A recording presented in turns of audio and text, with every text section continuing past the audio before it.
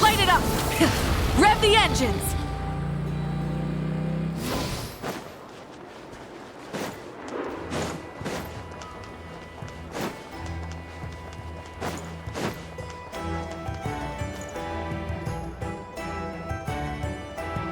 Thank you for waiting.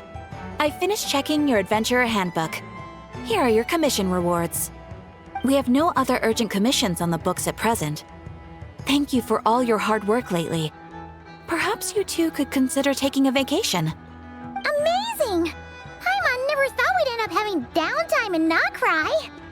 Things were pretty hectic when we first got here. Everywhere you looked, it was either the Wild Hunt causing chaos or the Fatui stirring up trouble. It felt like this whole region was one giant slime in a barrel, ready to go boom at any moment. Sure have. Things were looking pretty dicey, but in the end, we managed to turn it around. Whoa! Paimon just got deja vu! Oh, that's right. It's because we've done this like a million times now. Ah, yes. Are you two aware that the Moon Prayer Night is soon to take place? Oh, yeah! Mama told us that was coming up soon. Wait, why do you mention it, though? Do people in Nasha Town celebrate it, too? Paimon thought it was just for Moon Goddess worshippers. You're partially right. Most people in Nasha Town just see the festival as an opportunity to do business. They do not concern themselves with the religious element. The festival was first celebrated by the Frost Moon Scions. On this day, they would wear moon prayer blossoms and celebrate the birth of the moon goddess through song and dance. They would also prepare food and handicrafts and give them as gifts to others. Over time, it became Nod Krai's most lively festival. Whew! Sounds like fun! Great! Well, in the meantime, since Catherine doesn't have any commissions for us, let's focus on some personal business instead.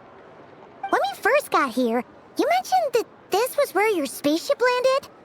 We didn't get to follow up on it at the time, because we got wrapped up in that whole rare situation, but now we can finally start investigating it properly.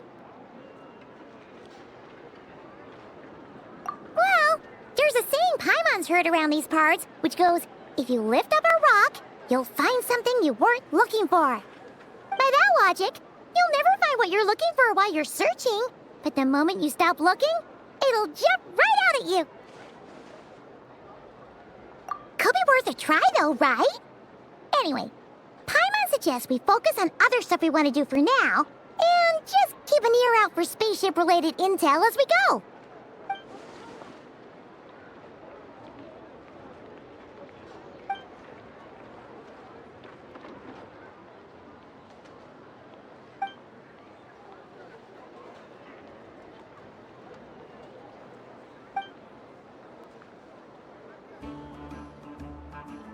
What's wrong? You look super serious all of a sudden.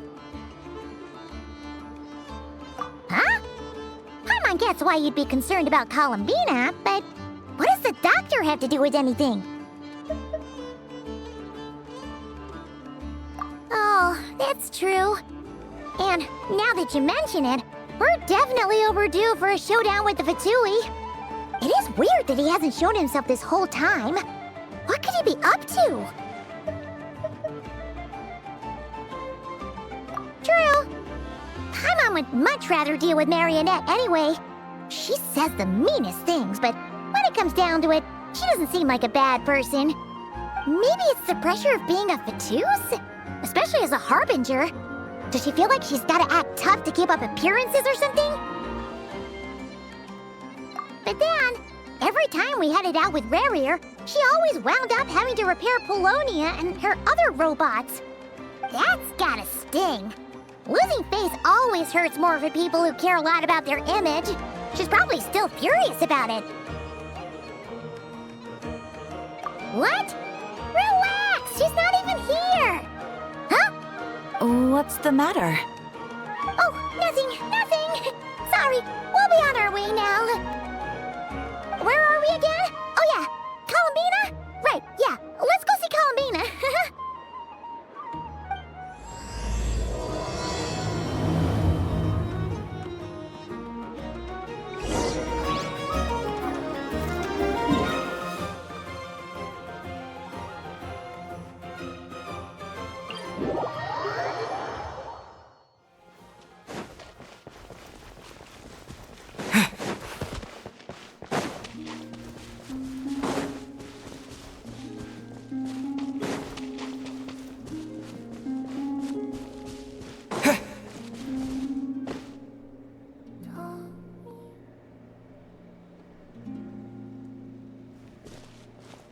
Hey, she's sitting up! Is me sitting here a rare sight?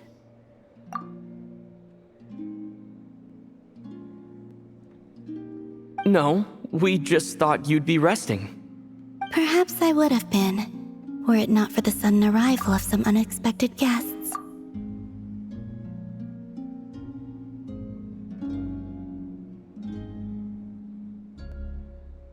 Not that I consider it a disturbance. After all, you are the only ones who are free to enter. Would it not be a little unfriendly of me to lie down while we speak? I didn't realize you put so much thought into little things like that.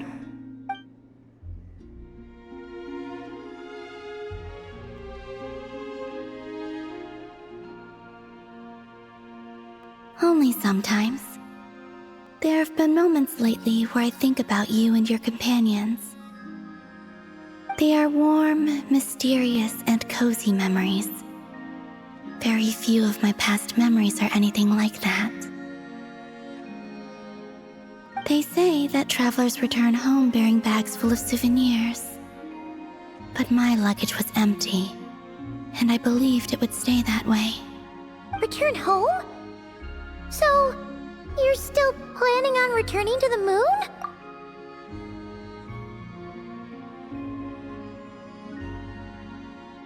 Yes. This planet continues to reject me, reminding me that I do not belong here.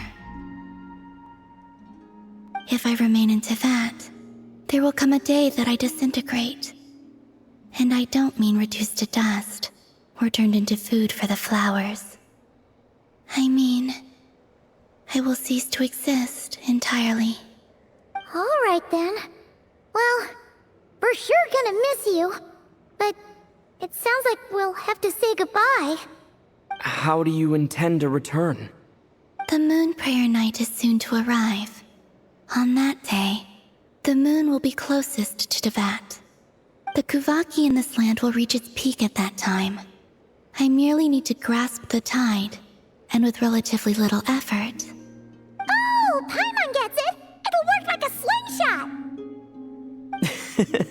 You make it sound like she's gonna get blasted up to the moon. If I did that, I suspect I would crash into the false sky. I will be using a much gentler approach. But I do like the analogy. It's fun. You see? She gets Paimon's sense of humor. In the blink of an eye, the time has come to part ways. It does feel that way, doesn't it? Time seems to fly fastest when you are enjoying it.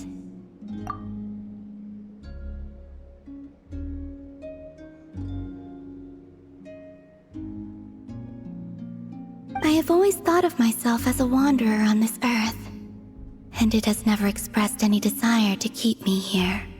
Yet, just as I plan to depart, it tugs at my arm. Is this a gesture of affection? Or is the world mocking me? Oh. Were you hoping I can answer that? Yes.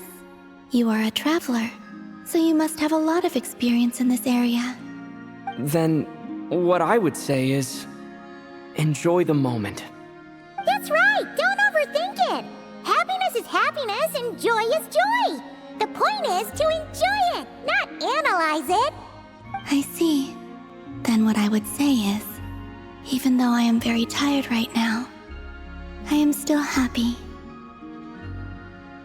I can't tell from the tone of your voice. Oh, really?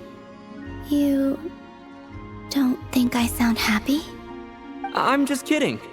I could tell you were in a good mood today from the moment we saw you.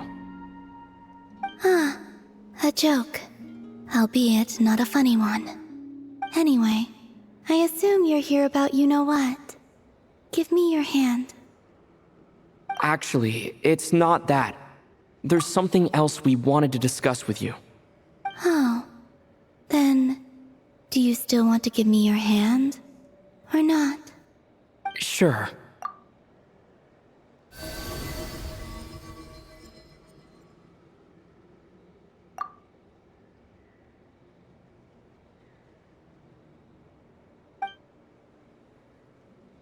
Thank you.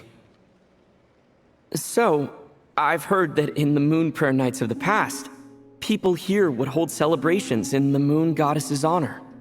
Since you helped so much in our fight against the Rehir of Solnari, I think you deserve a farewell party before you return home. I haven't asked everyone else for their opinions on this yet, but I'd like to invite you to join the upcoming Moon Prayer Night.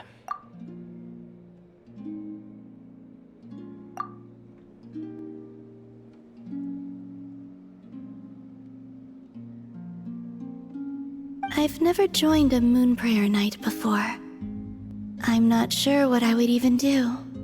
Oh, don't worry about that. We take care of everything. All you need to do is show up. Of course, there's no need to force it if you're not feeling strong enough. It's just, this kind of felt like a golden opportunity. But they call me Kutar, and the Fatui have an arrest warrant out for me. I shouldn't appear in public right now.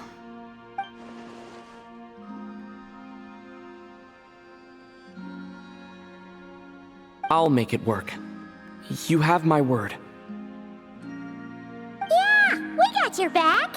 Well, he does. Paimon's actually not too sure what he's planning. All right, if you're sure. I will not refuse your invitation.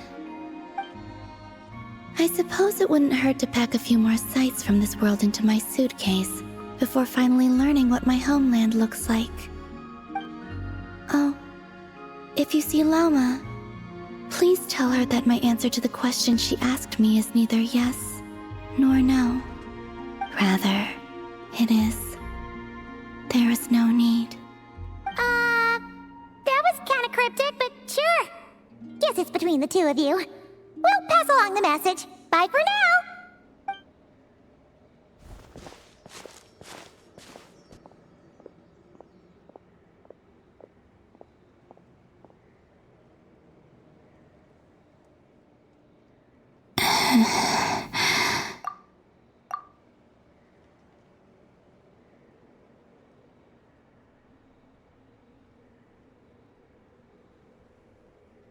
And also, I do not know.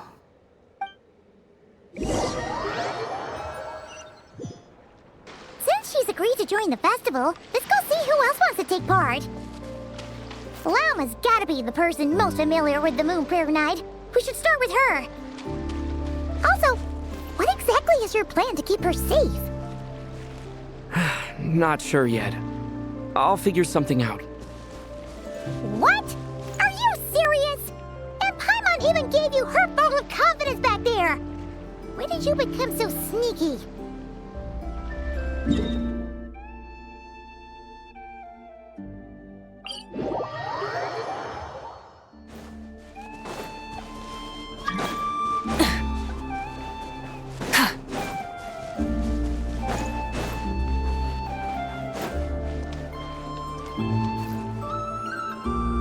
Hey, Llama! It's us! Huh? Varka? What are you doing here? Beats me. I had a bit too much to drink last night, and when I woke up, I was on Hisi Island. Mr. Varka is helping to oversee Nasha Town's preparations for Moon Prayer Night. He is here to go over some details regarding the decorations and custom cloth designs. Right, yeah, that too. What do you mean, that too? Yes, celebrating this festival is a long-held tradition here in Nod Krai. On this day, the crescent moon at the top branches of the verdant crest turns into a full moon, and the moon prayer blossoms bloom with a special radiance. Our people take these to be blessed omens. It's an especially welcome event coming off the back of all that nasty business with Rehir. Everyone got put through the ringer recently, and now they're looking to turn their fortunes around. The big shots in town all agree that a big, lively celebration is just what we need to rebuild people's faith in this place. No wonder Catherine said the people weren't so bothered about the religious element. That's right. It's become more of a local custom by this point. The celebrations have little to do with whether the religious stories behind this event are true or not. Even the Frost Moon Scions are eagerly awaiting the coming of Moon Prayer Night, despite now knowing that their past beliefs were founded on a falsehood. That's fair. It's a bit like the Lantern Ride in Liyue. It's a chance for people to enjoy themselves, not debate the existence of the Adepti. Oh, one other thing! We just went to see Columbina. We went ahead and invited her to take part in the festival this time. Hope it's okay. Wait, so... you mean she agreed to it? Huh. That's quite a surprise. Then, I suppose that she intends to return to the moon on that day. Oh, yeah! It's kind of a complicated process, but basically, it's like a slingshot. I understand.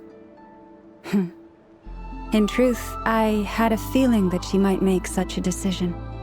Well, if Kuthar has decided to participate in the festival, we should prepare accordingly. Yeah, exactly. She was saying how it could be risky for her to show her face in public. We were wondering if there was any way we could hide her. Unfortunately, the people who carved the statues did an excellent job of capturing her likeness. It will be very challenging to hide a goddess whose face everyone is so familiar with. Darn! We may have bitten off more than we can chew here. Nah, don't sweat the small stuff. We can handle that. Huh? Are you saying you have a plan? Not as such, no, but the most important thing with a festival is to keep the mood light and your spirits up. You can't go preparing for a festival with those long faces. You'll never convince anyone to enjoy themselves. The Mondstatter spirit is strong with this one.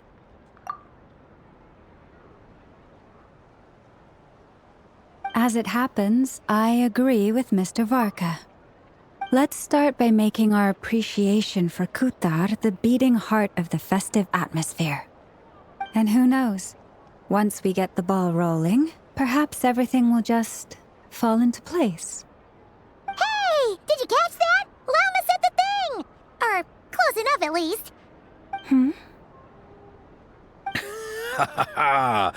I'm looking forward to the Moon Prayer Night already.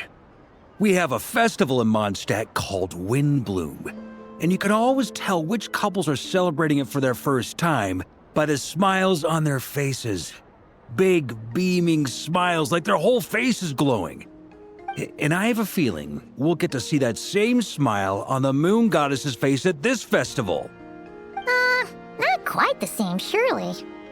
Anyway, I'll take care of business in the city, but I'll have to leave the decor up to you and the Frost Moon Scions.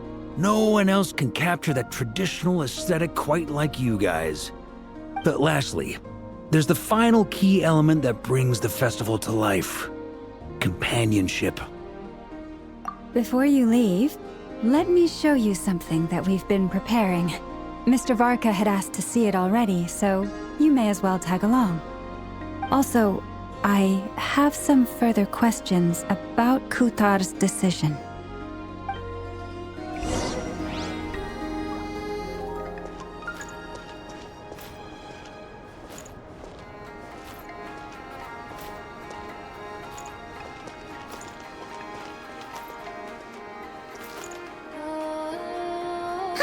What's this? They sure look like they're having fun. I believe so. Kuhenki seem very skilled at playing drums like these, although I'm not sure where they learned it from. Maybe it's an innate talent? In their eyes, they're probably just playing with toys.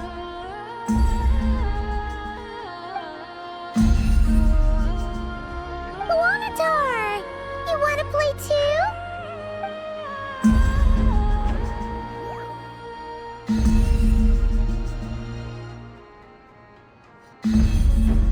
Yeah. She looks more confused than anything. Maybe we can teach her next time if we get the chance.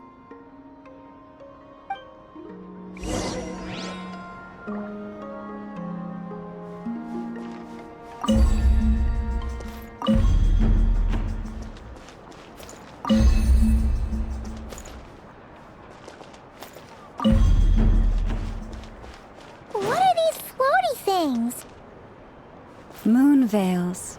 We hang them from buildings in the city during the festival. When you look at the sky through them, it creates a lovely misty effect.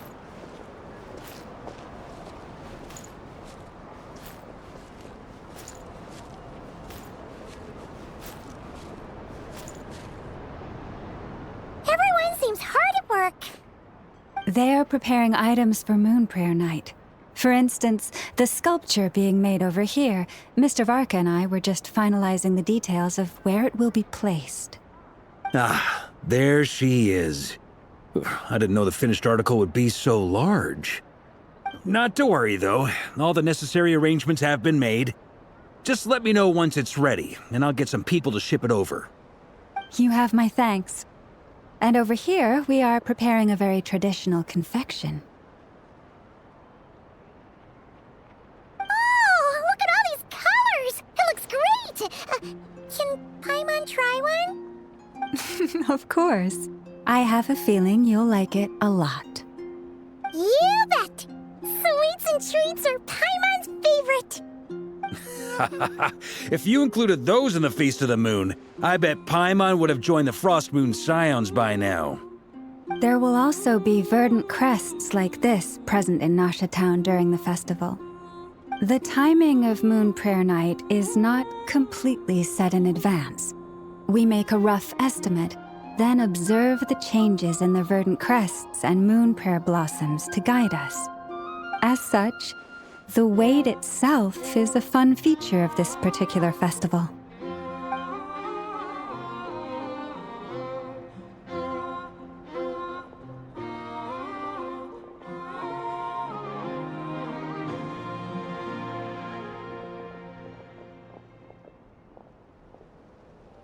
Let's talk here. To tell the truth, I am very surprised to hear that Kutar is willing to participate in the festival. I once asked her if she'd be willing to stay with the Frost Moon Scions. I could introduce her to everyone, and we could be a family to one another. She did not answer, but she has not appeared here since. I took this to mean her answer was no, but if that were the case, she would not have accepted this invitation.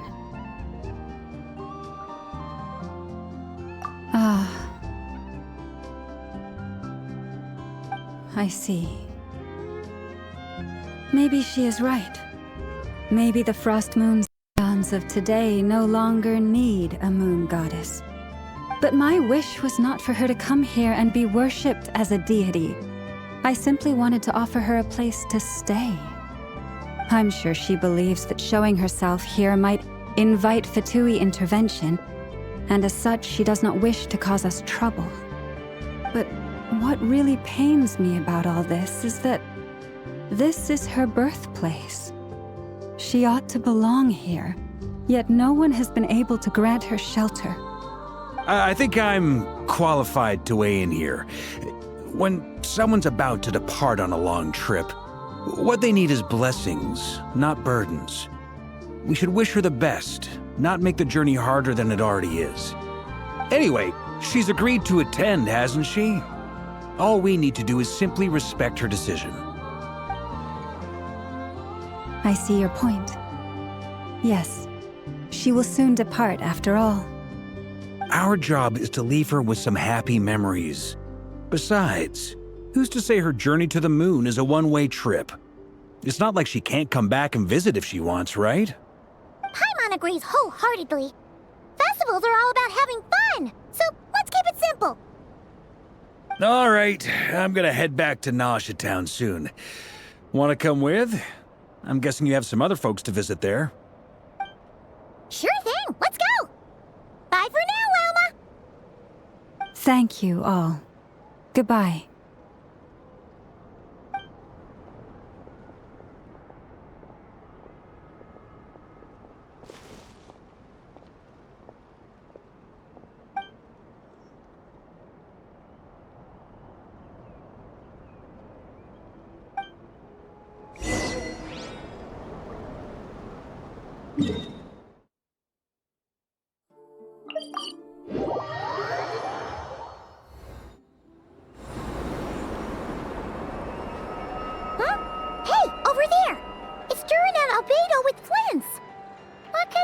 chatting about?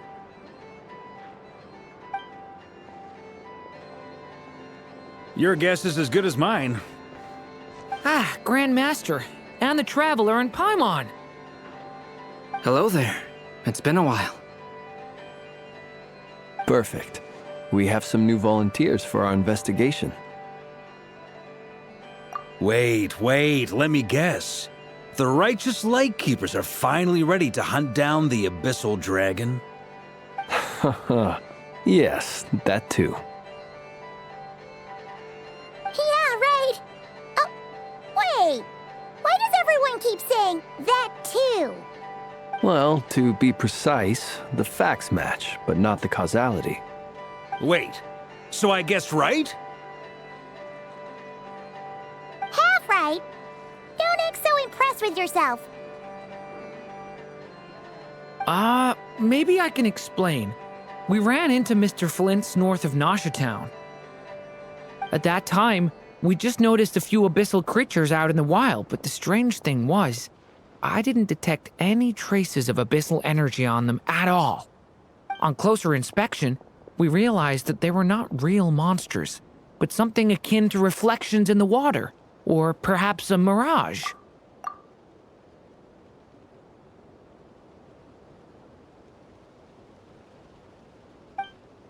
Huh? What do you mean? Like, you could see them but not touch them? Exactly. It was very peculiar. They roared and tried to attack us, but we could not make any physical contact with them. I think I've heard of things like that happening in Nod Krai before, but I don't know much about it. Yes, it's a known phenomenon.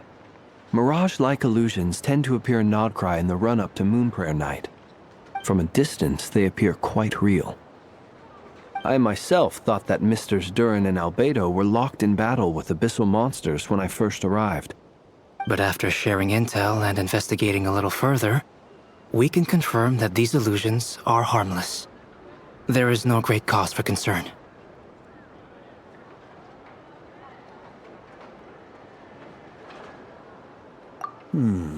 All the Mirage stories I've heard are either animals, rocks, or small houses. Abyssal monsters, though? That's a first. It's a first for me, too. So I'm planning to look into it further just to be on the safe side. I intend to inspect a few more locations. What about you two? Any plans? Alice contacted me a few days ago. She'd like me and Durin to assist her with an experiment. But we lost contact shortly after receiving the message. I'm sure that comes as no surprise to anyone familiar with her. We don't know when the wind will blow, yet when the wind blows, we will know. That, in a nutshell, describes how Alice operates.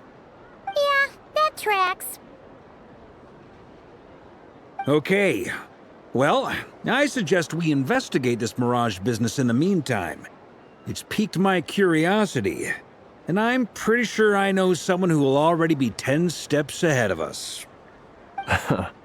Well said. Right? Whatever's happening in Nod Krai, she always seems to be the first one to know. Let's go see what she knows. We can invite her and her staff to the festival while we're at it.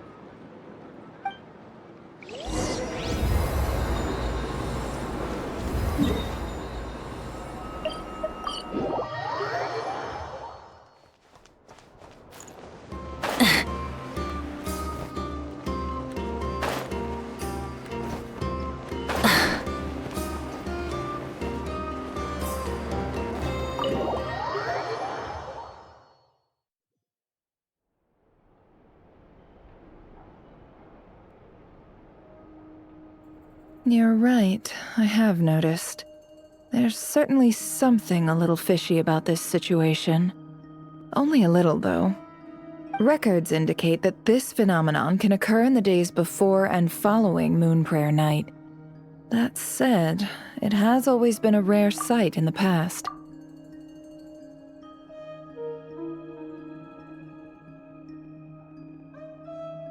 The odds of encountering these phantoms are similar to looking up in the night sky, happening to see a shooting star, and managing to make a wish before it disappears.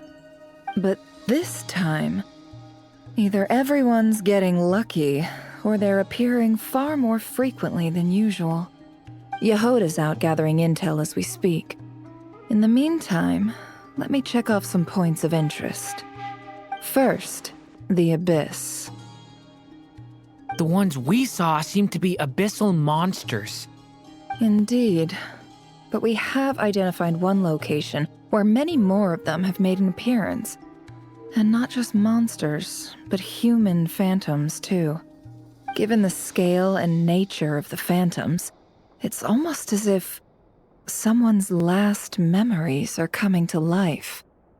Or perhaps the memories of multiple people. Oh.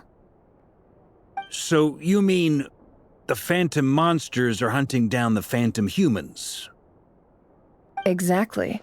The phantoms can interact with each other, but we have no means of intervening. In addition, some of the human phantoms would seem to be from the very distant past. This is clear both from the clothing they wear and the stories they tell. They claim to be from Hyperborea, a name which I've heard from Lauma before. If this is true, it means they must be from 6,000 years ago. Did Paimon hear that right? 6,000 years? It sounds like this merits further exploration. That'd be a big help. I'll leave it with you, Albedo. My knowledge of ancient history is non-existent. I used to doze off every time the pre-Knights of Favonius era came up in class. It's quite a miracle that you were able to understand these phantoms' speech, given how long ago they lived. I suppose you're right. But I'll leave the archaeologists to ruminate over that conundrum. As an intelligence broker, my sole interest is in the value of the information I gather. Which, in this case, hopefully means earning myself some good favor with our dear Lady Moonchanter. So calculating. Whew, this intel broker logic always catches Paimon by surprise. Sounds to me like we could split the work up. I think the abyssal phenomenon is best left to Albedo, Flints, and me. Agreed. It coincides with my duty as a lightkeeper. For my part, I'd like to understand the Abyss better. Even a little knowledge would go a long way. This is certainly a rare opportunity to study the Abyss. But even rarer, perhaps, is the chance to make contact with the Ancients. The Curatorium will take the lead on investigating the Hyperboreans. We put in the work to learn what we know so far. It seems only fair that we get some quantity of exclusive intel. That just leaves our trusty team of 2 unassigned. Since you became an honorary knight, of course. This was part of my grand plan all along. Ha ha ha! Oh yeah, by the way, we managed to convince Columbina to come to the Moonprayer Night celebrations. Would you and Yehoda like to join too? She agreed to that? Huh. Quite an achievement.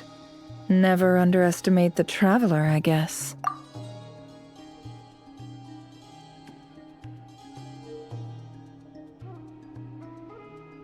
I'd be happy to join. No point shutting myself inside when the streets are all decked out. I doubt any clients will be visiting during the festival in any case. And Yehoda loves a party, so I'm sure she'll jump at the opportunity. No. No. No. No. No. No. No. No. No. No. Way to contradict me in front of... Wait. No, that's not what I have bad news, boss. So many people. All right, everyone inside, quick!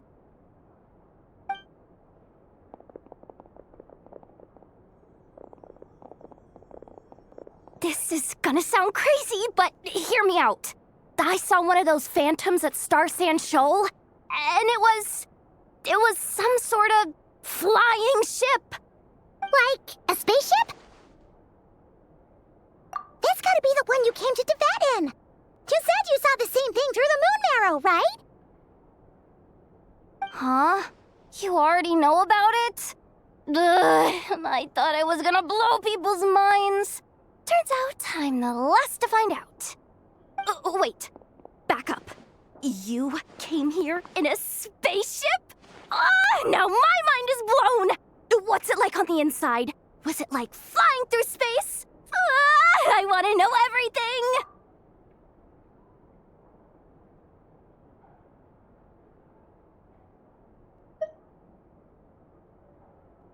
Yep, exactly. Huge discovery. You're the best. Second best intel broker in the world. After your boss, of course. Wow. Really? Well, I don't know if I'm all that, but...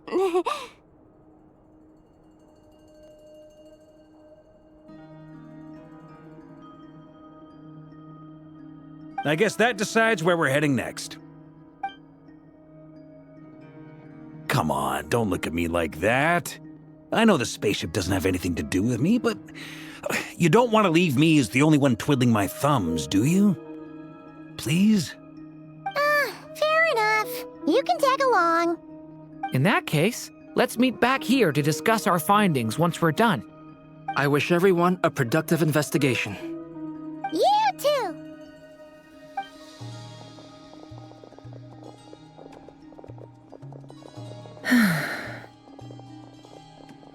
What's up, boss? Aren't we gonna head out? Tell me, Yehoda, when did the curatorium start giving out intel for free?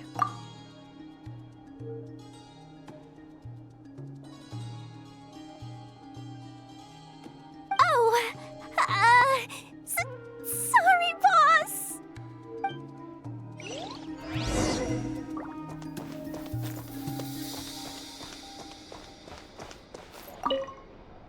We can't unshare information any more than water spilled on sand can be put back in the bucket. I'll just have to balance the books some other way. Please, boss. There's gotta be another way. Who knows? Depending on what they find, maybe this will work in our favor. Please don't find me.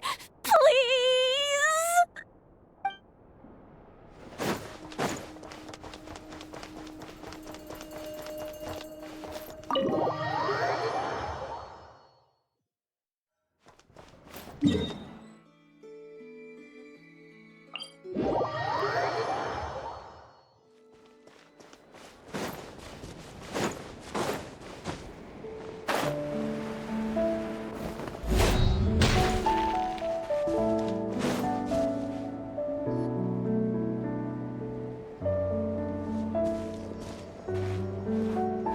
Wow, what do you know? Yehoda was right on the money. This Phantom really is your spaceship. But that's so weird. Why would it show up here? Is it some kind of projection? Or a ghost? Like, maybe it no longer exists, but somehow it left an afterimage? Ah, you're already here. Miss Lauma, what a surprise. I thought you were busy with festival preparations. I was, until one of our people informed me that a strange sight had appeared at Starsand Shoal. No one's ever seen something quite like this before. I thought I should see it for myself.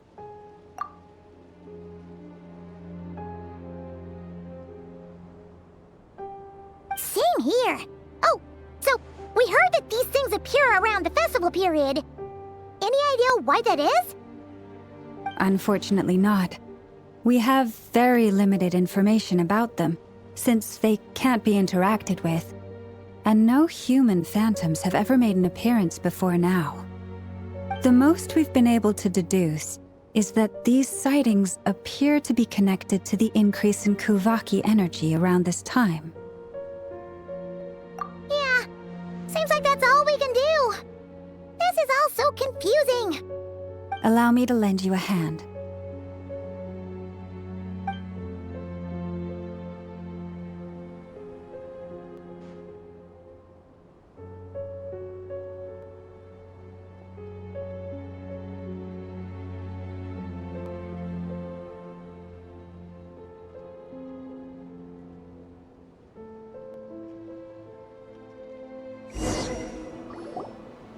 everyone. Our friend here should be able to provide us with some information. Is that a phantom rhymehorn deer? I've heard about how the Frost Moon Scions live in harmony with the animals and can even communicate with them. That's coming in handy now, for sure. Okay. Yes, I understand. Then how about this?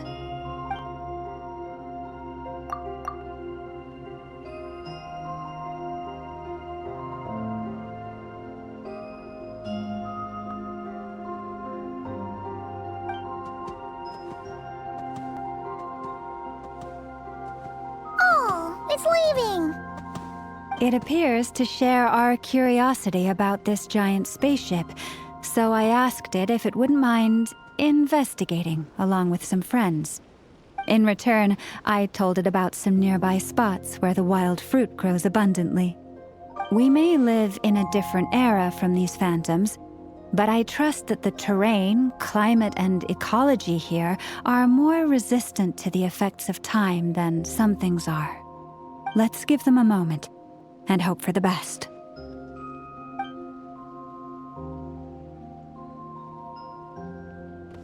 All back together? Must have been a lot of fruit. Indeed. Now let me ask them some questions.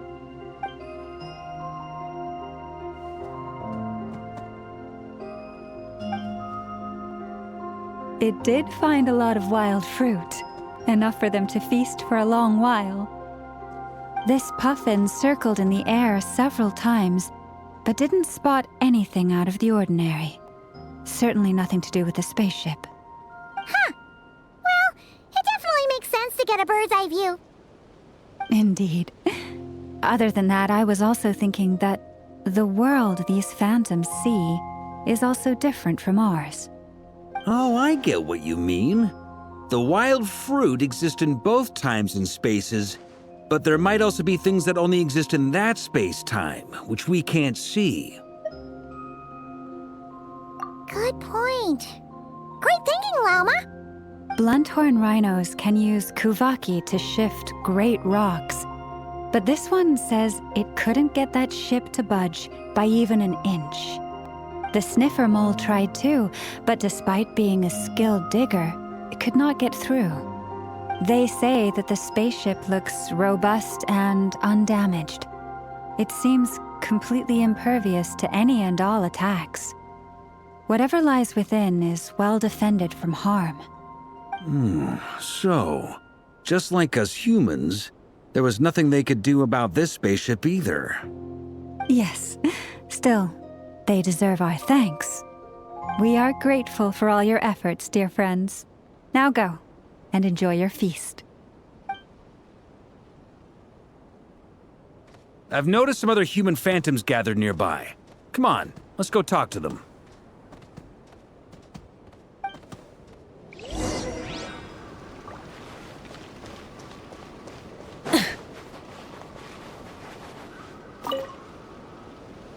What is this thing?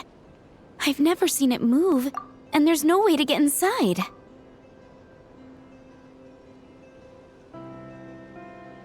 Goodness knows. My grandpa says it's been sitting here at least since his grandpa was still alive. What about his grandpa? Did he say anything to your grandpa's grandpa about it? Huh? I don't know. In all likelihood, it was here back then too. Hard to imagine something this huge could move. Guess that means that as far as they're concerned, this ship's been around a long time.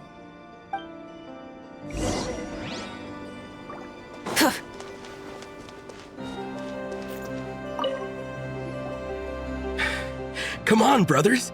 If we can get even a small chunk off of this thing, it's gotta be worth a fortune. Today is the day we strike it rich. Huh? You mean Paimon? Yes, brother, I shall join you. Let's make our fortune. We should go with them. What the? This thing is crazy tough. I can't even scratch it. What's it made of? Sorry, brother. Looks like we'll have to seek our fortunes elsewhere. Enjoying yourself? I was just seeing if I could influence this Phantom's perception by playing. But nope, no dice.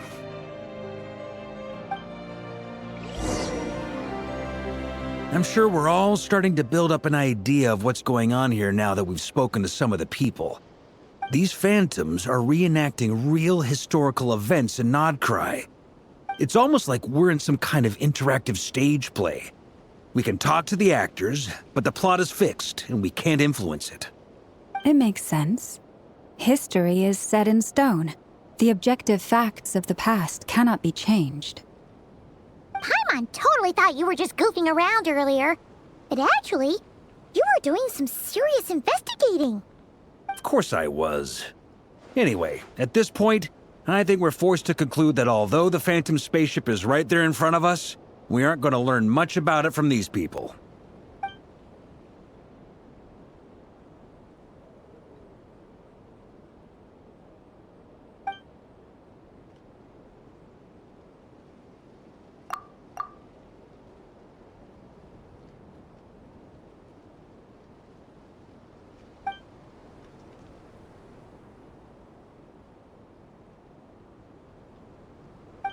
Don't be discouraged. If nothing else, this is proof of the ship's existence. And think about it. So many people tried to hack their way inside, but no one could get the door open. It's made of very tough material. To me, that says that we'll either find the ship itself or the story behind it. It's just a matter of time. Huh. Every now and then, when Varka gets serious, he actually does seem like Grandmaster material for once. I wonder how the others are doing. Let's head back for now. Sounds good. Also, drinks are on me if Team Knights of Favonius is the first to finish. Wait, we have a team name now? Am I in Team Knights of Favonius as well? You're very welcome to join. We've even got a cathedral ready for you. Isn't that technically blasphemy? You wouldn't dare make a joke like that if Barbados was in earshot. Nah, I'm sure Barbados doesn't mind a little harmless blasphemy once in a while.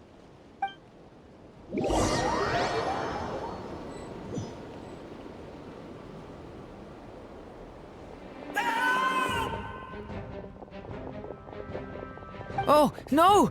Get away! Oh.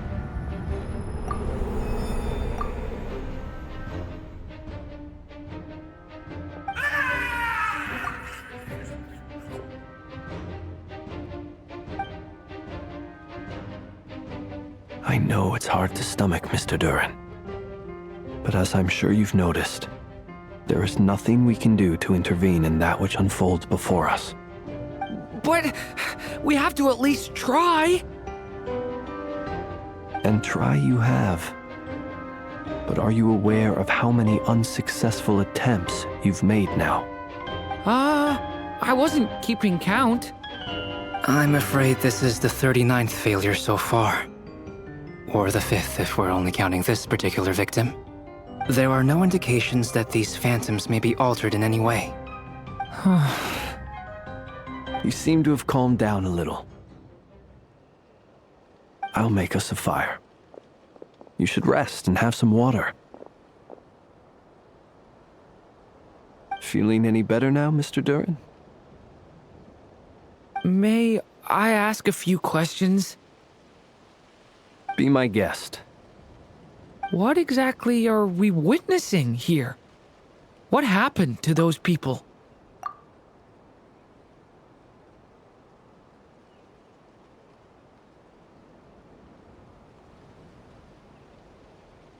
My guess would be that we are seeing Nod Krai during the Conrian Cataclysm. Would that be accurate?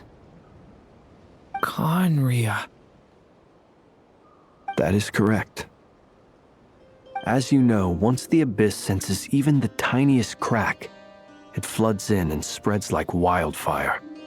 There was a time in the distant past when it permeated all of Nod Krai, causing immeasurable harm. The people paid a terrible price to heal this land. Then, 500 years ago, the whole of Tyvat suffered an abyssal disaster. Once more, Nod Krai was dealt a devastating blow. I see. In the face of the abyssal onslaught, all were like grains of sand tossed around by a tidal wave. Be they human, fae, or god. The moment you witnessed is but one drop in a whole ocean of catastrophe. All right. I guess that answers my second question, too. I wanted to know why there's nothing I could do to help them, and that's because what we are seeing is history. That would be my guess as well. As I understand it, history and fate are not all that dissimilar. The latter may be unseen to us, but both are immutable. Yes. Fate was determined long, long ago. I still have a couple of other questions for you, Mr. Flint's. You mentioned more than one abyssal disaster that has struck this land in the past. How can you be sure that what we're seeing is from the Conrian incident? And also, how are you able to stay so calm when you're talking about these events? From everything I know about you, you're not cold or ruthless, and you're not indifferent to the suffering of others. Alas, I am forced to show my age.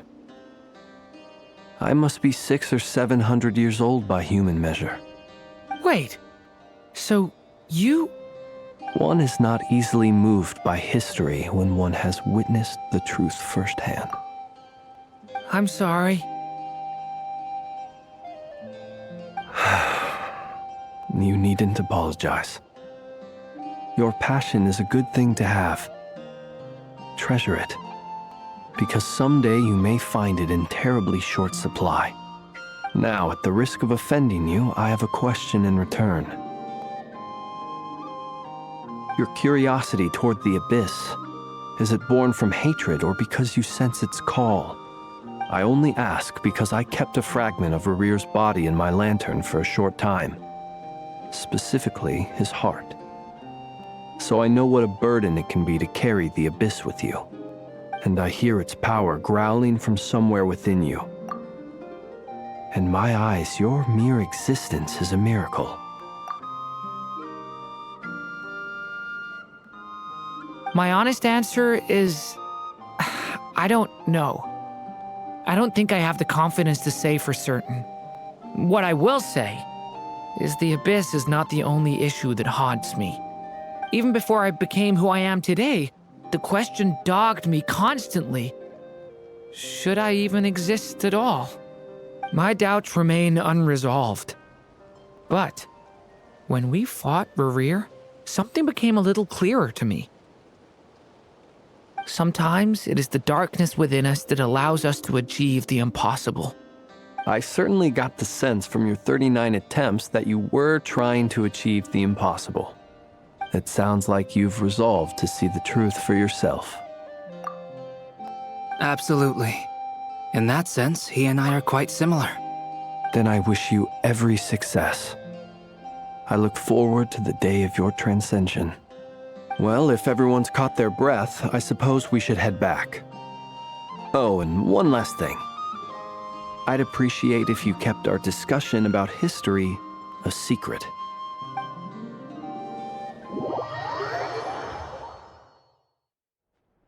Incredibly, our separate investigations led us all to the same conclusion. Hooray for consensus! Yeah, but we barely learned anything, though. I totally thought this would be the mother lode. Talking with the ancients? I mean, come on! But nope, all we got was useless snippets of conversation. And all this stuff about moons and hyperopia. What a load of baloney. Seems like people back then had a few screws loose. I understand your frustration. We found the same issue. Each phantom only showed a very brief moment in time. There isn't much value to be found in these miscellaneous fragments of a civilization's history, no matter how glorious it may have been. If there's a silver lining, it's that these phantoms are harmless to the present reality. They shouldn't get in the way of the festivities. Paimon agrees. And not just because it's the first thing she understood in this whole conversation. You look disappointed, Nefer. Is something the matter? What do you think? We all worked our tails off, but the only one to gain anything from it was you, Lady Moonjanter. Well, please do share the Hyperborean records with me. I will gladly inscribe them in our people's documents.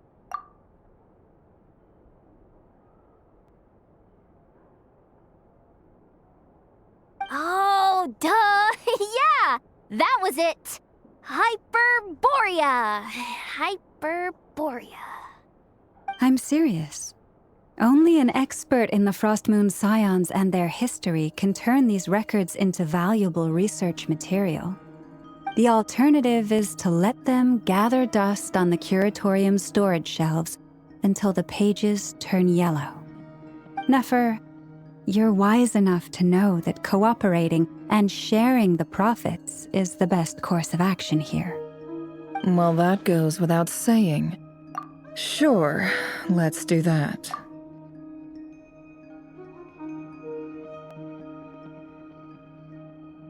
Huh? But didn't you say we aren't supposed to give out intel for free? Sorry. Shutting up. Now is not a good time to push Nefer's buttons. Anyway, back to Moon Prayer Night. I'm thinking that we should prepare something a little special, aside from the usual decorations and so on. You mean a parting gift? Can't go wrong with food. Although, does food go bad on the moon? Perhaps a lantern would be a better choice. It might be dark up there. It could prove difficult to light a lantern on the moon. Magical stones might serve that purpose better. What about a clockwork mecha model from Fontaine? I've got a whole bunch at home. I use them for fighting practice in my free time. None of these sound like things she would be even remotely interested in. But we don't interact with her enough to know what she likes. Yeah. It would really save us the guesswork if someone could find out what she's into. Wait, what the? Traveler? They're all looking at you. Great! Haha, problem solved. Now, I need to stop by Dory's. Gonna need her help sourcing a bunch of stuff for the festival. Then let's leave it there for now. We all have our own business to attend to. Traveler, if you find out what Kutar likes, let us know right away.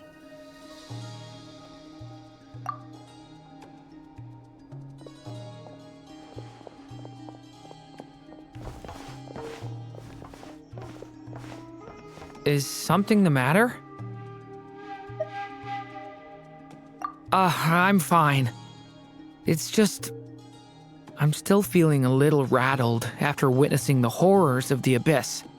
But it's okay. This is something I have to work through. I'll be all right. Thanks for your concern. Well, don't put too much pressure on yourself. If you ever feel like something's wrong, physically or mentally, we're here to talk. Come on. Stop treating me like a kid.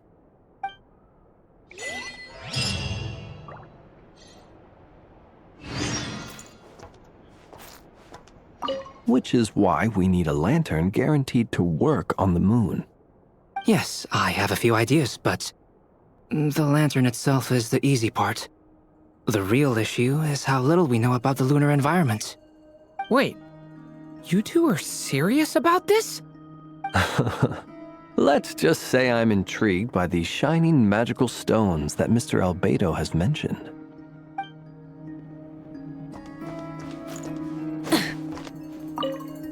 You should get going. It's important that we ascertain what Kutar likes.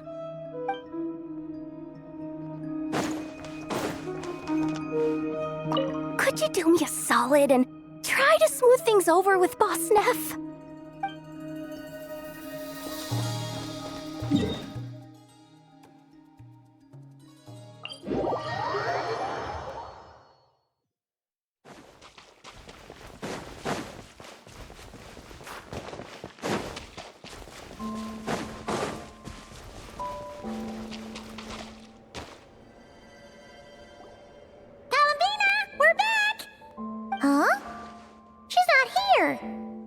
weren't there a few Kuhenki here last time too? Where did they all go? Walkies? For Kuhenki? You're not pets, you know. Oh, well, looks like we just came at a bad time. Let's try again tomorrow. There's still a few days until Moon Prayer Night, so we're in no rush. Besides, she needs time to rest anyway.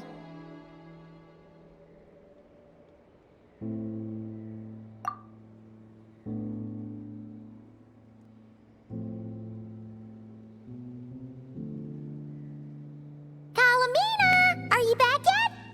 Oh, how strange. Looks like she still isn't here. Right? It's not like her to spend so much time outside. Especially since she's worried about attracting unwanted attention. What about Luanatar?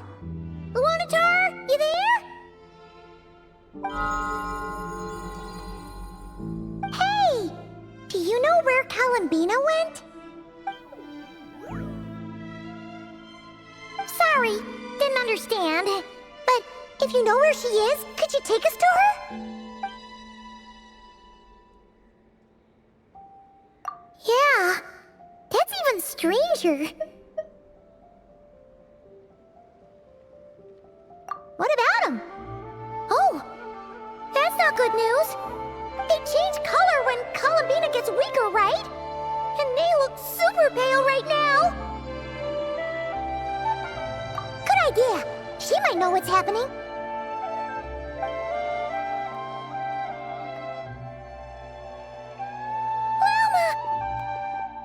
Ah, it's you. How is Kutar? Is she okay? No, she hasn't. I came here to check on her after I noticed the flowers had changed color. Based on past precedent, she must be very weak right now. Even getting up to walk would be a struggle. It seems unlikely that she wandered off outside. Not to mention that she doesn't do that at the best of times either. So yeah, this is super weird. No. Very few people are in the know about Kutar's whereabouts. And if anyone suspicious had visited, they'd have left some sort of evidence. Come on, let's go to Nasha Town. If anyone has seen her, someone there will know about it. It's Nod Krai's information hub after all. Makes sense. Let's go!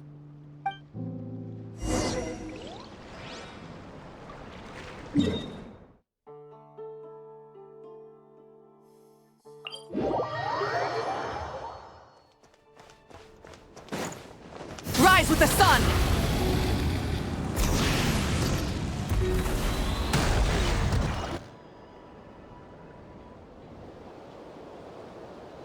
Wait a moment. Is it just Paimon, or is this stall kind of suspicious? It's never been here before, right? No, I don't recognize it. Alas, your free and easy adventure time is over. Now, prepare to face the final boss of Nod Krai. Whoa! Where'd that voice come from? Not sure, but it's definitely hostile. No, not that way. The final boss is right here. The sniffer mole? That's the final boss? Surely not. Also... Okay, the jig is up. I'll stop teasing you. Turn around. I'm right behind you. It seems I've managed to leave quite an indelible impression, even though you've never seen my face. Oh, nothing could make a great mage more pleased with herself.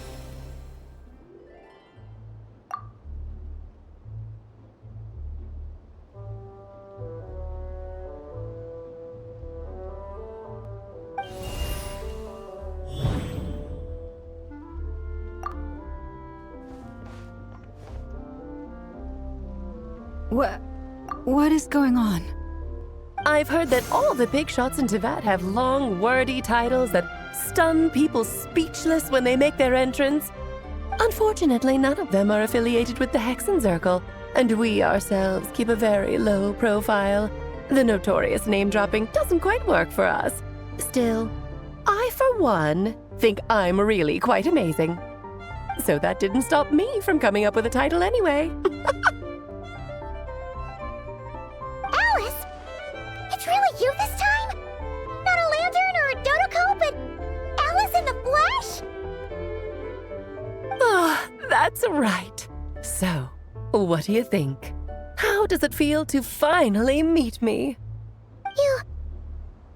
You look like...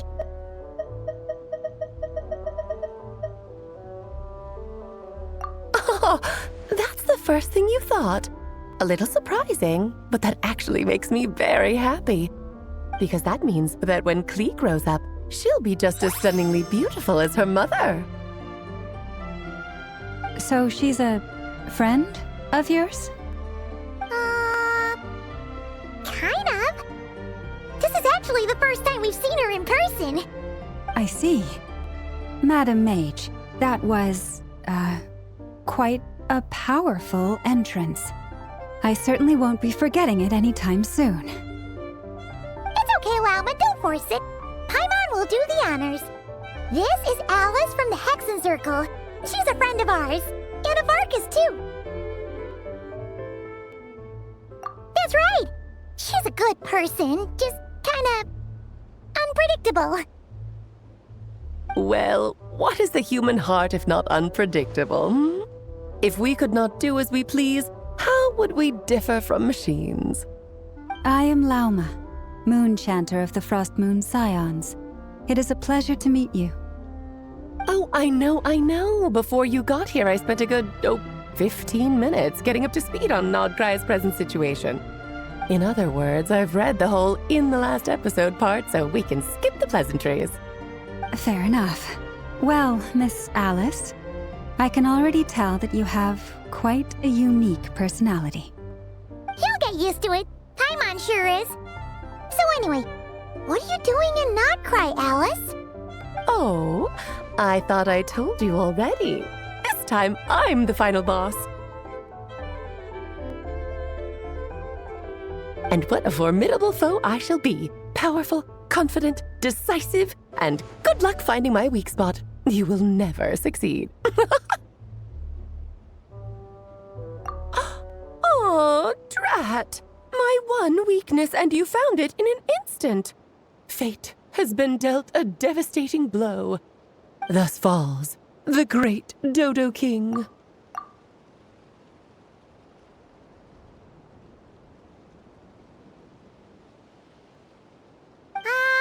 Why are you playing along with this nonsense? For funsies, of course.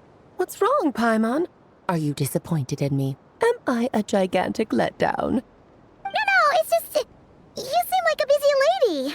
And this is the one time you've shown up in person. Paimon figured it would be for something more high stakes than just goofing around. You're quite right. I'm here in Nod Krai because something big happened. Something big enough it caught the attention of the Hexen Circle. It concerns the 3 moons, Tyvat's borders, and of course, the moon goddess you are currently searching for. Kind of. Why don't we discuss this over a pot of tea?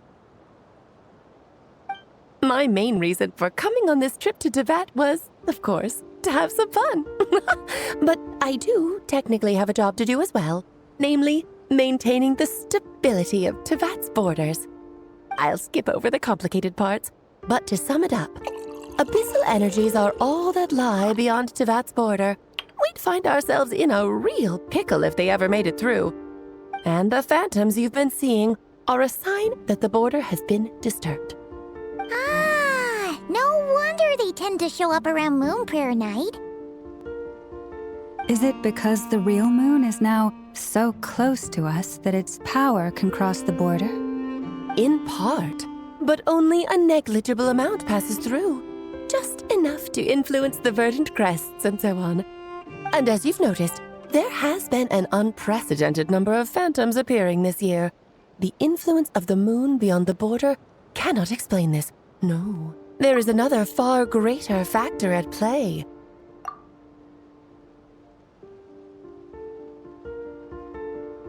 The trilunar syzygy. A trilunar syzygy. Eons ago, before the heavenly principles came to Tyvat, it was the then 3 moon goddesses who controlled the laws of this world.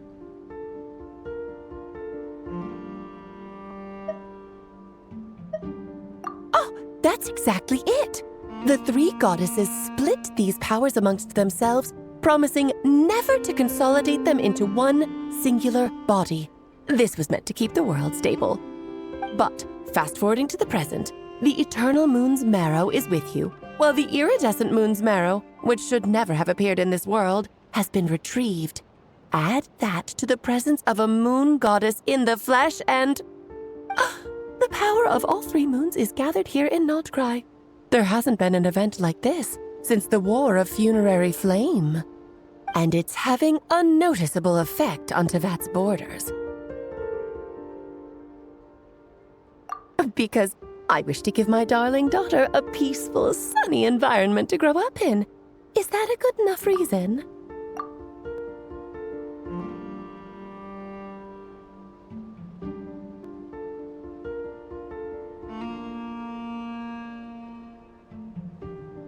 Kinda sounds like you're dodging the question, but it does make sense. Well, that's one reason anyway, and the most important one. The others are a little complicated to explain. For instance, cleaning up after dearest Miss R. Albedo could tell you more about that if you're curious, but right now, I have a more important question to ask you. Why are you collecting the moon marrows? I see. Nicole told me about that legend once. Nicole? You mean Mage Anne? Oh, so you remember. Yes, of course. That was a story about fate, her area of expertise. But back to the story of our dear moon goddess. I'm afraid her intended method of returning to the moon is unlikely to work anymore. What does that mean? She may be missing, but she hasn't gone anywhere. She has disappeared.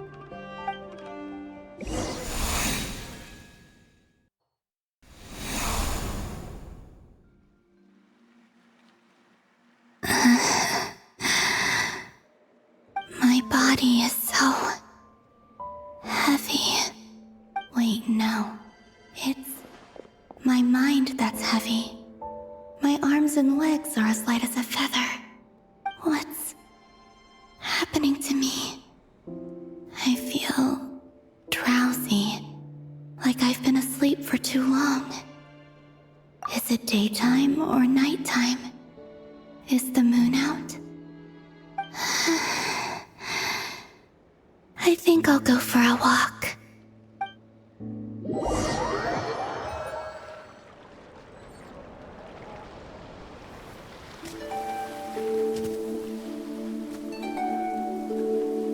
Are you out for a walk too? Huh?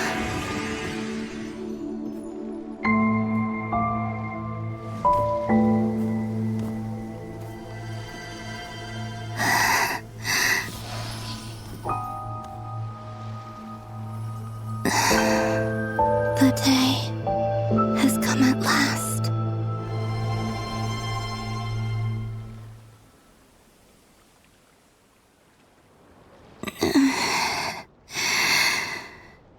Have I grown so weak that I can't even sustain my physical form?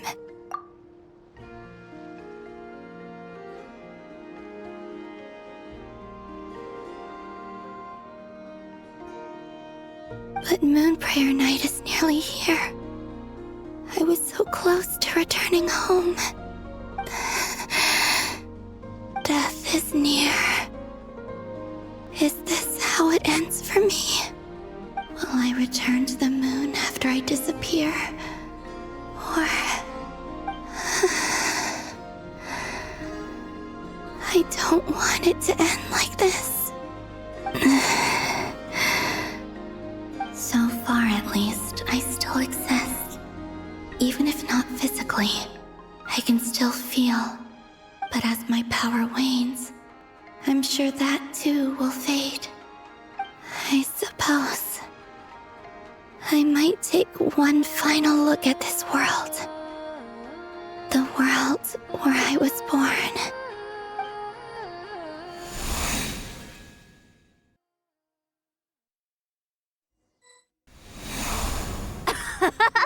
Come on, come on! Wait for me! The Frost Moon Enclave. How much it has changed since I was born.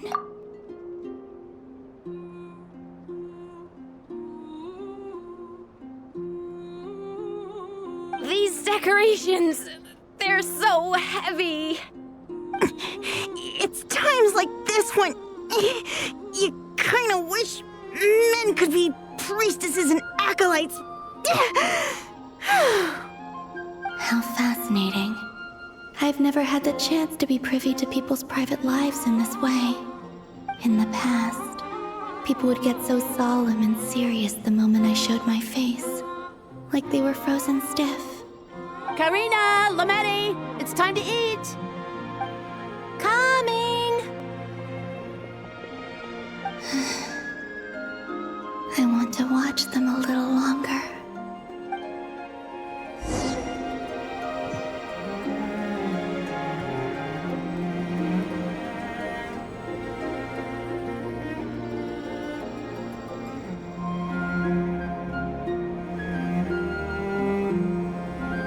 So just fill these balloons with air, right? Yep. Try a couple now to test things out. The rest can wait till Moon Prayer Night. Think fast. Rita! Teasing an acolyte of the Frost Moon Scions? Surely that's a punishable offense. Take this!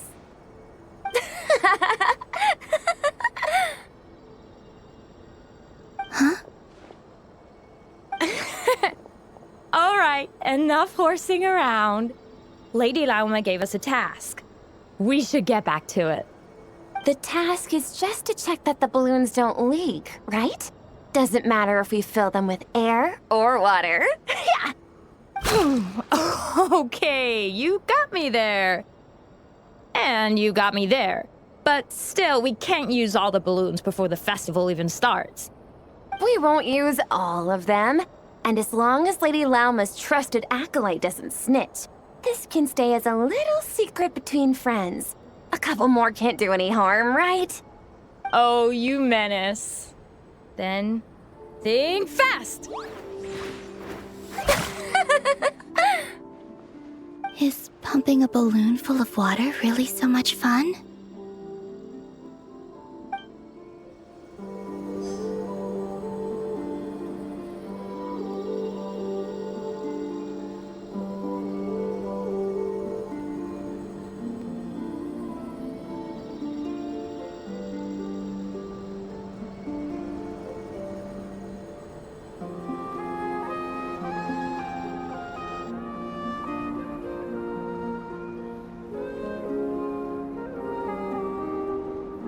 I'm sure you're both tired from playing all day. Come on, eat up. A plain, humble meal. That has always been the way of the Frost Moon Scions. Huh? How come Lametti got a midsummer berry dessert? Oh, I always get Lockaberry. I don't mind sharing. You can have a bite of mine if I get to have a bite of yours. Hmm? They're sharing food? I've never shared food with anyone before. Even at the Harbinger tea parties, everyone just ate off their own plate. And when I couldn't finish my food offerings from the Frost Moon Scions, they'd leave the leftovers out under the moonlight for the animals to claim. Hey! That was 2 bites! Oh, then you can have another bite of mine. Oh, you too. Oh, don't fret now. Here, have some of Granny's too. So this is what it means to be family.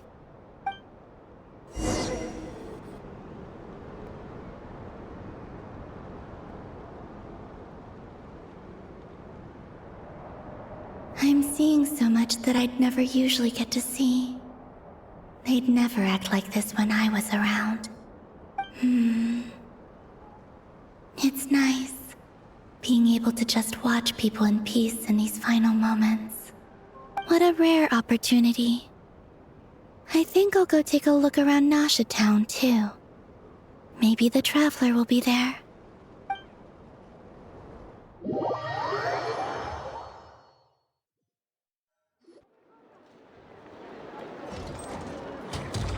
After the War of Funerary Flame, the moon goddesses were no longer recognized by Tyvat. They lost the whole foundation for their existence. That's why the moon goddess's strength is fading. She cannot withstand the world's rejection of her.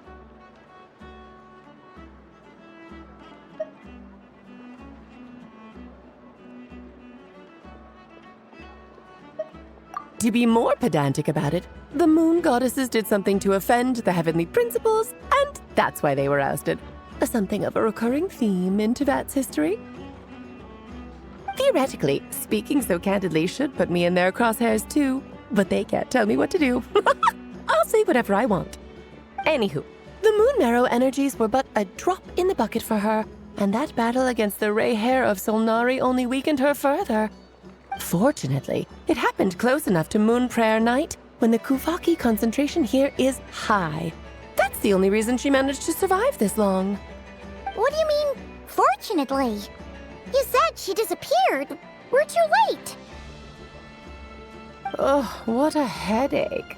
I thought this was all common knowledge. I guess I have some more explaining to do. Okay, buckle up. It's time for another lecture.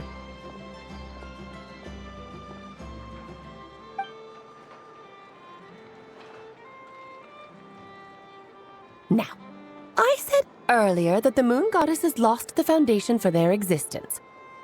The reason for that has to do with the natural order. Basically, the rationale for their existence in Tyvat was lost.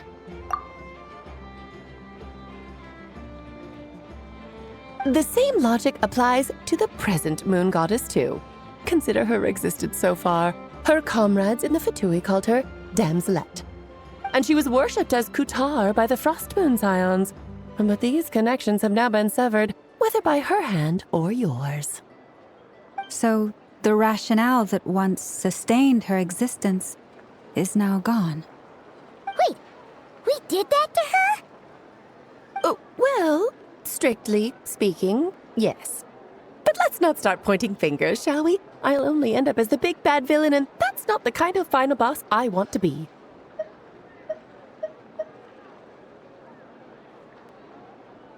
Of course I do. I'm only the greatest mage in the whole entire world.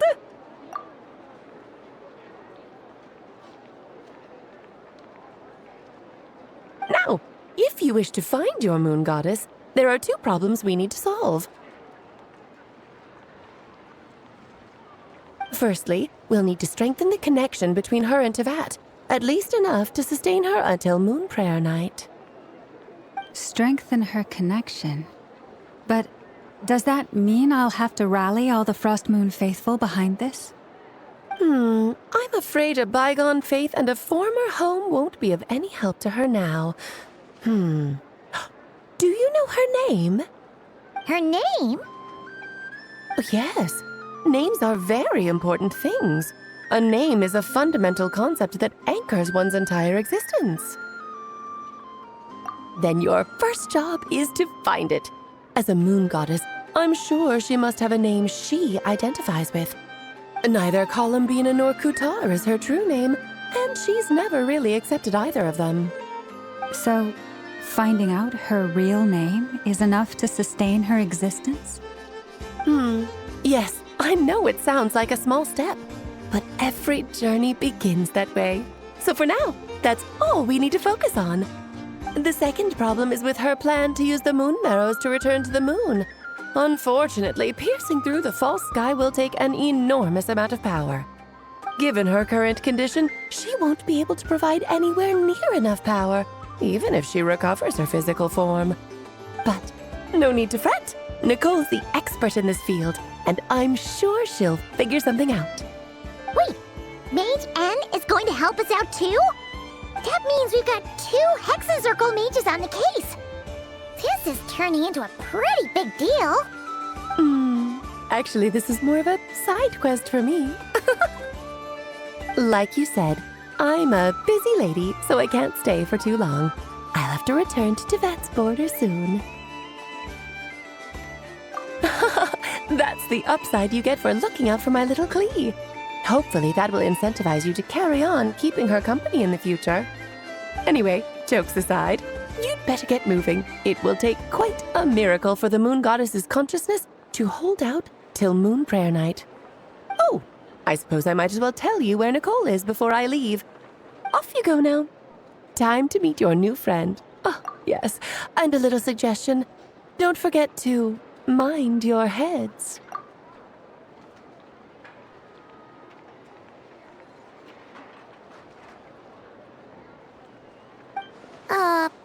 What?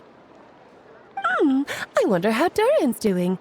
I should really go see him before I head back. You really are super busy. I most certainly am. There's so many children I have to keep tabs on just in Mondstadt. Durin, Albedo, Venti, Varka. Klee didn't make the list, huh? Of course not. Klee is my pride and joy. I have no qualms about her, because she's the best child in the whole wide world.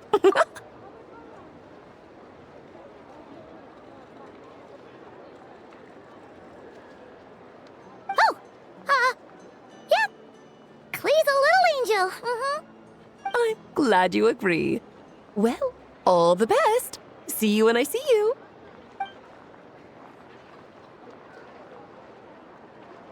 She left in a hurry.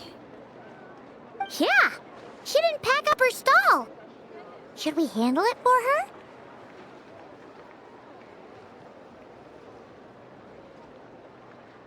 I must say, I'm now very curious about her daughter.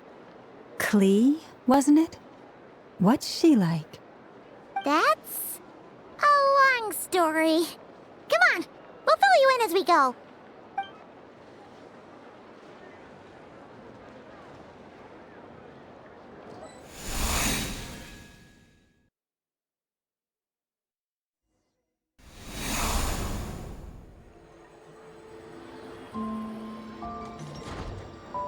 What a lively place.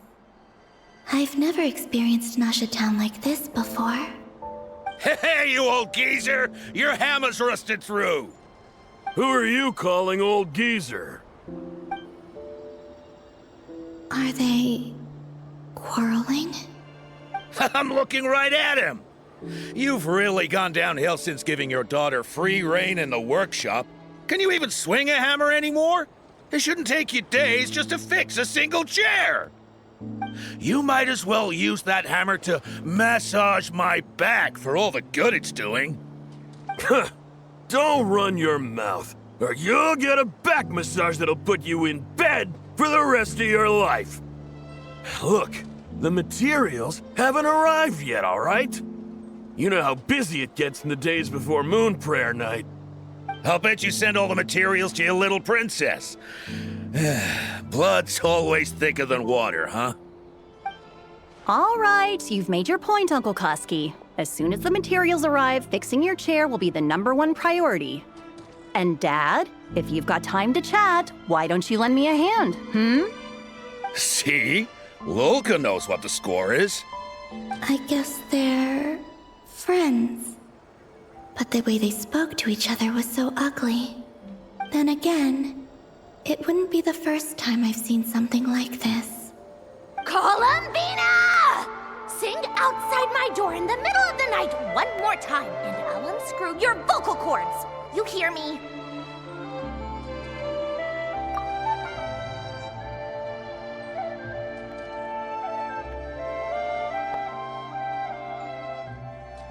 Oh, Zandrone.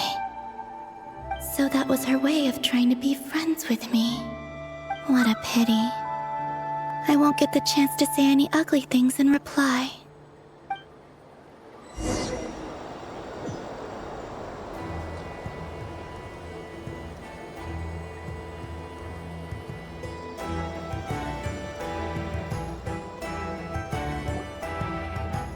Hey, have you decided what to give her for Moon Prayer Night?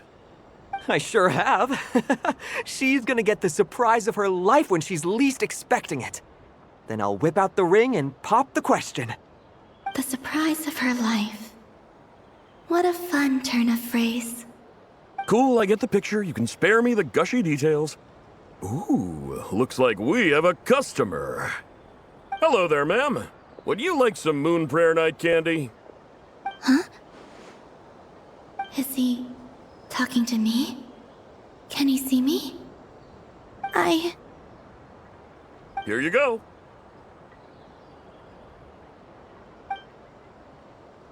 Oh.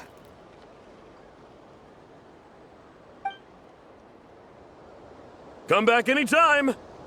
Right. Now, where were we?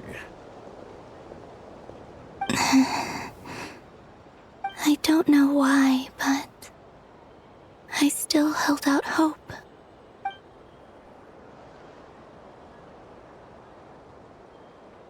The most important thing right now is to find that mage.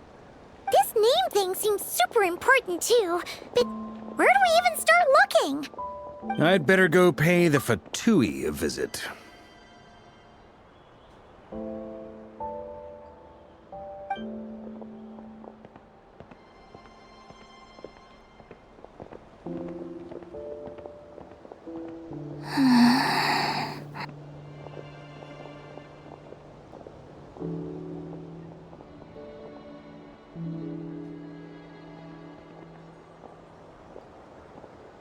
Columbina?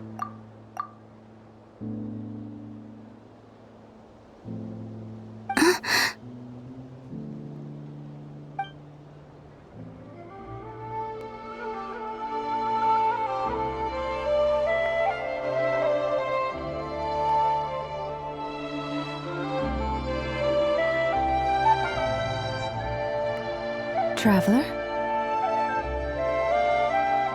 Let's go! This is no time to be spacing out!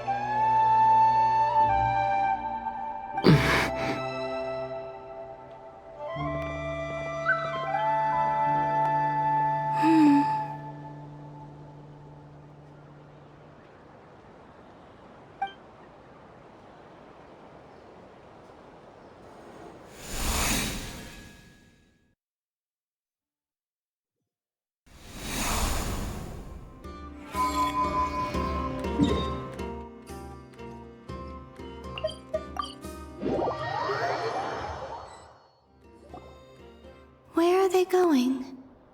They mentioned a mage and a name? So, Mr. Varka, are you acquainted with this Nicole? Or should I call her Mage N? Not really. We've never met, though she has come up in conversation. From what I've gathered, Alice kinda took Nicole under her wing. Taught her how to speak in a more ladylike fashion, that kind of thing. Huh. Hard to imagine Alice as an etiquette coach. Yeah, Alice is a larger-than-life personality, I'll give you that. But then again, that's why she's able to draw such an eclectic mix of people into her inner circle. If I remember correctly, being an interesting person is actually one of her main entry requirements. So, if you ever wanted to join the Hexen Circle, I'm sure you'd both be eligible to apply. Hey! Don't go around making promises on Alice's behalf! I wouldn't dare. I'm just trying to paint a picture of the Hexen Circle for you. Okay, sure. Anyway, since none of us have ever met Nicole, how are we supposed to find her? We can't just go up to every woman in sight and ask, "Hey, are you Nicole?" Maybe something she's wearing will give it away? Like, a wind bloom pinned to her chest or something. Wait a minute. Alice never said Nicole was from Mondstadt. Oh, true.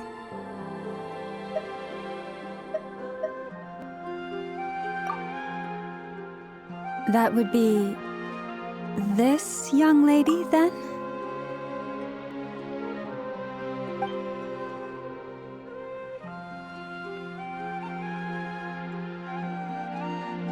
Hey there!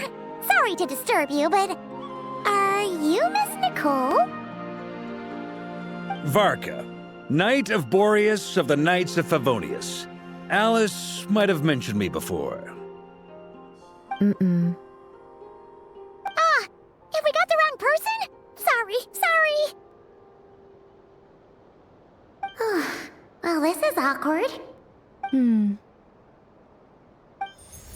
When I shook my head, I meant, no, Alice hasn't mentioned you before.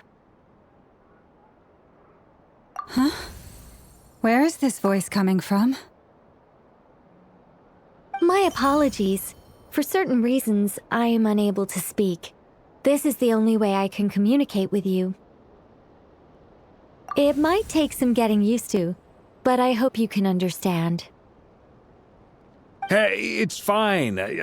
I'm more shocked by the fact that Alice never speaks about me. I mean,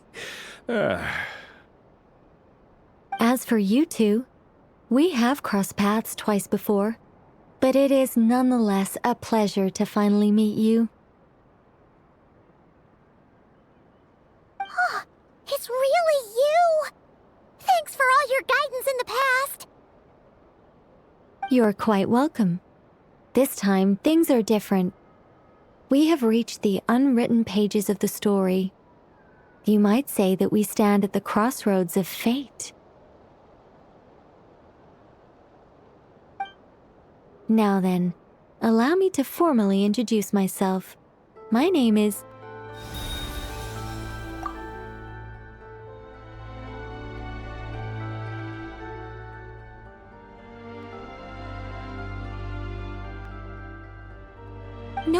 No, stop! Alice! I can't believe it! I had a whole speech prepared. I'd agonized over every single word. She always picks the worst moments to ruin other people's plans.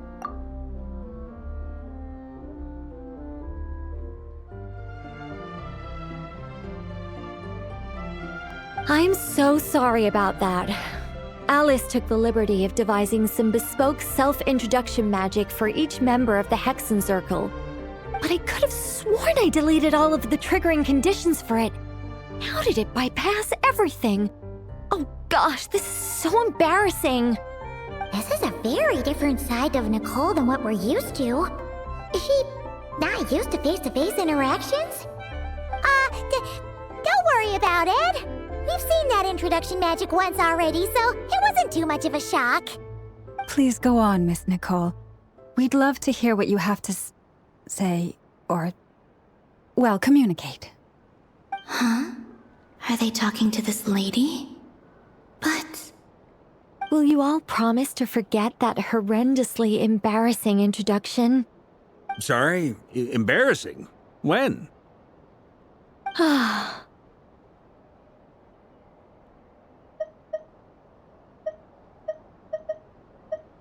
Yes, my name is Nicole, and I am one of a very few angels who have retained both their preferred form and their power.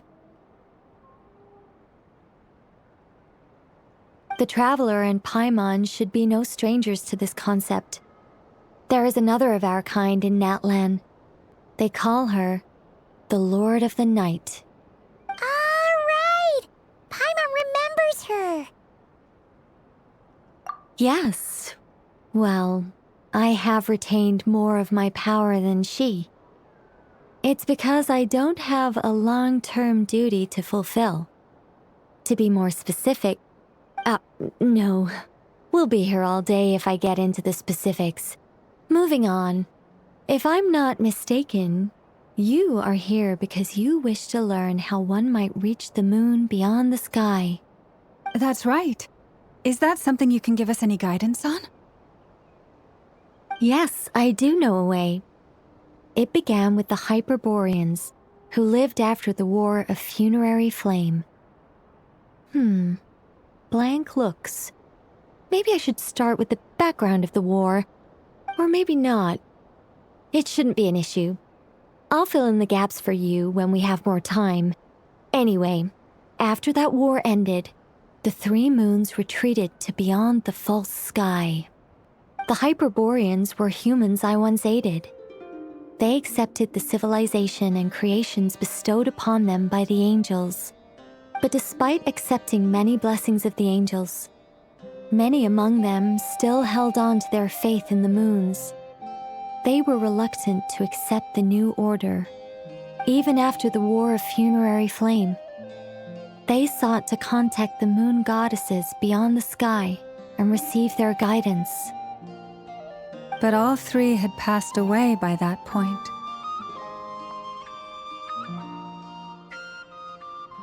This mage has a unique method of communicating. Is she talking about the moons? Yes, but they did not know. And so, still they prayed for the moon goddess's mercy. After building titanic structures that consumed vast amounts of Kuvaki, at last they glimpsed the moons and heard their voices. But of course, they were gravely disappointed, for it was then that they realized the three moon goddesses were dead. Oh, that's such a sad story. It is. Humanity was in a very sorry state at that time. The angels who had once aided them were gone, and the War of Funerary Flames had left them homeless and destitute. Just a second, I gotta ask. How relevant is all this history to the task at hand? Well, I mean, it's... Okay, it seems we've drifted into irrelevant narrative waters. It's been a while since I've had the chance to speak inside someone's head. As soon as I got started, I lost control and the words just flowed out like a waterfall. What I'm trying to say is... Right, yes, that's it. The relevant part is the ritual created by the Hyperboreans.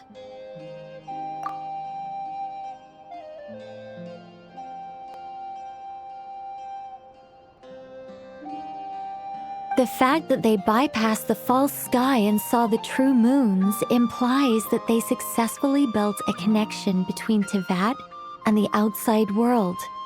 Which means, with enough Kuvaki and a sufficiently stable connection, it should be feasible to send one person over the border. Okay, so they built some kind of portal? Oh, yes. A portal. Yes.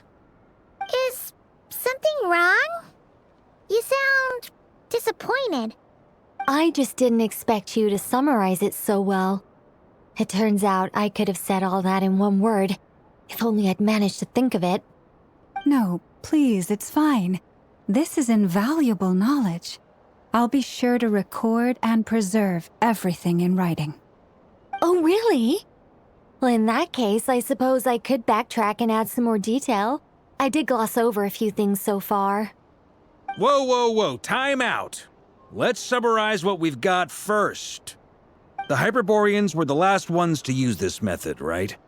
So we somehow need to find whatever structure they built and make sure there's enough Kuvaki to power it up. Luckily, we have the moon marrow of both the eternal and iridescent moons, so we're all good for Kuvaki. Which means the key issue we need to focus on is finding the place. Am I right so far? Yes. Although I expect the structure is long gone by now. That said, what if we could take advantage of the phantoms to travel back to a time when it still existed? Well, travel back isn't quite accurate. It's more like we'd be creating a handshake between 2 points in space-time.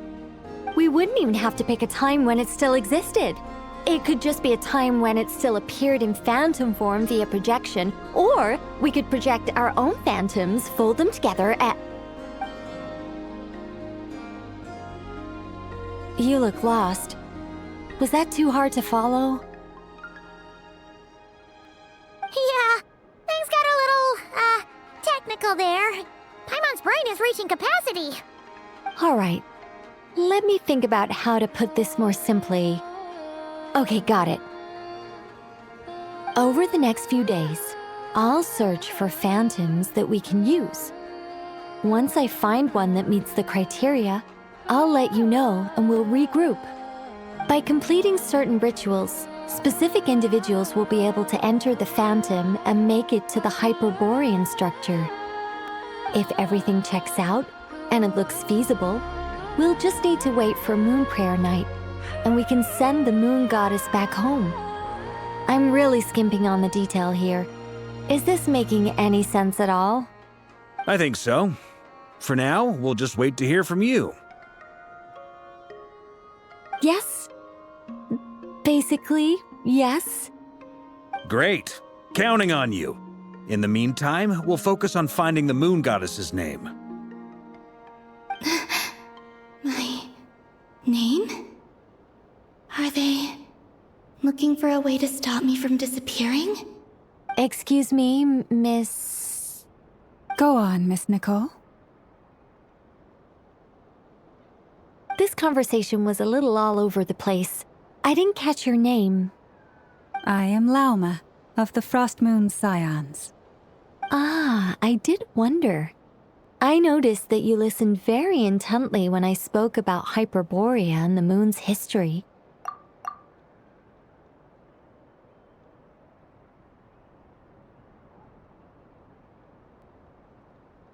If you'd be interested, I'd love to visit you this evening and go through it again in greater detail.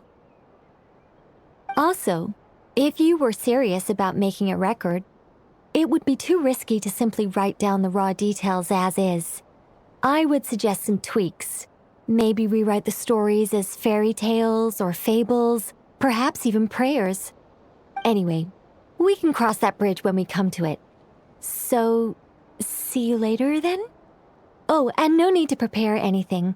Just a cup of tea will do. See ya! She seems friendly. It's just... It's so nice to find someone who's actually willing to listen. I've been dying for a chance to finally go through all this systematically from start to finish. Any longer and I'd probably start forgetting it. Now Paimon gets why Alice told us to mind our heads. Ha ha ha ha! What did I tell you? A lot of quirky people in Alice's orbit.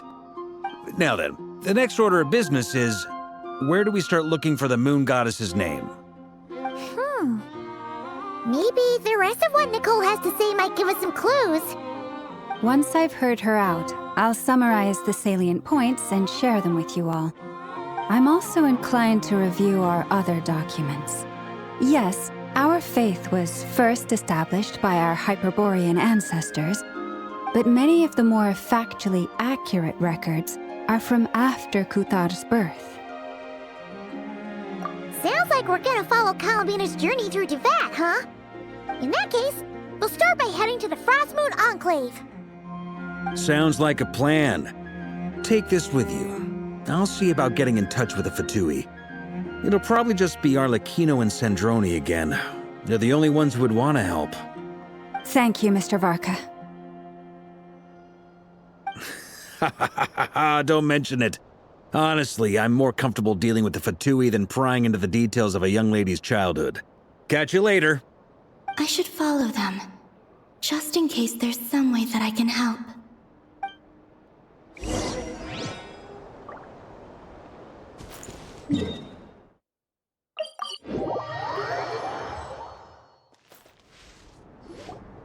A while ago, I took the time to organize all documents in our possession that pertain to Kuthar. What you see here is the material I consider reliable. You're saying there's unreliable material too? Yes. Most of the information we have was transmitted through an oral tradition.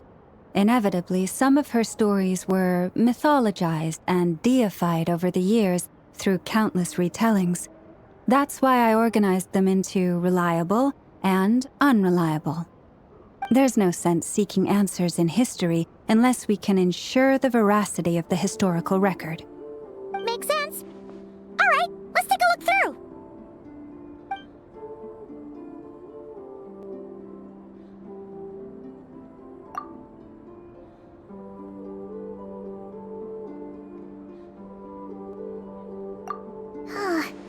How Almost all these records refer to Kutar instead of Columbina. Although neither of those is her real name. Paimon's not sure what point she's trying to make. What we can gather from these records is that the Frost Moon Scions worshipped her as a god, placing impossible expectations upon her. I cannot fault them for their earnest faith, but for all their devotion, worshipping her day in, day out changed nothing. I imagine that none of it resonated with Columbina. It wouldn't surprise me if, even back then, she had already begun to reject the name Kutar and everything it represented. Lauma speaks the truth. When I heard them call upon Kutar with hope and expectation in their voices, they may as well have been calling upon somebody else.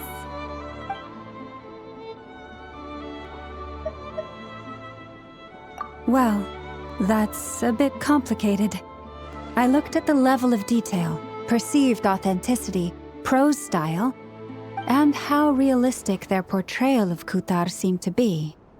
Amongst the Frostmoon Scions of today, only I know of her existence, and I alone have spoken to her face to face. As such, I know that there are certain things she simply would never do. That being said, I have sensed some changes in her lately. Changes? Me? Seems like this is getting us nowhere. For what it's worth, why don't we check the unreliable sources too? Sure. Give me a moment.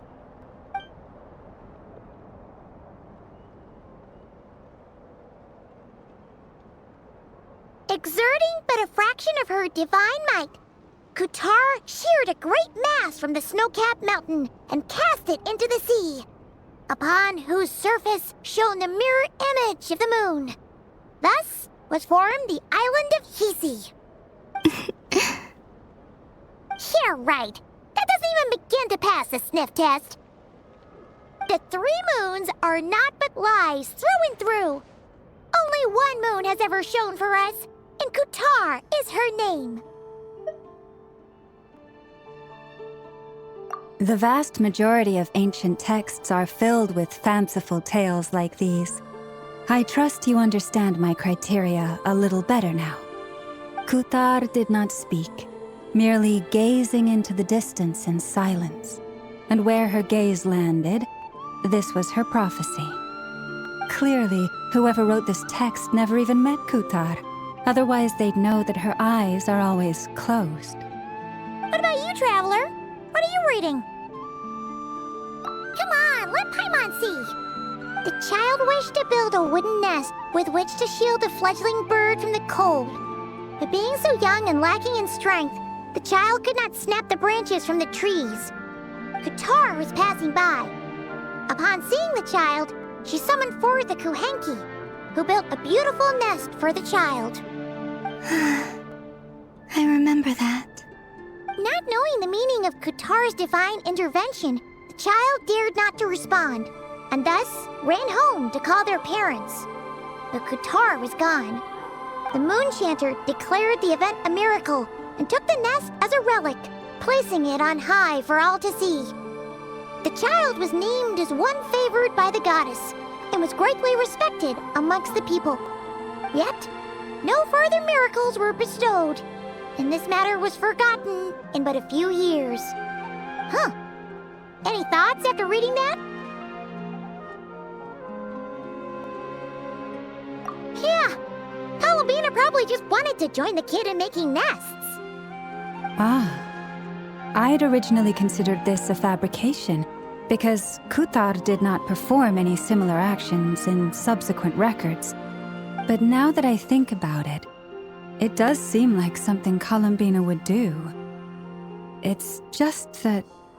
She didn't know how other people would interpret her actions. She was probably worried about making things difficult for people. And so, she gradually stopped joining in. Yes. Oh, that's so sad.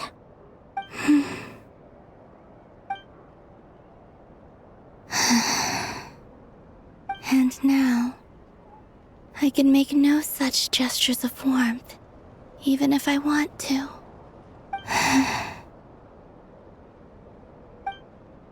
Still no name. That's a bit of a shame. But we did learn some interesting stories. That's gotta count for something. Varka said he was gonna set up a meeting with Arlecchino and Centrone, right? Let's go back to Nasha Town and see how he's doing.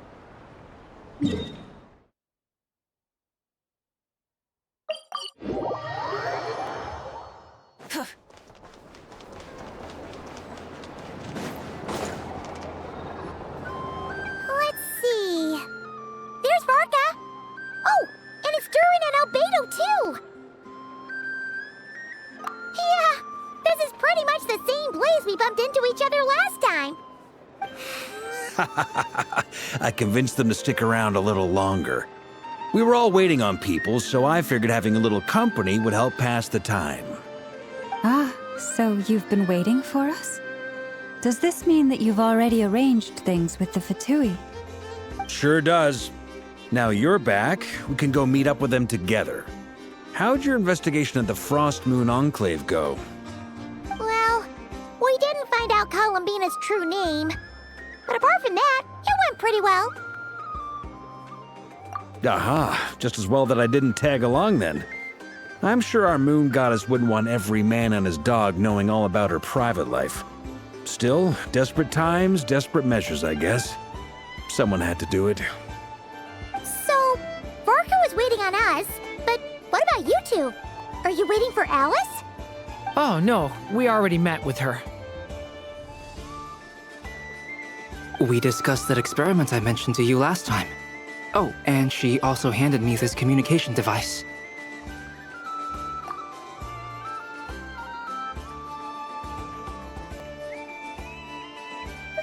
That's right. I understand she informed you about the relationship between the Phantom phenomena and Tyvat's borders, yes? She wants me to help her with some more experiments on that front. She said that she'll contact me through this device with more information. Ah, I see. Following instructions and making observations. Pretty common research method. Takes me right back to Albedo's lab. Wait, then who exactly are you meeting? Someone you know. Albedo's met him too. But I don't think Miss Lauma or the Grand Master have been introduced. Introductions are overrated, especially in cases like this. It's you! So, it's not like the Academia has prohibitions against going abroad. Also, I applied for leave.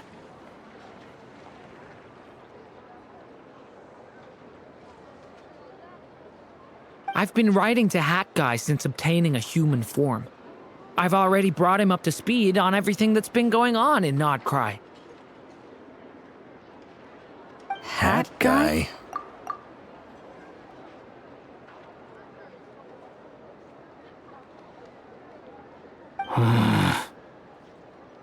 Turns out, I actually have heard that name before. Oh? Then why did you react the same way I did? I only knew the name, not the fella. But since we're all here, let's do some introductions for what it's worth. I'm Varka, Grand Master of the Knights of Favonius. Lauma, Moon Chanter of the Frost Moon Scions. And I'm a Driosh from the Vahumana Darshan of the Sumeru Academia. Hat Guy. Good to see you again, Mr. Guy. I believe we last saw each other on the boat ride here.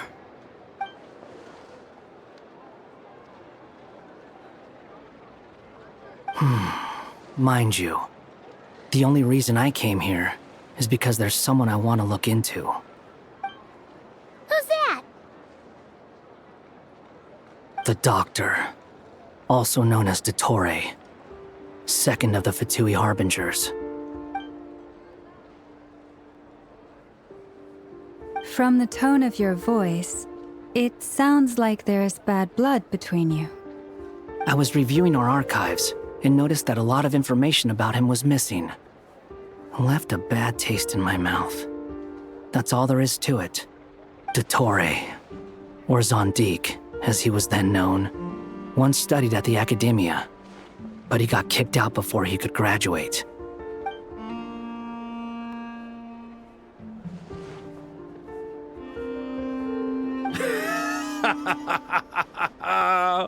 So the Harbinger's #2 man is a college dropout?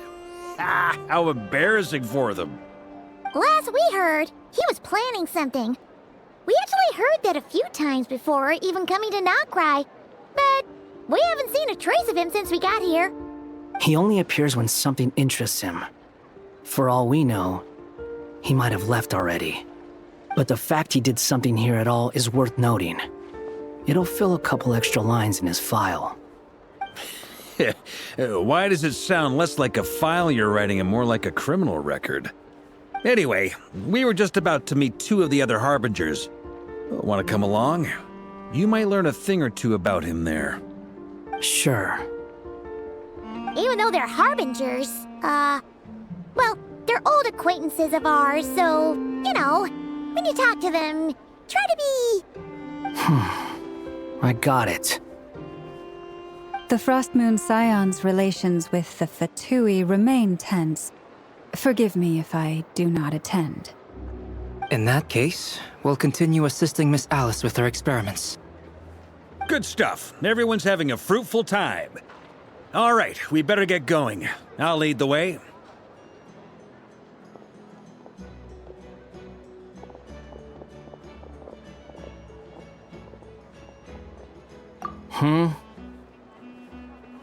Well, yeah, that's obviously part of it. But I'm not the only one who has a score to settle with him. Neither you, nor Lesser Lord Kusanali, nor I want to see him meddling with things again.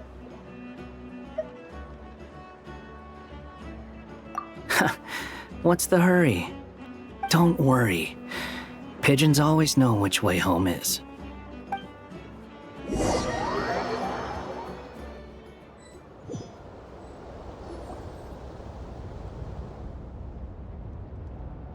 You made it. Who is this? A scholar from Sumeru. They call him Hat Guy. He's an old friend of the Travelers. Wait, this is the academia representative you wrote about? He doesn't exactly look the part. I believe this will prove my identity. You'll notice it bears the seal of the Sanctuary of Surasthana. Well, what do you know? So it does. All right then. My mistake. It's fine. I expected as much. What? So as I mentioned in my letter, the Academia's got its eyes on Dottore. But this matter remains top secret. Apart from those assisting in the investigation, the fewer people who know, the better. If anyone asks, I'm here in Nod Krai to pursue my personal academic interests. Gotta say, Barca, you did pretty well to keep all this under wraps for so long. Sounds like you got in touch with the Academia about this way back. You flatter me.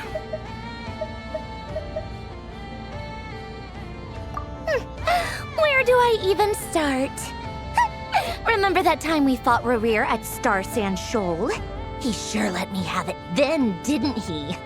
I'll bet Dottore had that all sketched out, with me as his convenient little pawn.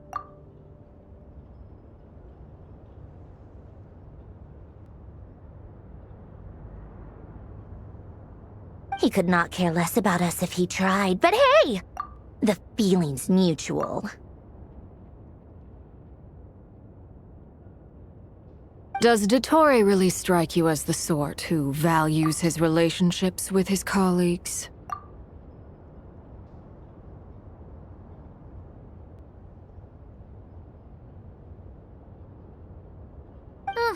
Fair point. Definitely not. Which is why I always keep my guard up whenever he starts making suspicious moves. To that extent, our motivations align. On top of which, I consider you trustworthy people.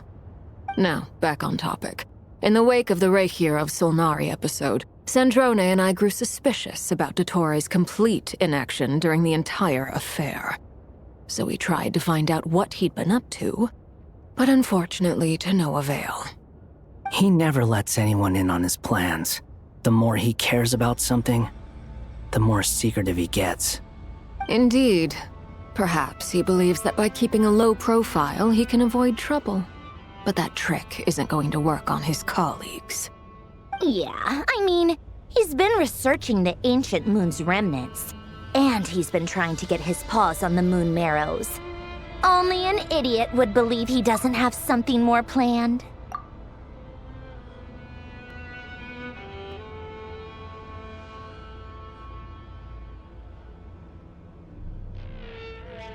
With this in mind, I returned to Snezhnaya and relayed my thoughts to Her Majesty the Tsaritsa, entreating her to have him recalled. That's pretty direct. Did the Tsaritsa agree? Yes. I made it abundantly clear that the Fatui's business in Nod Krai is almost concluded, and we do not need 3 harbingers in this territory.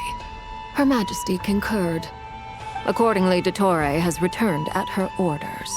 I imagine he is continuing with experiments, which no one besides he would ever have any interest in.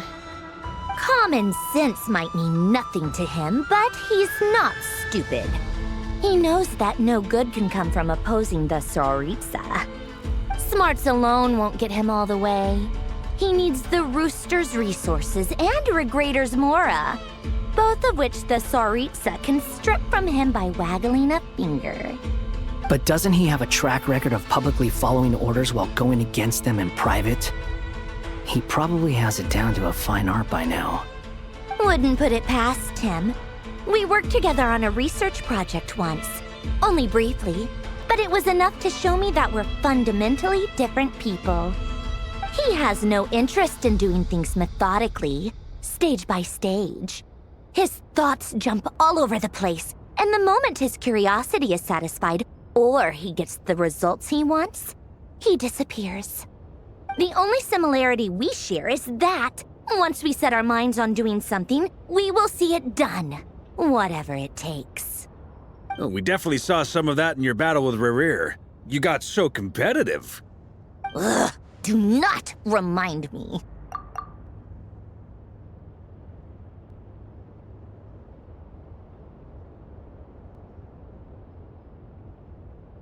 Then I believe we all concur. Dottore will not simply give up. Fantastic. Now this is turning into a whole day of unpleasant memories. Ugh. Are you talking about the moon marrow stuff? He also strikes me as the kind of person to disregard experimental regulations, ruin all the equipment, and go way over budget. Then leave the first person he can find to deal with the fallout.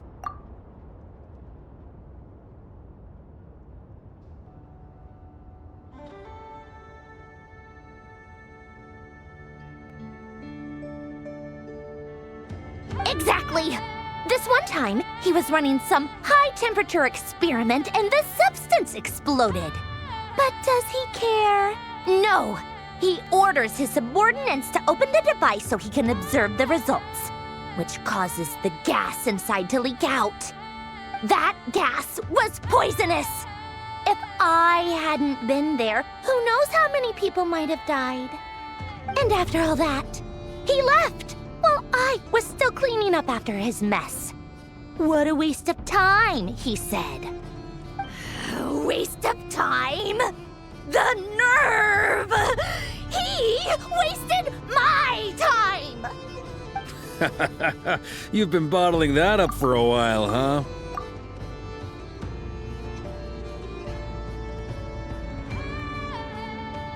Hat guy, I must say, you seem awfully familiar with internal Fatui affairs, especially when it comes to Dottore. Thank you, Lady Harbingers, for providing such valuable information. I have no other questions for now, so I'll be on my way. Wait, what? You're just gonna leave? You're welcome to join if you want. Ugh. Just when Paimon thought he'd finally mellowed out. He makes quite the impression. I'll say, I've met tons of headstrong people, but not many of them would join me in bad-mouthing Dottore. Anyway, back to the main agenda. Barca, you said that Columbina has gone missing? Or rather, disappeared. Yeah. We're working on building a connection between her and this world. The simplest method is to find out her real name.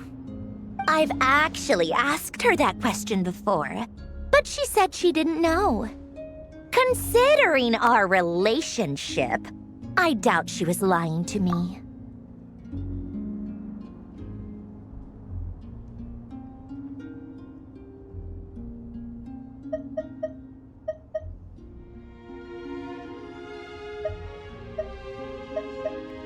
As far as I recall, she was never dispatched by Her Majesty to claim a gnosis or anything like that.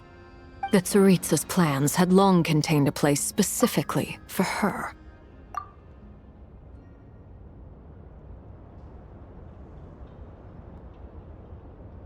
I always thought that was weird.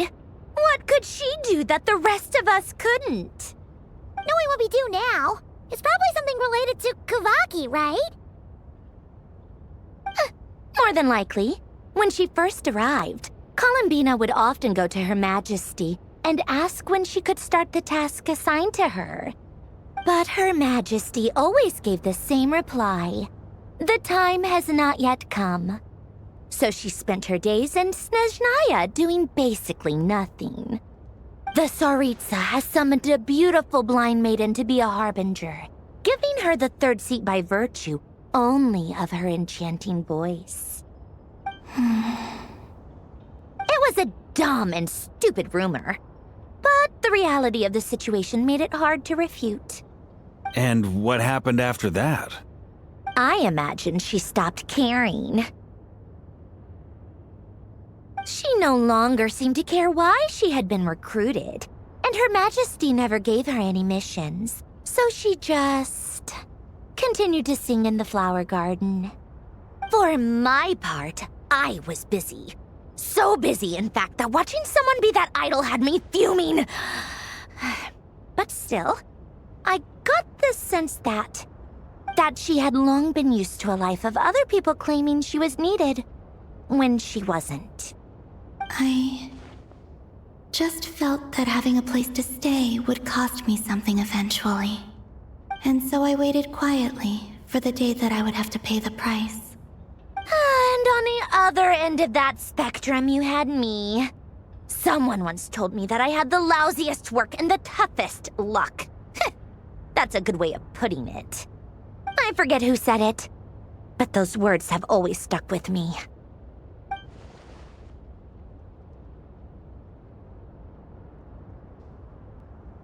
But you've done your job exceptionally well all this time. Because at heart, you are a conscientious person. What is it? Something come to mind?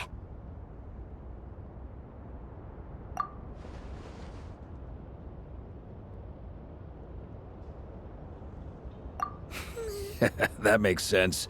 Nothing screams you are needed like your name shouted from across the town. Well, good luck with it. But if you ask me, Columbina is still the most shoutable name. I'm just so used to it now, after all the arguments we've had. I can't be bothered trying to remember another name for her. Nor I. Sandrone. Harlequino.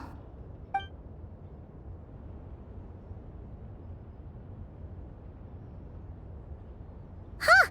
It's a Sealy! Does that mean Nicole has news for us? Ladies, I thank you for your hospitality. If the chance ever comes up, I definitely owe you both a drink sometime. I'm sure it will. You can make your own way out. Heck, you've been here enough times, you probably know your way around better than I do. Okay! Time to do what adventurers do best. Follow that Sealy!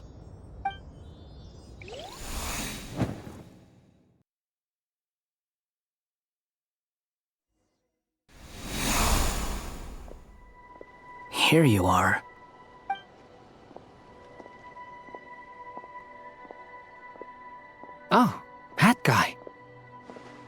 come you're back so soon?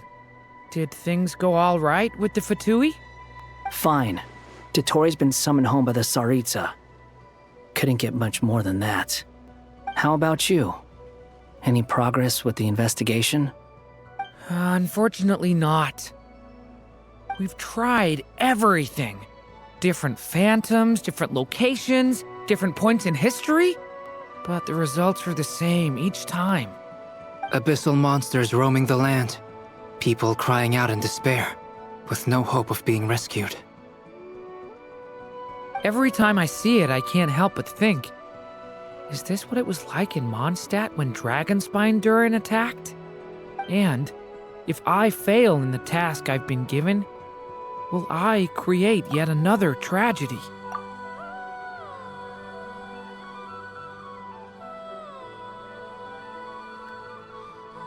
That's just meaningless speculation. When we encountered similar phenomena previously, I tried to interfere with those illusions, using sounds and lights to guide them. However, we could not change their fates. At most, we were able to extend their existences. The events of the past are like fate that has been written into Irminsul. There isn't a living thing in Tyvat that can escape its past. But Miss Alice instructed us to try to find ways to change the outcome that these phantoms face. It's an impossible task. Can't you just refuse? Since she asked us to do this, I feel like it can't truly be impossible.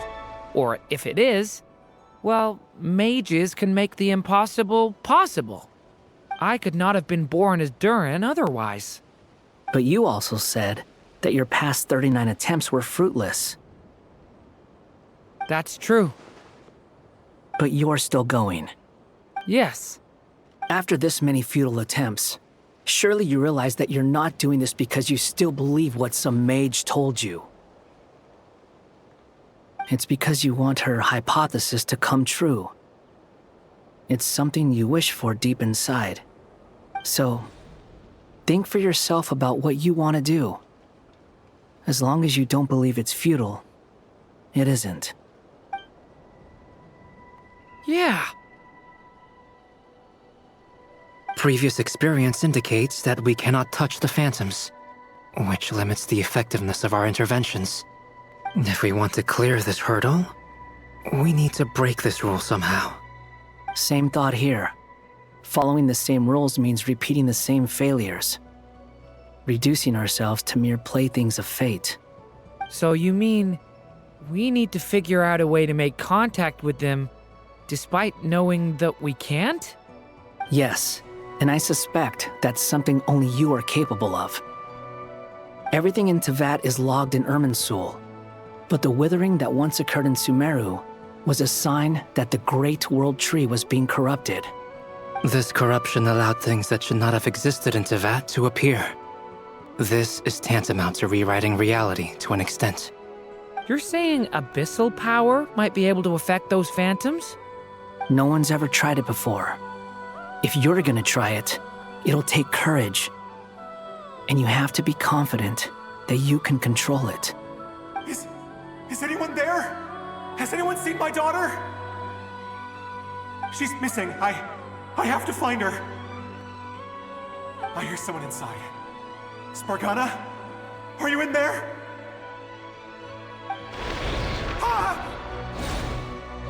If I can use my abyssal powers to warn him that there is danger here, maybe it'll change his decision. Maybe he'll stay away.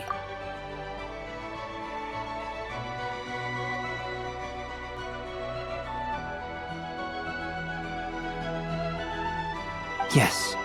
The important thing is not the nature of the power, but rather how you use it.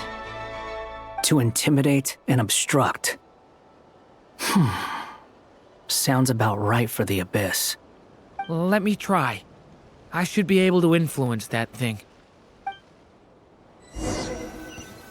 Have you seen a little girl? What? This isn't the time for that!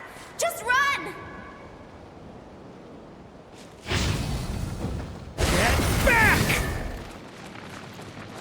I hear someone inside. Spargana? Are you in there? Where are all these monsters coming from?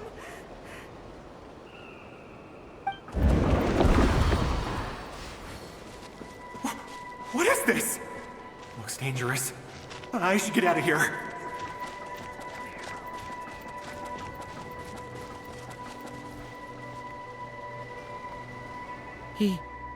He really left. Ha! We did it! Don't celebrate too soon. Follow him. See what he does next. Monsters approaching from the front. You need to stop them and create an opportunity for him to hide.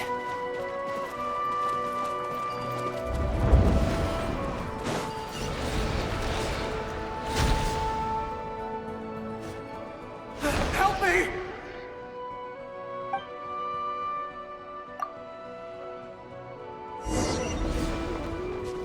Monsters approaching from the front.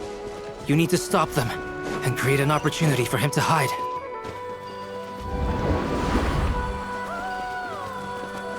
No! There's monsters ahead!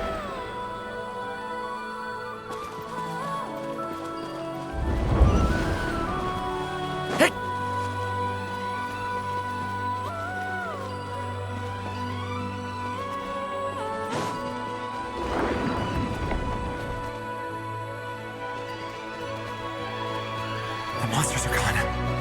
Is it safe?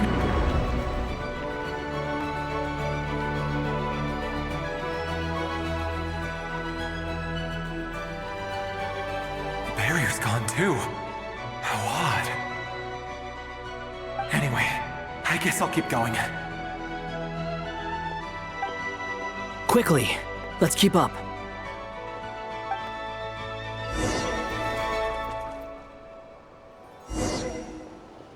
Wait, there was someone else here? Don't go any further. We've got anti-monster traps laid out everywhere. But my daughter must just be up ahead. I have to go. This way's blocked.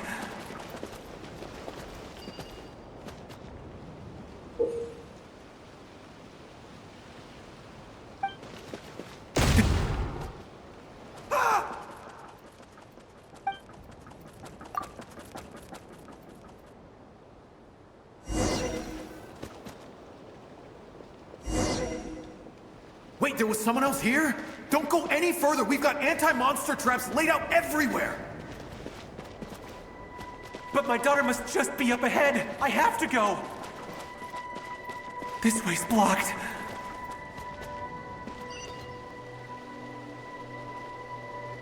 We might be able to use the explosives over there, but we need to take care not to hurt him. I'll use the barrier to keep him at a safe distance. This barrier seems to be helping me somehow. Hey, wake up! No good. Gotta keep moving ahead.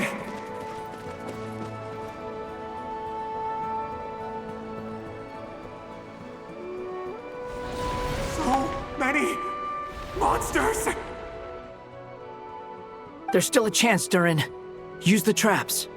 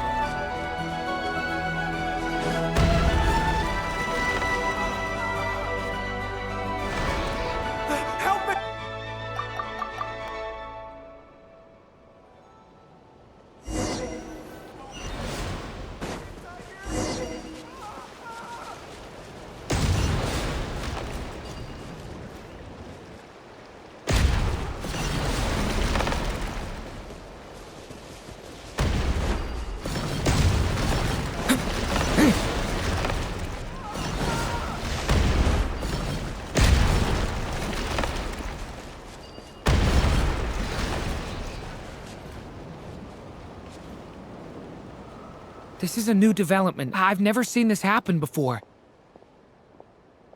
We might just be able to save this person.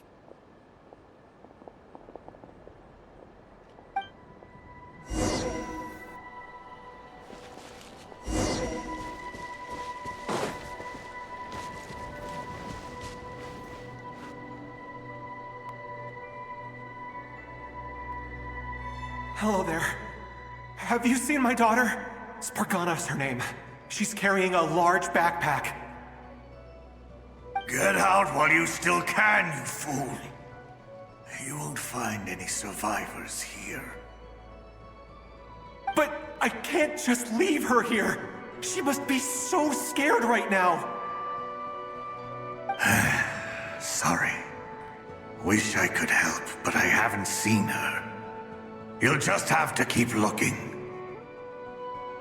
Okay, thank you. If I do find her, I'll get her to shelter and come back for you. Don't bother. I've got nowhere left to go. What's that noise? Monster! No, if he goes inside, he'll be walking into a trap. Let's try this once more. This time, we have to stop him.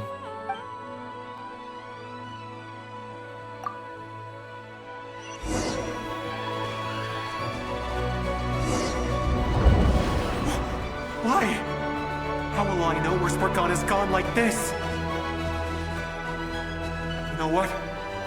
I'll trust this strange barrier. It's got me this far after all.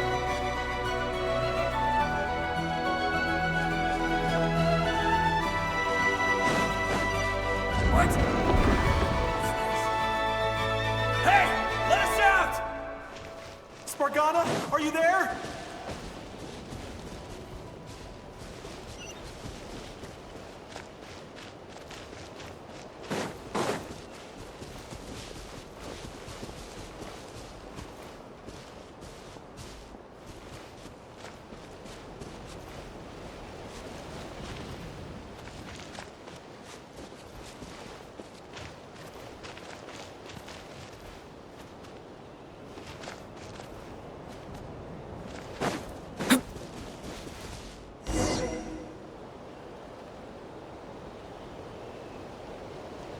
Huh? That looks like one of my daughter's books! Oh, thank you. Thank you! Yes, it's one of hers for sure. That's her name on it right there. She left her backpack here. Durin, just like last time. Use the explosives.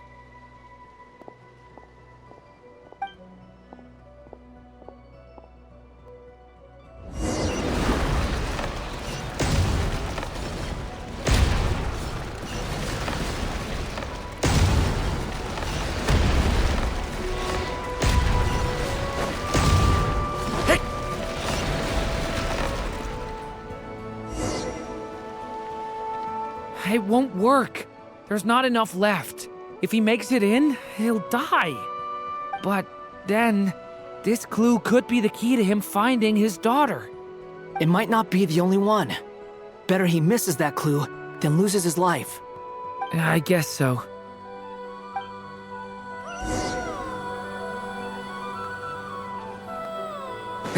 Stop him, Durin. We can't let him get any further in.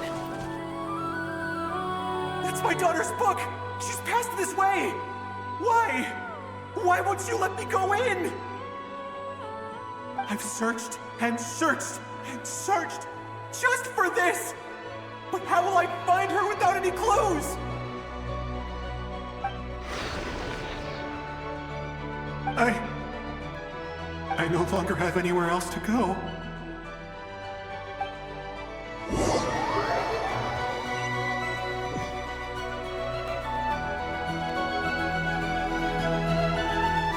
I'm sorry. I'm so sorry. He refuses to go anywhere else. Whether he opens this door or not, all that awaits him now is death. We couldn't change his fate. Albedo? Hat guy? Let's try one more time. I don't know how we're gonna do this, but I don't want to give up either.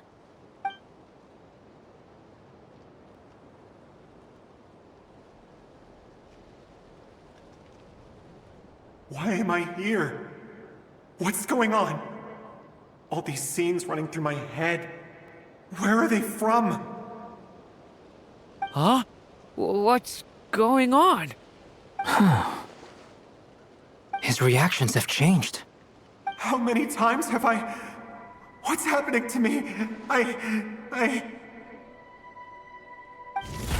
Huh? Wait.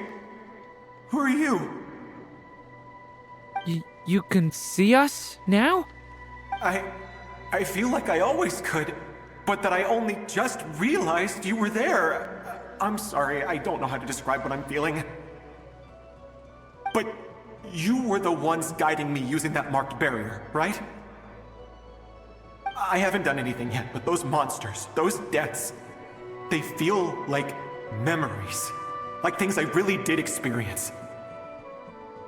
I won't find my daughter. In fact, I'll ultimately die trying to find her. Isn't that right? Well, no, it isn't. Yes, it is.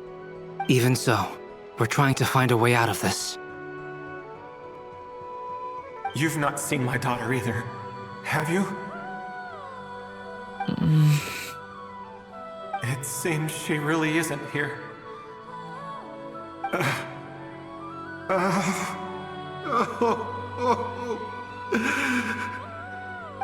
I'm sorry we couldn't help you.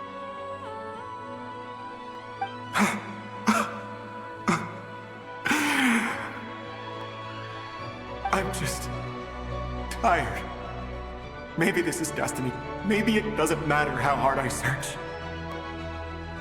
How long do I have left? Experience says 15 to 20 minutes. 15 to 20. Thank you for all your help. Let's rest a while. You look exhausted too. Now's not the time for you to start pitying us. It's not pity. I'm just realizing that I've only got 10 or so minutes left. You know?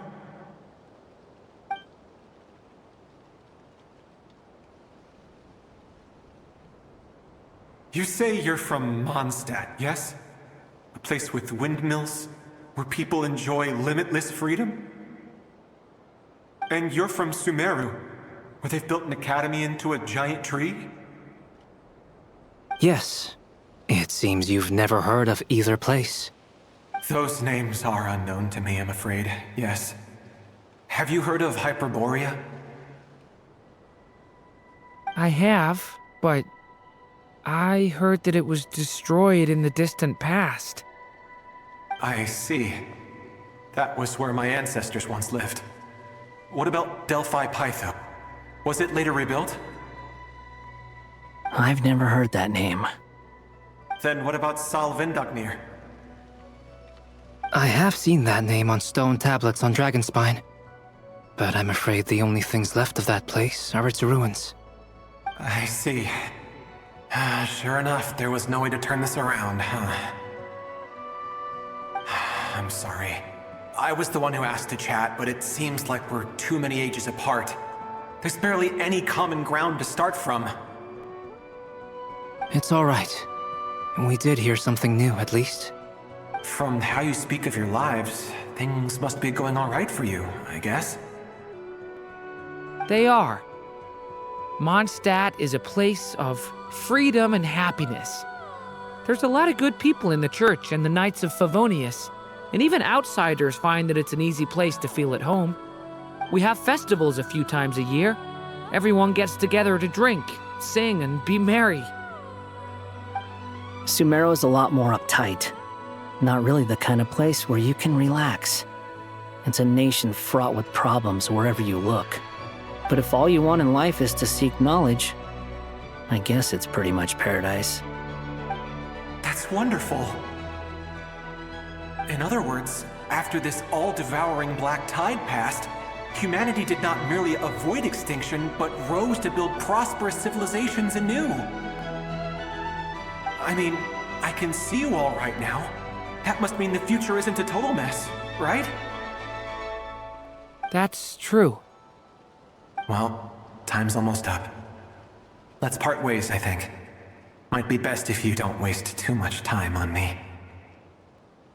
The chances are slim, I know, but I'd like to spend these last few minutes looking for Spargana. If things work out, I'd love to tell her about what I've heard.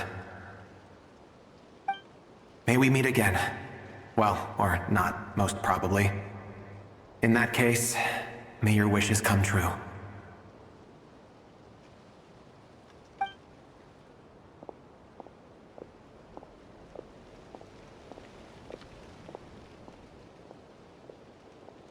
He's gone.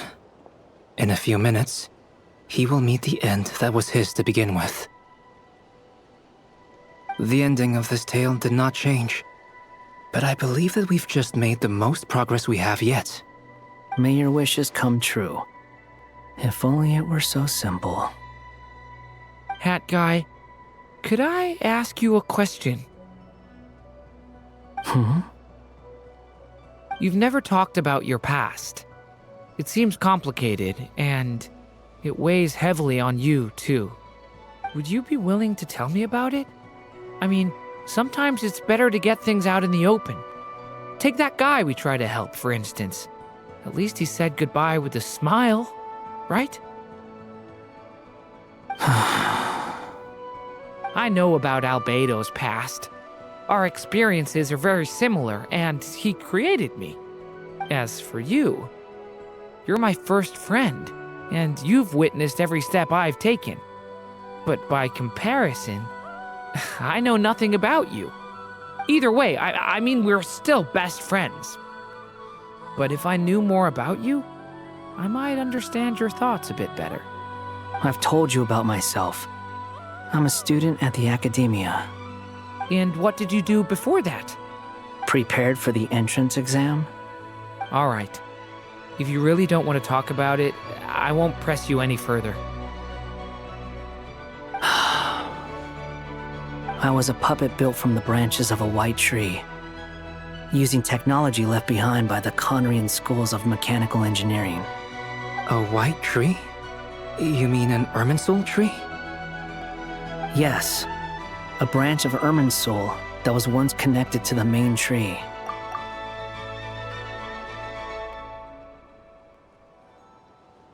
So you had a human creator too? Yeah, but my creator abandoned me after deciding that I was a failure. After that,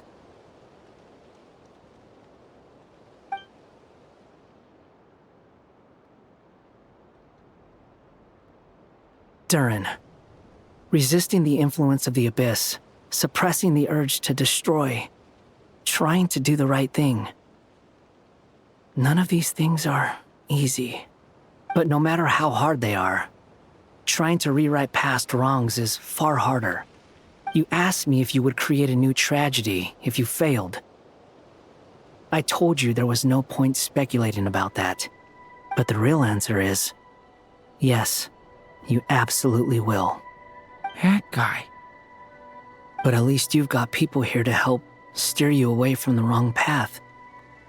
So, just keep aiming towards the light. I will. I promise. All right, break time's over. Hello, Durin speaking. Hello, friends, it's me. What have you been up to, I'm detecting some unmistakable fluctuations here at the border. The amplitude isn't particularly high, but they're completely different signals from the ones before, and the scale is comparable to those I've detected previously. Alice, we were unable to save that person.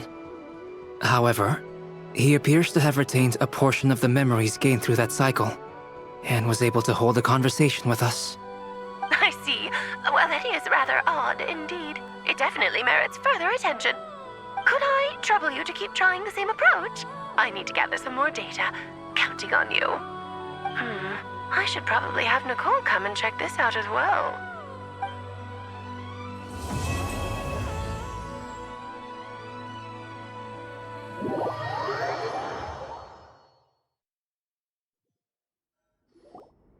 There you are.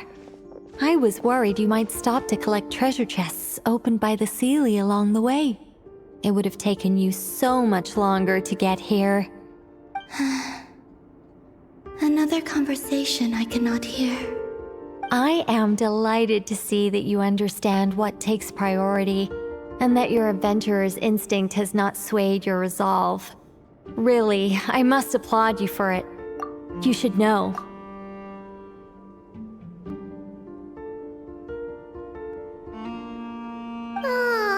Paimon's head. Okay, I'll try and keep it short. My senses are telling me that this is where we shall find the entrance to the ruins. Oh, cool! Well, what are we waiting for? Let's open it up and see! Patience. This was a sanctuary of great importance to the Hyperboreans. A special process is required to open the gate. Oh! Like the place that housed the Eternal Moon, Sumeru? Okay, so what's the plan? Need us to do anything? And just the short version, if you can. Ah. Alright then. I was planning to start with some background on the invention of these techniques. Are you sure you don't want to hear it? It's quite informative. Remember what you were saying about priorities? Fine. Simply put, we need 3 human representatives to successfully undergo a process of Kuvaki resonance. Think of it as a test from the 3 moon goddesses to see if the entrants are qualified, with the most recognizable qualification being Kuvaki. Pretty sure Lauma would ace that test. Oh, wait. But we need 3 people. I also have no doubt that the Moon Chanter would be qualified. But we would need 2 other people with the same constitution.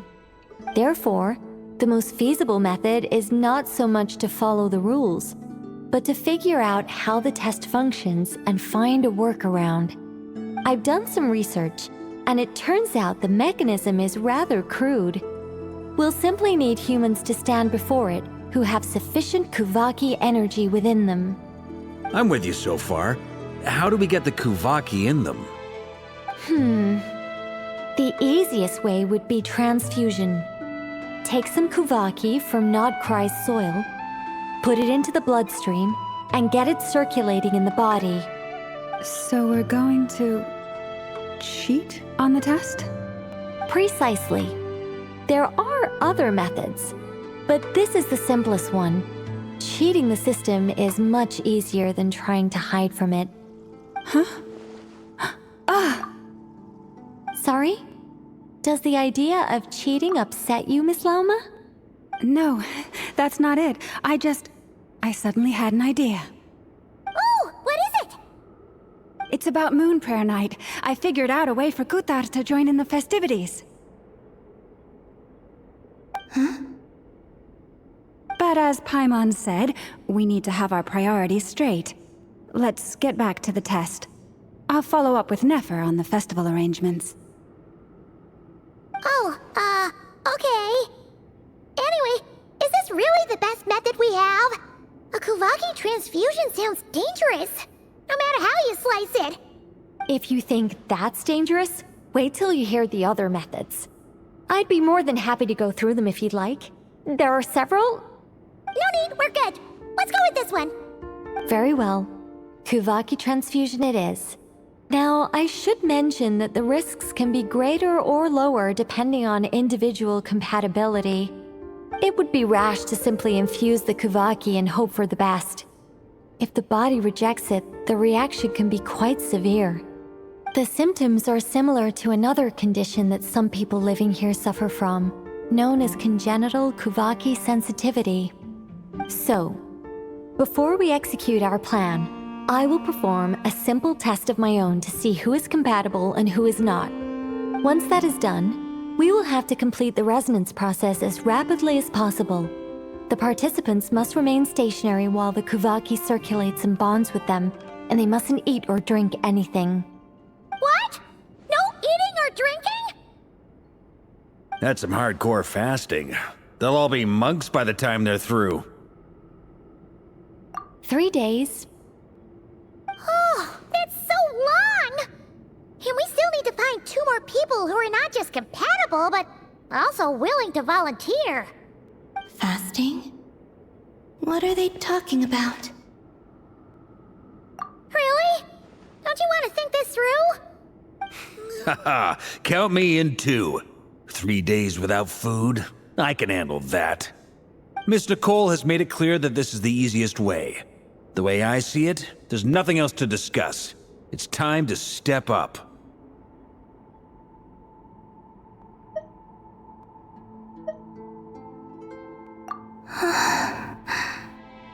Yeah, you're right. In that case, Paimon volunteers to be captain of logistics. She'll keep the fires lit and grab some spare clothes to keep you comfortable. Then we'll start with you first, Traveler. Please step forward.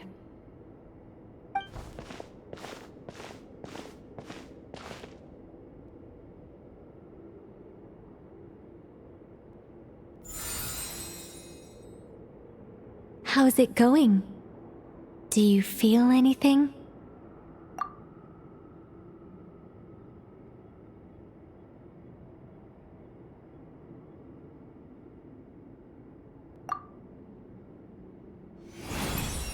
How about now?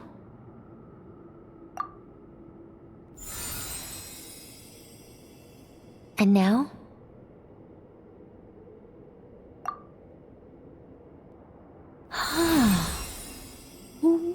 What about now? You guys, it's not a competition, you know. All right, I'm officially impressed.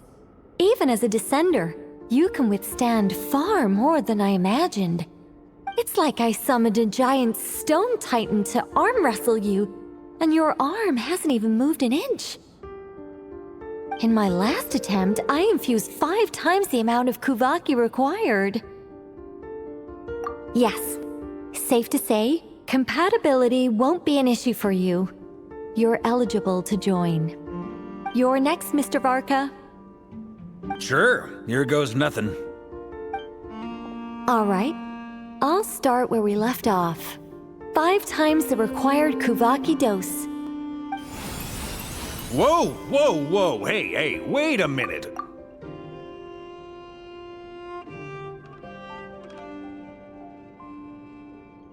How's it going? No, not great. I kind of want to puke. Feels like I've been drinking too much.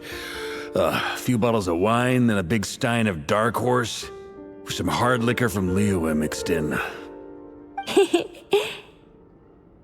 You think this is funny? I just lost to a young lady in an arm wrestling contest. I'm never gonna live that down. My apologies. I'll lower the concentration and try again. Oh. How's it going now? I'm not as dizzy as last time, but I can still feel it pulsing around. In that case, you wouldn't be an ideal choice, Mr. Varka. Let's try someone else. Okay. Let's go ask some of our other friends then.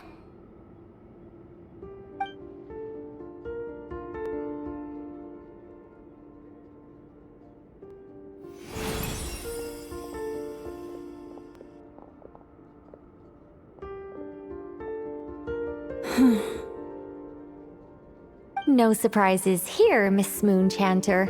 You're perfectly compatible. You may join.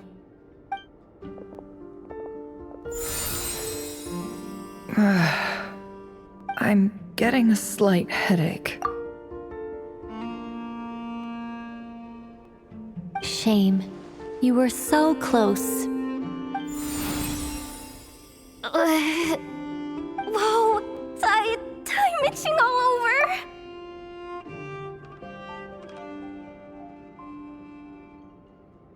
Allergic reaction. We can't have that. Huh?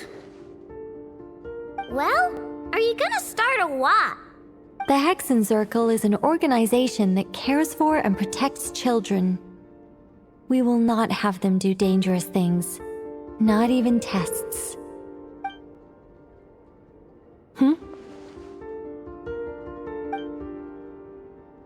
Is something the matter? The candidates have to be human.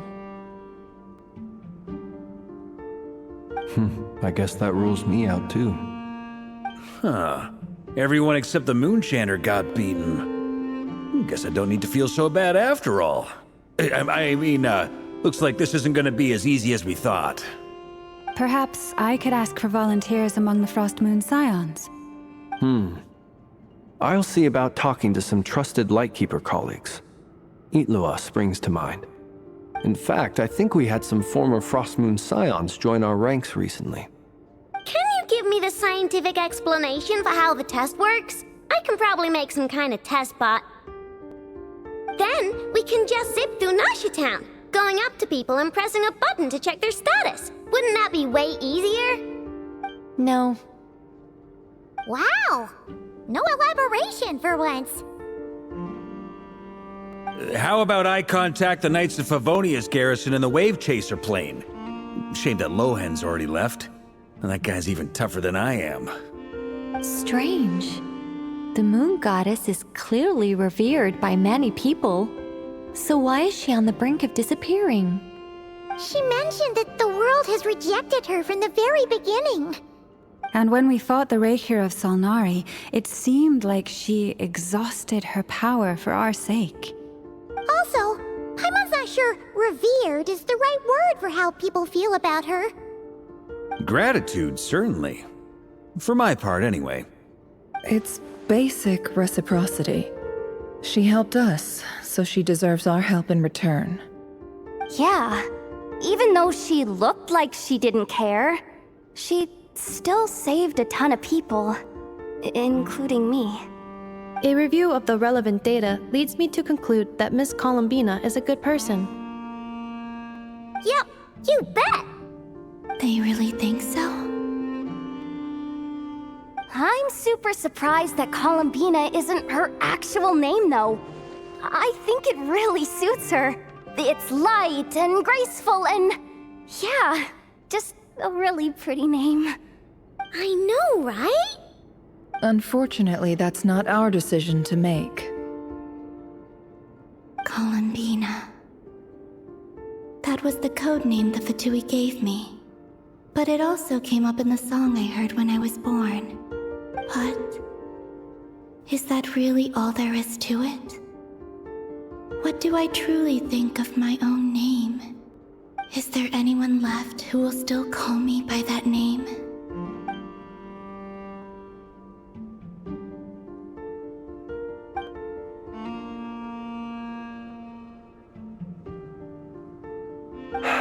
Moonprayer Night is getting closer by the day. We're running out of time. We need to look for other candidates. Then allow me to try.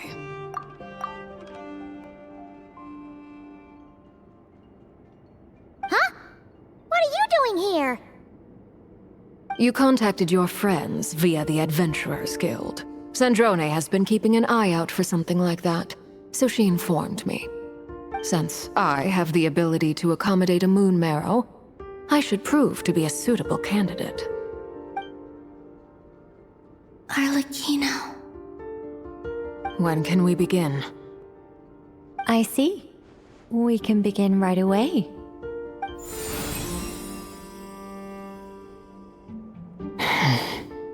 How was it?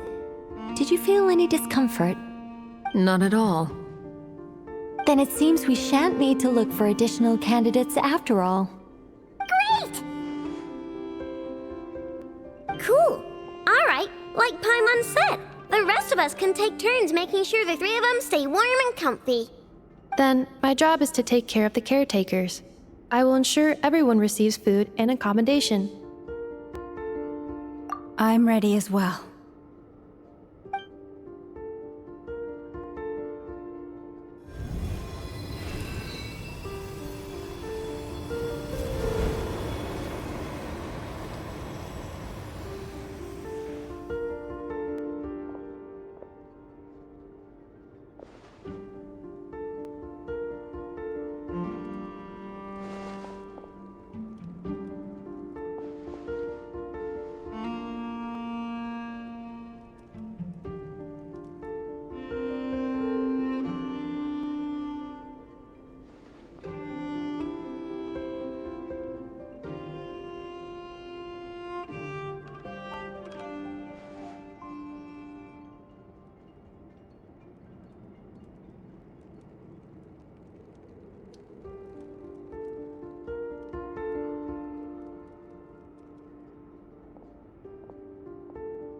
The work is done. The sacred scroll shut. The stars grow dim, the people silent. The white sun sets, the silver moon rises. O path to the temple, appear now before us.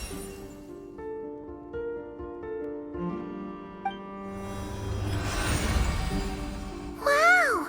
It really opened! So that's what all this is about. They've been trying to open this gate. Come, let us enter. It might be best to eat something first. Take care to chew properly and swallow slowly. It will give your body time to readjust to the digestion process. They will head in soon. They will need to enter this gate.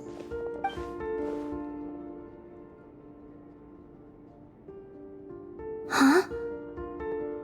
I cannot pass through. Is it because I have no physical body? It has been 3 days. My strength has all but completely faded. Can I really hold on until Moon Prayer Night?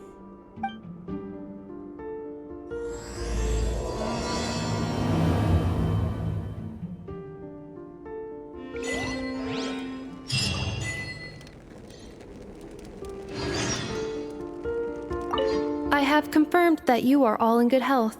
With that, my work is now complete. Congratulations are in order. It's good to know you're all well. Puts me at ease.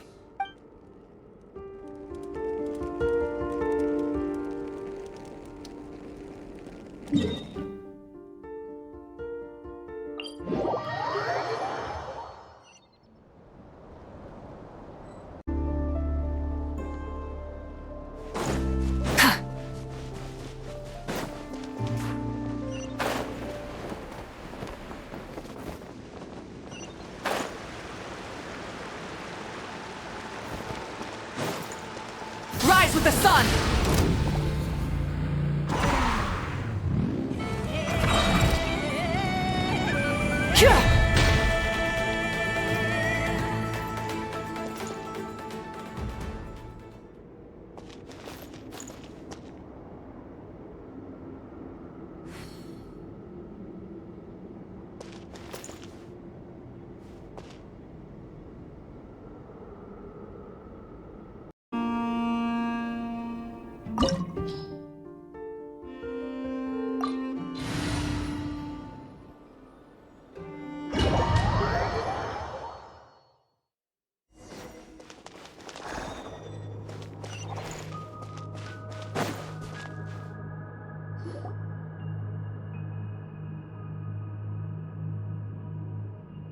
Are these people... Judging by their clothes, they appear to be phantom Hyperboreans from the distant past. That could mean they have some clues about the moon goddess's name, right?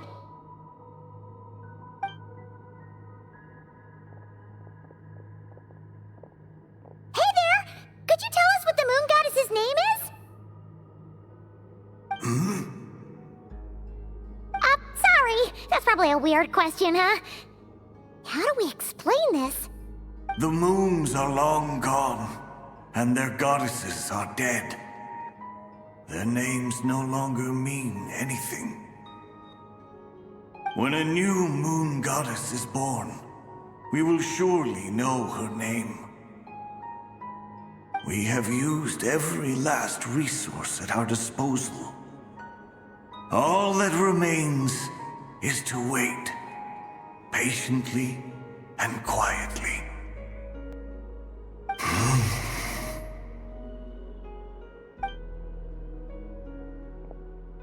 Were the people of the past all this devout? It looks like this phantom doesn't intend to converse with us any further. Surely the new moon goddess he speaks of must be Columbina. Alas, Kuthar's birth came long after the age in which he lived. But, maybe if we find a phantom from a more recent age, they might know Columbina's real name. True. Keep an eye out. We should be able to tell which era they're from by the clothes they wear. Yeah, you've been pretty talkative this whole time. What changed? Oh, nothing. I'm fine. You all make good points. When the Hyperboreans speak of moon goddesses, they mean the three from truly ancient times. I can't imagine they would know anything about our current moon goddess. There once was a time when the moon goddesses blessed them greatly and protected them from harm. So, when the war between the gods and dragons plunged the world into chaos, it seems they looked once more to the moons for help, praying for a new goddess to be born. Yeah, that checks out. Let's continue on.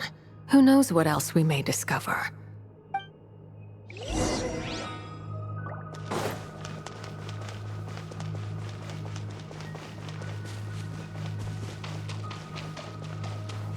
There's a door blocking this path.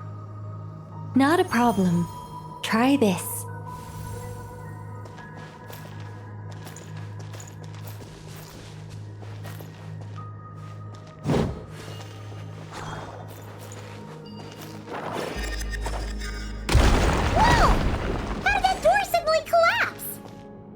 This device was maintaining the door's integrity. Remove the core, and the device stops working.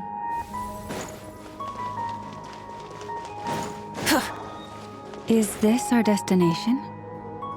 Impressive. More precisely, this is a device that will help us reach our destination. Let's go. We still have a long distance to cover.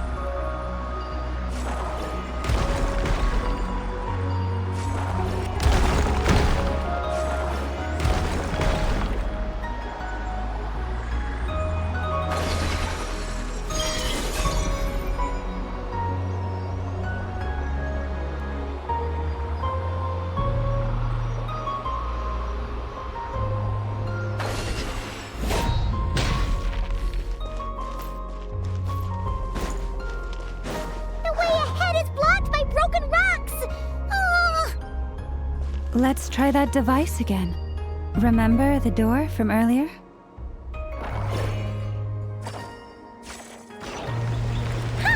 So it works in reverse, too!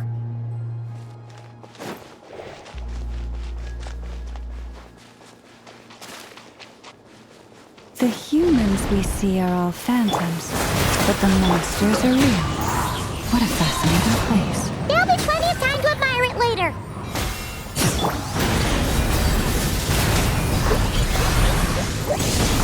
Allow a brash maneuver.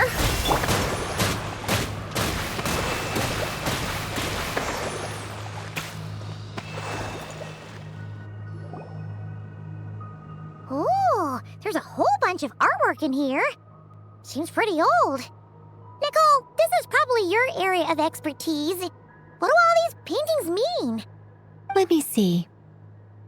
To understand these murals requires some knowledge of the history surrounding the War of Funerary Flame.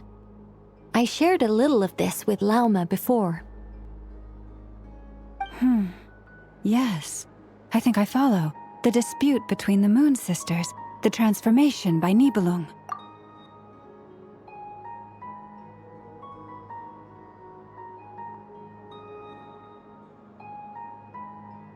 Oh no, it's no trouble. I'd be delighted to share the tale again. Alright then.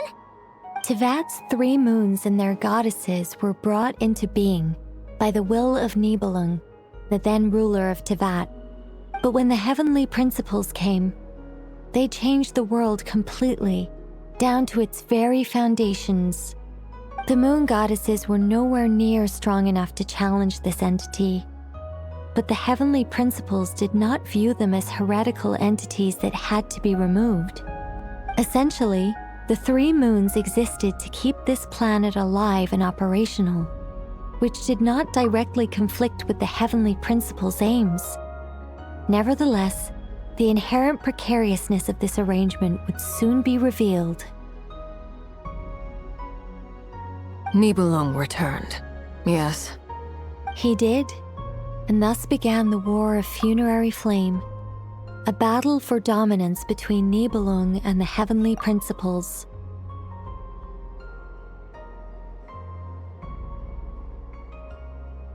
Discord would soon emerge between the three moon sisters.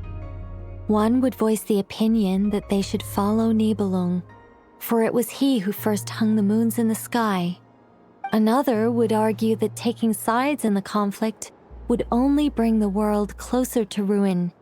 There was no telling where it would lead, especially since their creator had returned, bearing the perilous power of the abyss.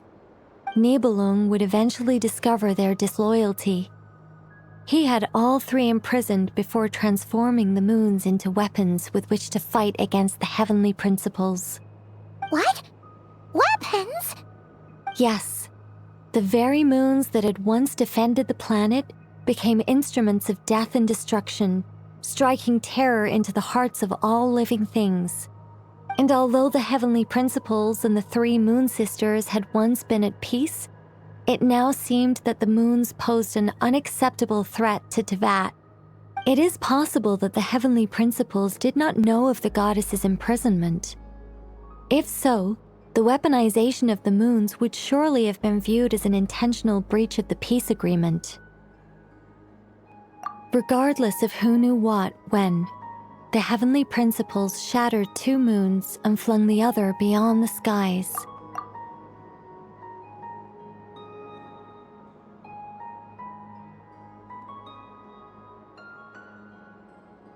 Whether the goddesses managed to escape Nibelung's captivity after his fall, nobody knows. But this much is certain. From that day on, the moons no longer belonged to Tyvat. The rejection slowly drained their power until eventually they passed away. So that's the full story.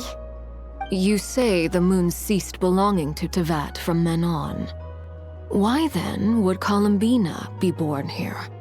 That is perhaps due to the lingering connection between the Frost Moon, which was not shattered, and this world. You could see it as the three sisters' dying wish. They never desired war.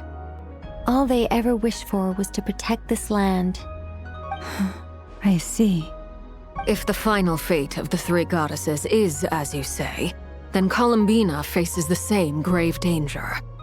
Our investigation has yet to bear fruit. We must hurry. Yeah, you're right! Let's keep going!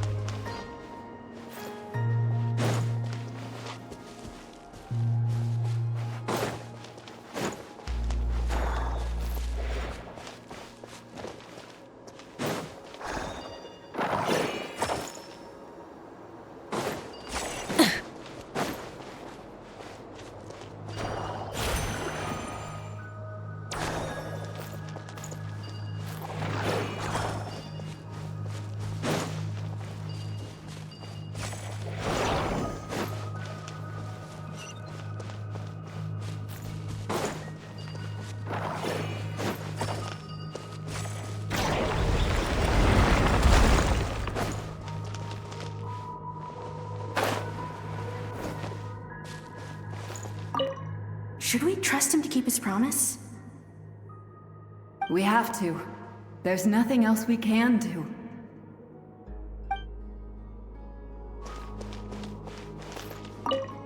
Why? Why do the creators of this world no longer show mercy upon their people? Remember his words. We must change our fate with our own hands. Wait, that's odd. Who is he? Is something wrong? No, not really. It's just that over 30 possibilities emerged in my head, so I can't be sure who he is. It's been too long. My memory isn't as sharp as it once was. Okay. 30. Wow. Impressive.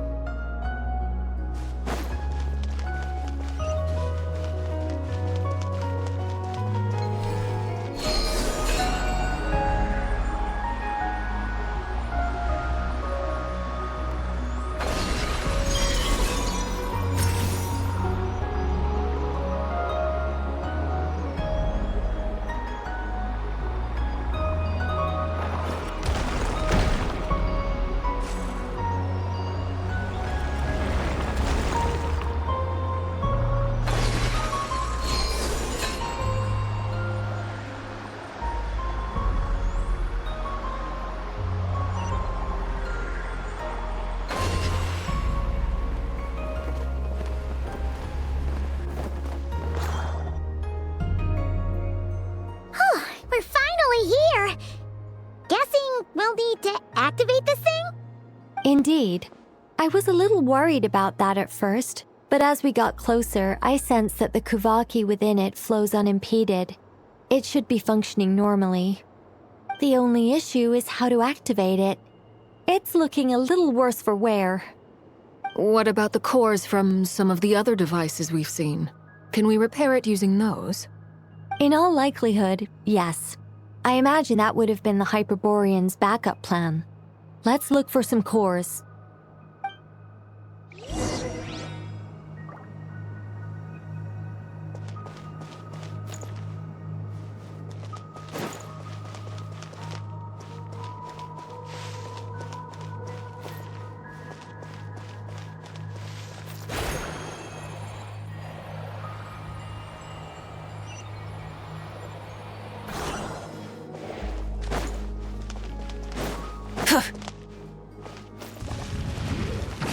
Receive my... Hold the line! Into the wind. Not bad.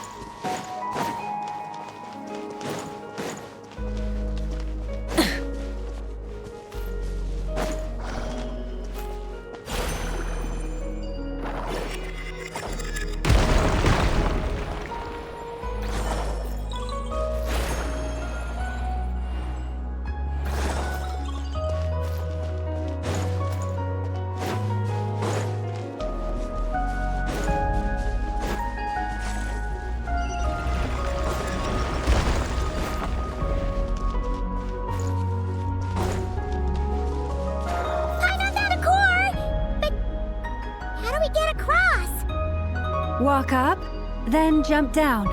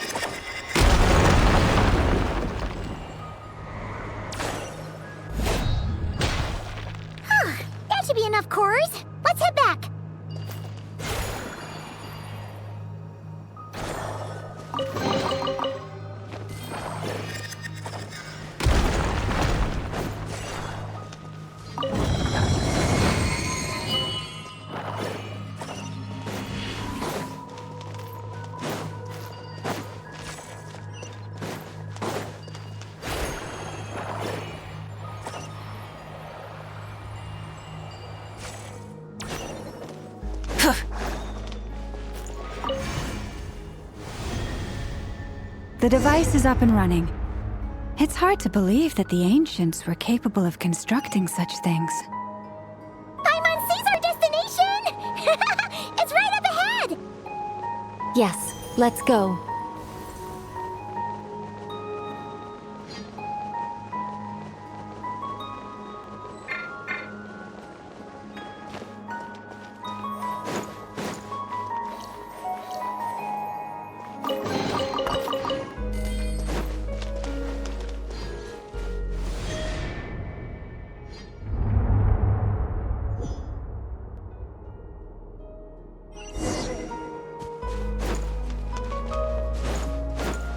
Light it up!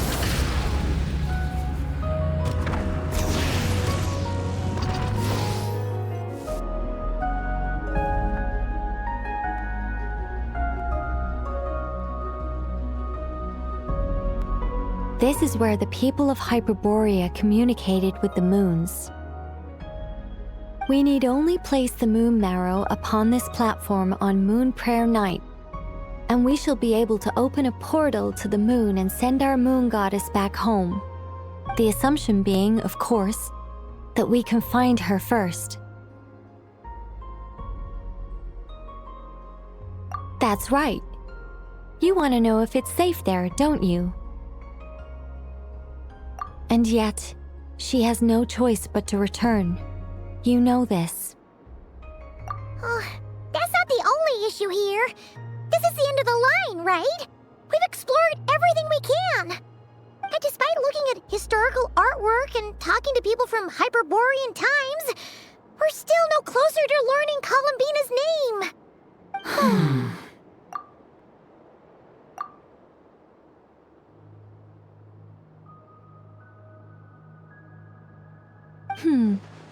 If it's not too much trouble, could you tell me exactly what Alice said to you about finding her name? Oh, sure. What she said was...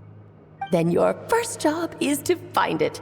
As a moon goddess, I'm sure she must have a name she identifies with. Neither Columbina nor Kutar is her true name, and she's never really accepted either of them.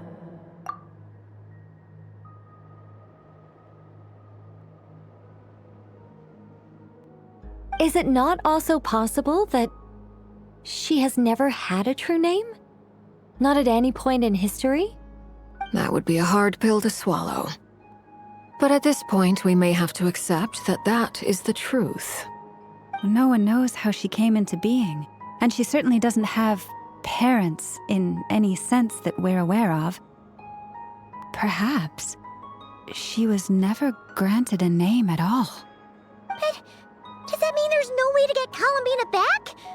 She's just gonna disappear and there's nothing we can do about it? Huh?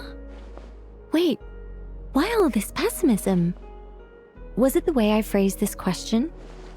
You all seem to be taking this in completely the wrong way.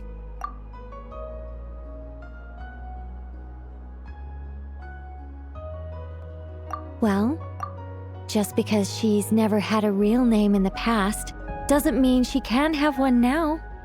What? Think about what Alice said again. She never once said that you'd have to find a new name, did she? Are you saying what I think you're saying? Yes. Names are anchors that connect us to the world. If she doesn't have one already, then all we have to do is create one, no? It's like... yes.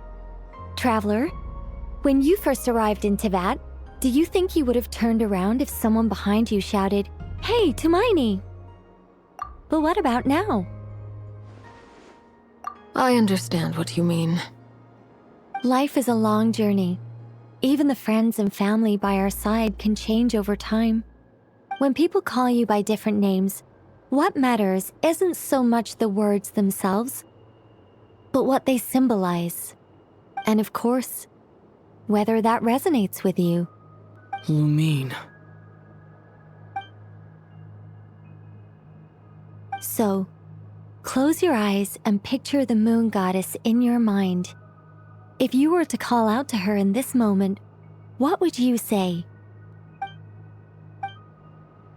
Columbina. Columbina. Paimon would call her Columbina too. Well, she has long forsaken everything that Kuthar represents. I think from now on I should call her Columbina too.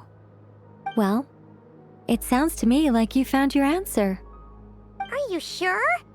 Is it really that simple? We haven't found her this whole time, and not for lack of trying. For a journey like this, the process is every bit as important as the outcome. Had you not searched far and wide, rejecting every other answer you were offered? How could you have come to an answer you felt was finally correct? Oh, it all makes sense now. This has Alice's fingerprints all over it. Are you suggesting that Mage knew from the start that Columbina never had a real name to begin with? I can't say for sure. But I can definitely imagine her chuckling in satisfaction somewhere right now, saying, "Ah, what fun." Llama! Your antlers! You should hurry. The festive moon has begun to rise. Do not worry, for when you called the name Columbina just now, I could sense that the power within was enough to summon back the moon goddess.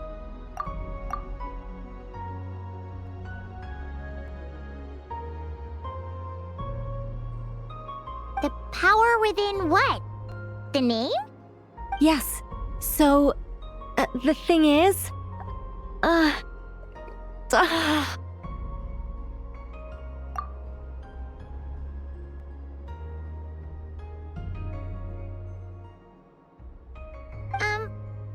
What's wrong now? This is so annoying. I really want to explain how that whole thing works. Starting from the founding principles of Tyvat and... Oh, I could talk about this for hours.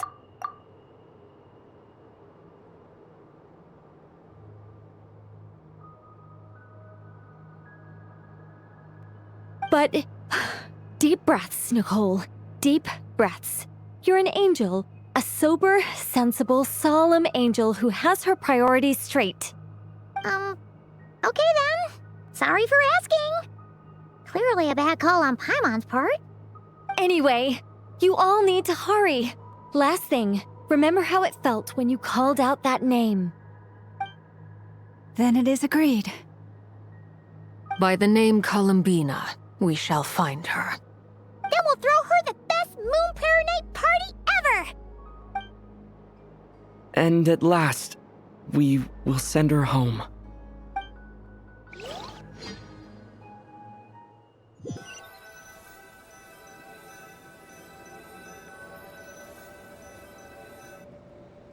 I can barely move anymore.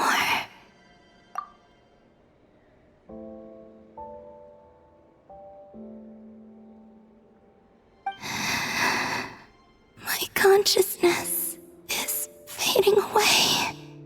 Have they come back out? I'd love to see them one more time.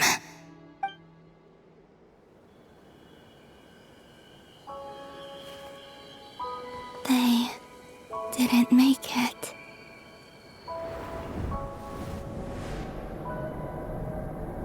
Could you tell me your name?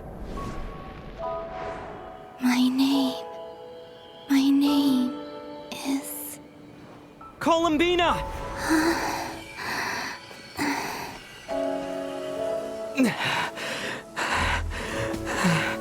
Columbina!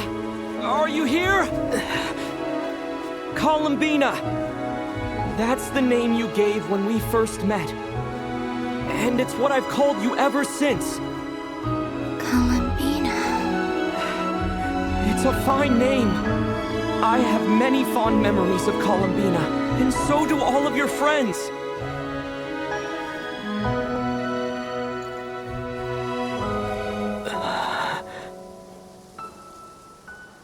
If you like this name,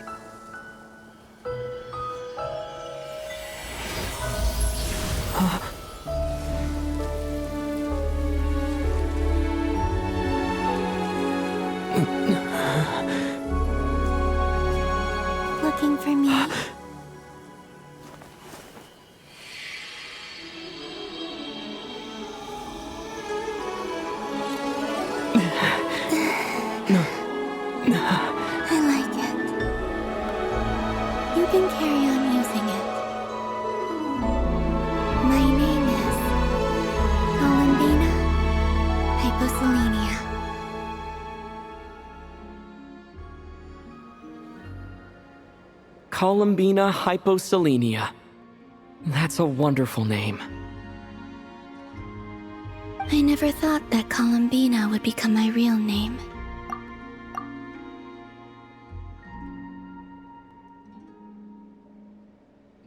But after I met you and my other friends, the things that this name stood for slowly began to change.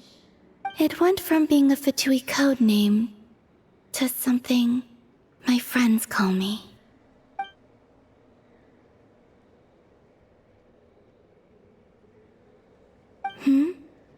What is it? Why aren't you saying anything? I'm just so happy for you. Thank you. So, where's everyone else?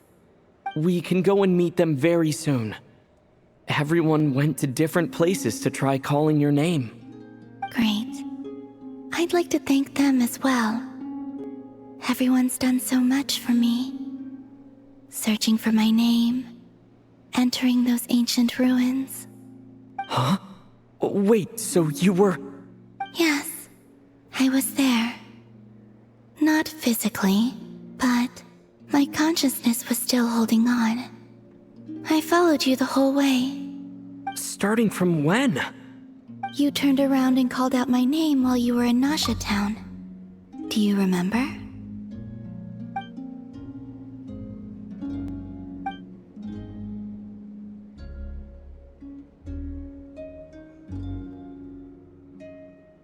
Let's go.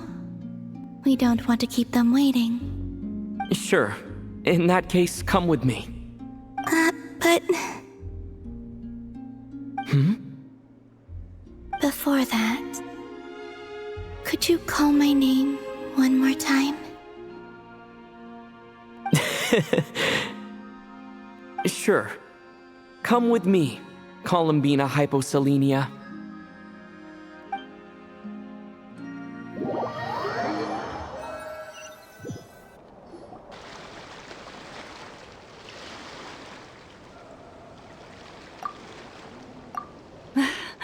Columbina! Oh, this truly is wonderful. Llama, I can't breathe.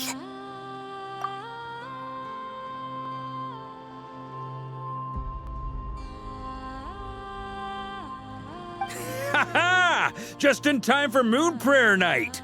It's good to have you back, Miss Columbina. Yeah, we were worried sick. Thank you, my friends.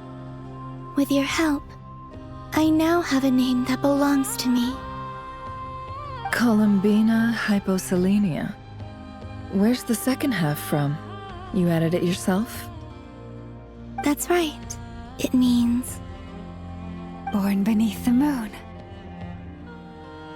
Yes. And by extension, it can also mean born beneath this world. A fine name. Now, as much as it pains me to interrupt this beautiful reunion, I feel obliged to remind you that the Moon Prayer Night celebrations in Nasha Town have already begun. Don't you want to enjoy the festivities? There's so much to see and do. And some of the ambient lighting and entertainments were sponsored by the kind souls in the Hexen Circle.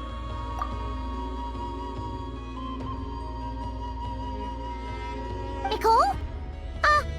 Why have you turned into Dodocos? So you're Miss Nicole. Thank you for helping us, and for helping me find my name. It's nice to finally hear your voice. You're quite welcome. Guiding lost people to hidden treasure is what we Seelie do. And if you ask me, spiritual treasures are far more precious than material ones. Chests are all well and good, but this was what it's all about. Ah, so satisfying.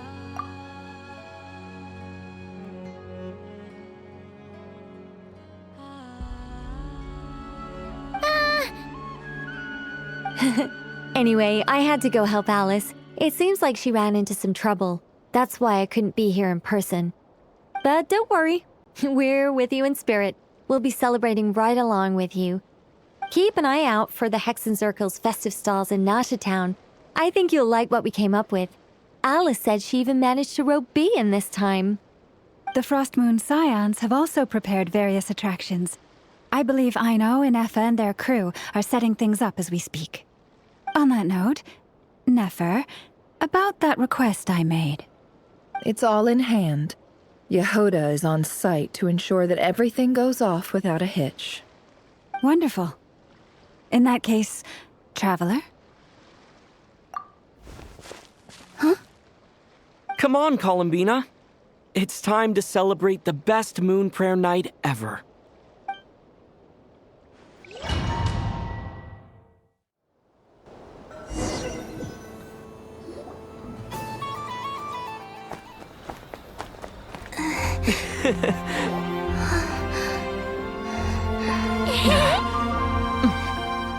Hey, young lady.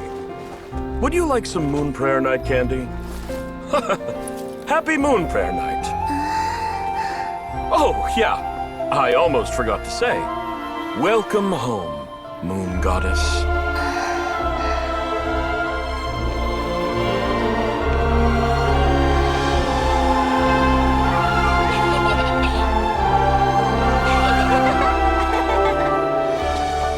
Welcome home, Moon Goddess. Welcome home, Moon Goddess. Welcome home, Moon Goddess. Turning Nasha Town into her home is a festive gift. A rather brilliant idea. Perhaps this is what Nod Krai, Columbina's home, should have been like all along.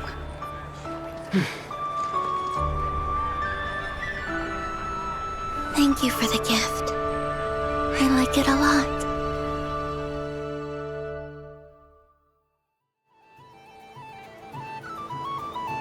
This feels like the surprise of my life. I do. I never imagined I'd ever get to enjoy Moon Prayer Night with everyone so freely. If you're happy, we're happy. Quite a strategy you came up with. Hide the tree in the forest. It's not your usual style, Lauma. Is there something about Moon Prayer Night that enhances what's in your head as well as the antlers on top? Apparently so.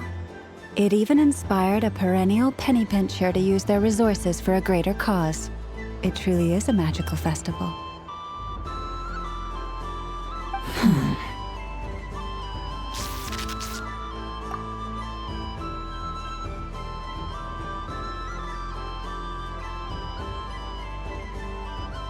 I see it now. This bickering is actually a sign of a strong relationship. Huh? What's everyone doing here?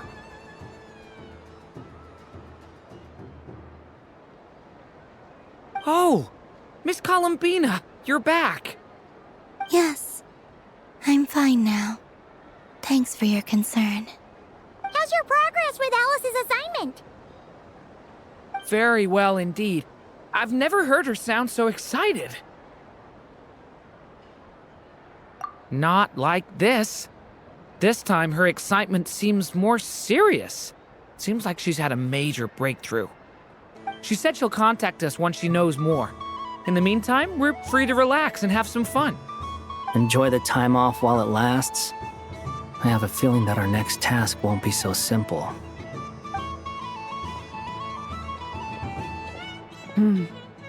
I should go. I still have a few things to attend to at the Frost Moon Scion stall. And I think I'll take a look around. With any luck, this once-in-a-year festival will come with once-in-a-year opportunities. Hold up a second. Where's Varka? I believe he made a beeline for the flagship the moment he entered Nasha Town. Ah, that's Mondstadters for you. They know what they want when festivals roll around. Goodbye for now, Columbina. I hope you have a wonderful night. I will.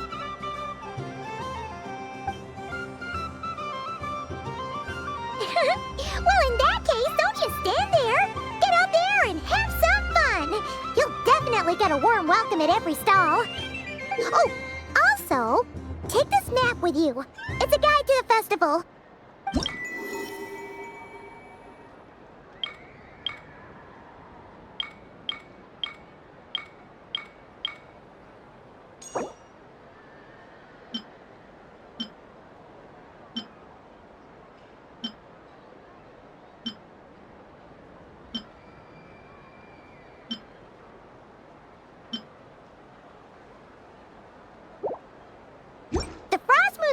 Stall is over here. Lauma's invited a whole bunch of cute animals to celebrate too. Over there is the Hexen Circle section. Alice seemed more excited than anyone about this festival, so she insisted on making it a grand affair. Oh, and then there's the Nausea Town local specialties, including... Actually, forget that. Better if you go check them out for yourself. Thank you. It looks like a lot of fun. You're not coming with me? We'll be around. But don't you want to browse by yourself for a bit first?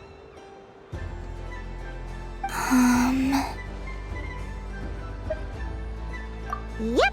If you find something you like and want to try it out together, just give us a shout. We'll be right with you. Otherwise, just relax and enjoy yourself. There's so much on offer, so try to experience as much as you can. And don't forget to stuff yourself with all the delicious festival food!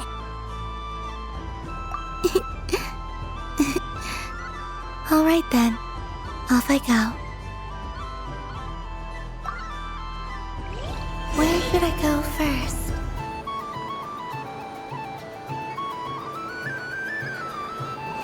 This must be the mage's stall. It feels like I've entered a fairy tale. Ah, how lovely.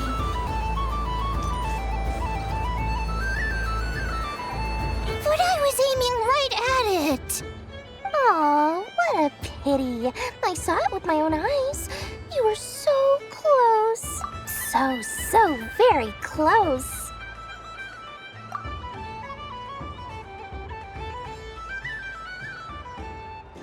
That's not true! It dodged out of the way right as I was about to snag it!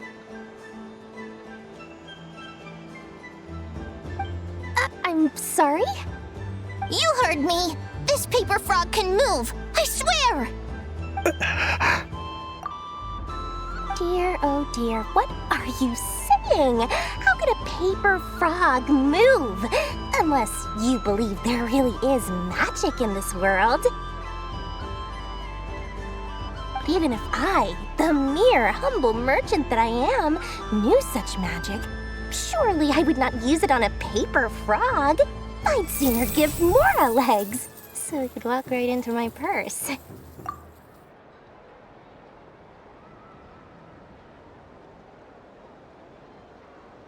My dear, dear customer, why not have one more try?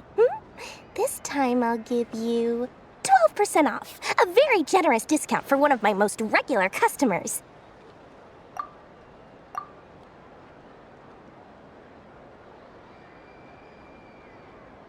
Just think about how much experience you have under your belt now. You're sure to win the next one. Darn, I used up all my coins. I'll be right back. Just gonna fetch some more from my house. Take your time, but don't take too long. This event is Moon Prayer Night only. Miss it, and you'll have to wait a whole year before I'm back. Next customer, please. Welcome.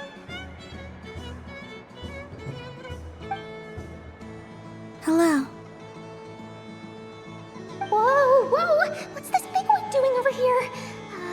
How do I tell my employees not to go running around this time? Shooting them a glance won't work. I haven't known them long enough. Dory? Why, hello there, Miss Columbina. Would you like to play my ring toss game? The rules are very simple, and it's easy to get the hang of. How much for a round? Oh, first time's free. Not a single Mora. After that, well, we can cross that bridge if and when we come to it. But with your sharp skills, I'm sure you'll win all the prizes in one fell swoop. That was an obvious enough hint for them, right? Right?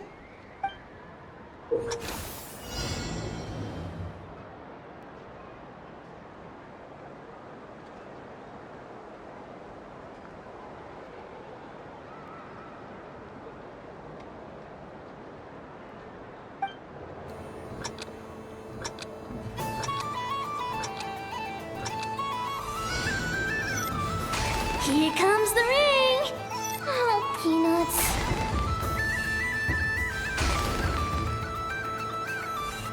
Change tracks! Roselle, should we move or not?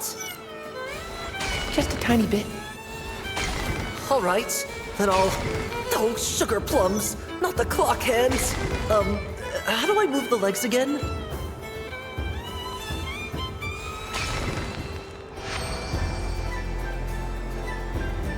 Let's see now. Let's see. Wow, very good. That's the highest score we've had all night. And here's your prize. Now, how about another round? As for the cost... Happy Moon Prayer Night, Miss Columbina. Happy Moon Prayer Night, Durin and Hat Guy.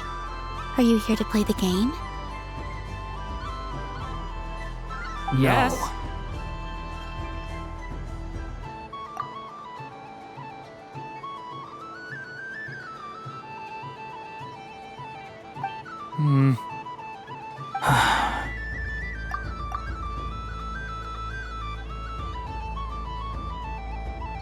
You said we were just coming here to say hello. I did, but then I recognized a few more people as I got closer. Do my eyes deceive me? Is that... It's our little dragon! He's all grown up! Someone's popular. Well now, since you came all this way, why don't you try out this lovely game we have going? First try is free! He'll have a go. I'll pass. It's only one free try per customer. You can't give your try to him. I'm aware. How has Elder Almond been lately? He's in great shape. He goes for a run in the forest every morning to stay fit and healthy. He tried to go boat racing with Firecracker a while back, but he couldn't even make it onto the Lotus Leaf. Firecracker was in fits of laughter. How about you, little dragon? Can you still fly? Yes, I can. But you've become less chatty. Has growing up been tough on you? We call that maturity. You know, the thing people sing about. The knight wields a sword of stone to defend those hearts that are made of gold. Stone is very heavy. That's what keeps him from talking too much. That's awesome! I want to be a knight when I grow up too. Ring, here I come! Ha! Oh, the hat-wearing man. I never thought I'd see you again. You seem more determined than when I saw you last on the train. If you say so. Oh, I do say so. The people you once helped see it clearly. It's because you are once again on the right track. May the engine in our hearts propel us to the station of our dreams. I can move! I can move now, Roselle! What are you doing, running into the rings like that? You got them all so quickly!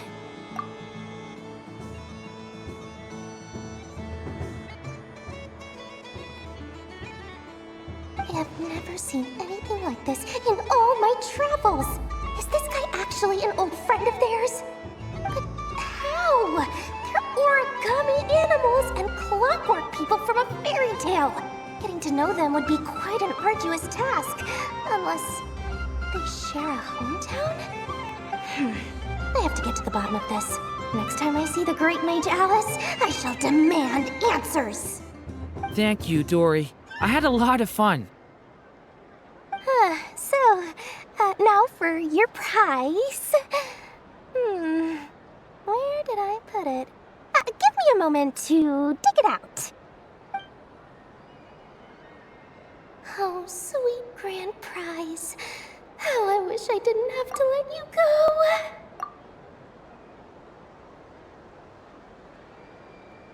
Good thing I've already turned a profit from the customers earlier in the night. Otherwise, I'd have wasted all my hard work. Okay, I'm back. What? I leave for 2 seconds and someone's already claimed the grand prize? Oh, well, these things happen, you know? Perhaps you'd be interested in one of the other prizes instead. We've got all kinds of wonderful goodies here. Is this the thing you wanted? Here, you can have it. Huh? But... Don't worry about it. It will be happier with you. Oh, thanks so much, miss. Moon Goddess. Oh, goodness gracious, Columbina. Give me strength. How am I supposed to make any more money from this child at this rate? Daddy, look! That's the game I was telling you about! Forget it. She is the Moon Goddess after all. I'll think of some other way to swing this. Maybe I can try to hook this new kid. Huh?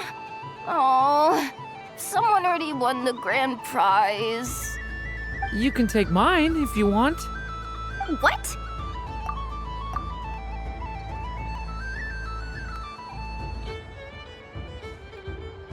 Why? Why are all these bleeding hearts coming here to ruin my business?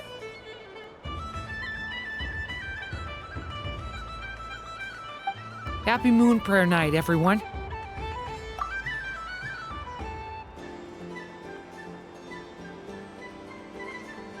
Happy Moon Prayer Night.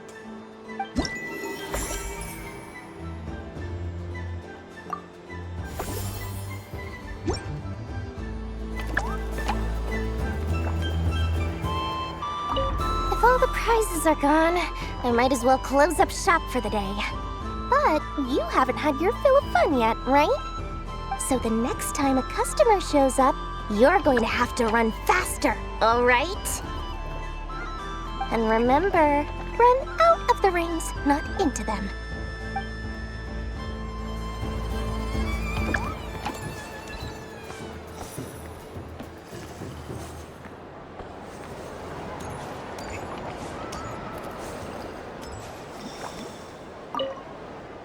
Done being a do-gooder yet? Thanks for coming here with me, Hat Guy. Are there any games you'd like to play? It's your turn to pick. I'll come with you. Why does that hamster think you've grown up? You haven't changed at all. I know you don't mean that. You're just taking the opportunity to make fun of me, aren't you? Even if you won't admit that taking some time to compose yourself is important, I can see that you're doing it in practice. Otherwise, you'd have taken off your hat and flown away by now. Looks like Albedo's socialization program has been far more useful to you than all those Vahumana textbooks.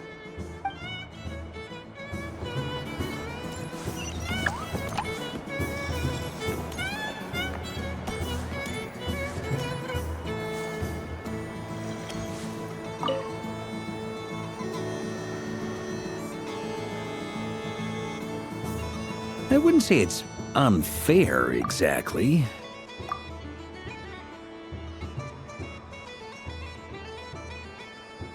I mean, your voice goes right into people's heads. How would you explain that to the kids? You can't just explain it away as magic.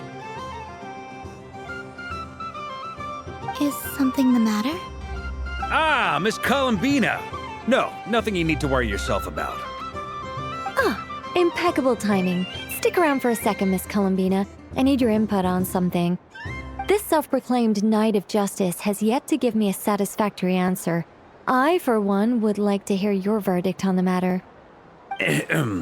Hey, now, I left the flagship just to help you out, Miss Nicole. What's going on? So Alice and I are both using long-range remote control spells that work on similar principles. allowing us to attend this festive fair in Dodoco form. Sorry, let me backtrack a little. While similar, there are some key differences. Alice, being a great mage, wanted her Dodoco to reflect something of her own charm and mystique. So she adjusted the way its tail moves when it spins around. An entirely gratuitous move, in my opinion. I hardly see how anyone is going to notice that. If anything, I'd say that anyone who stares intently enough at a Dodoco's tail to notice such a small detail is someone we ought to be highly concerned about. I only say this to emphasize that my question has nothing to do with tails. Now that we're clear on that, why is Alice's Dodoco permitted to interact directly with the children celebrating Moon Prayer Night, while mine is not? Your voice speaks directly into people's minds. See? Exactly what I said. Miss Nicole? Ugh, I can't stand it.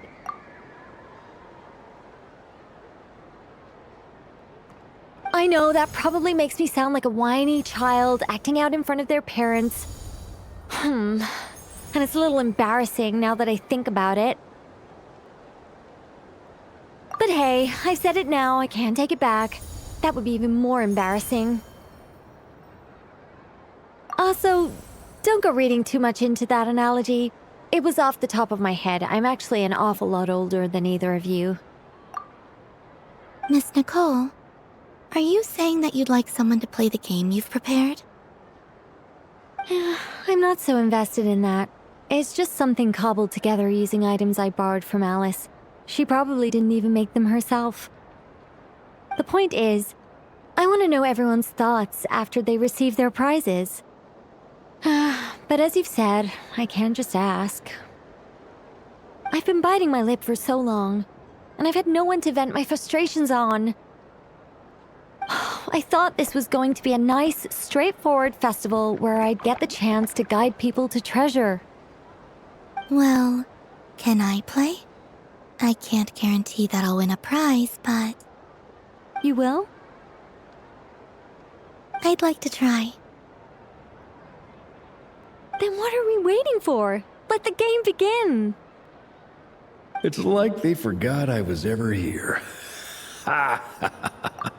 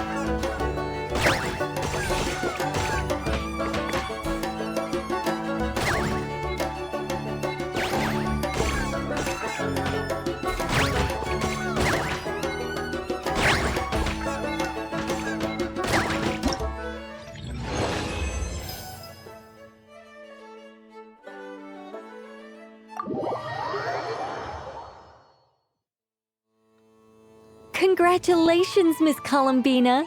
With your great wisdom, you have overcome every obstacle in your path and conquered the great challenge posed to you by fate.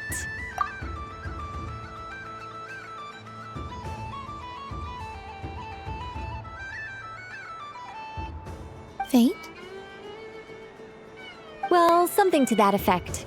If you'd prefer something more poetic, it could be the icy winds or the dawn. Anything you like, really. You could even go with the challenge posed to you by Dodocos, if that's what you're into. Anyway, you can take or leave my suggestions. Moving on. All my hopes are now resting on this. Can I open it now? Stop teasing me. Please, I'm begging you. No more talk. Just open it. Wow. What a lovely sculpture. Classic and cute at the same time. Thank you, Miss Nicole. I'll always treasure it. Ah, there we go. Music to my ears. You have my sincerest gratitude, Miss Columbina. Thank you for sharing your precious time with me and fulfilling my wish. Don't mention it. You've all done much to help me. And still, I'm the one receiving all these gifts.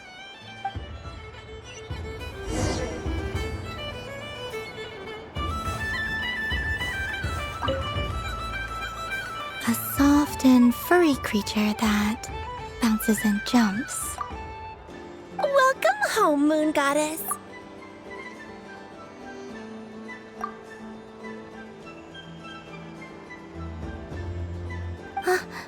This one talks, too. Allow me to introduce myself. I am a Dodocos from a distant archipelago, the most mischievous of all my Dodo brothers and Dodo sisters. When the going got tough, I powered through, and when I met obstacles, I boomed them away.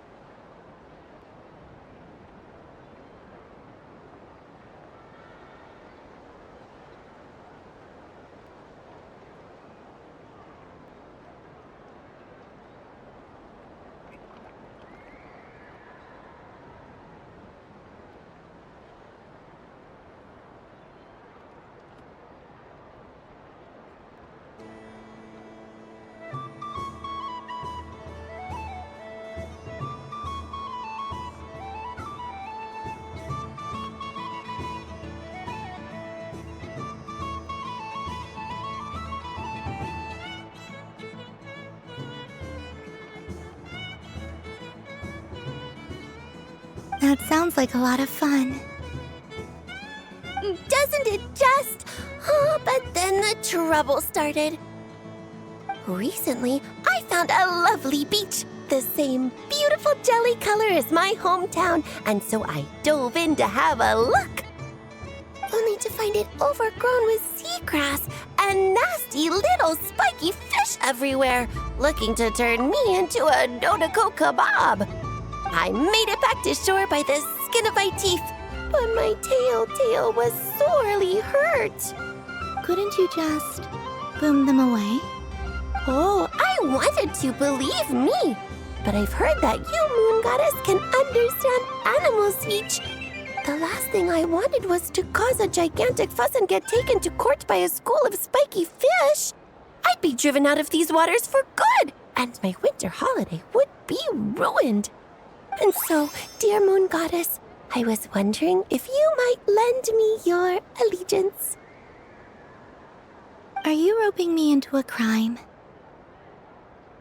Oh, let's call it a once-in-a-lifetime carefree adventure.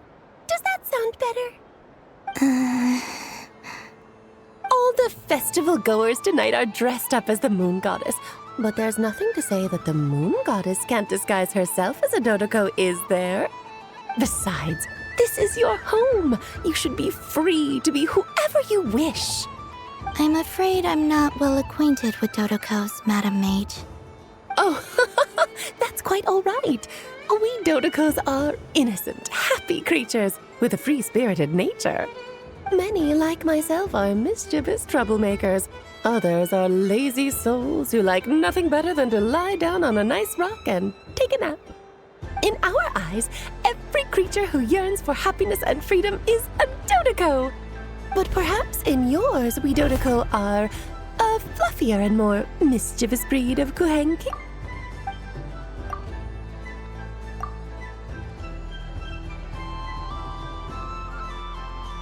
Yes, that is a much easier image to follow. Oh, wonderful! Then let's play! Grab onto my tail and follow me into the sea! Time to settle some scores with the bad guys!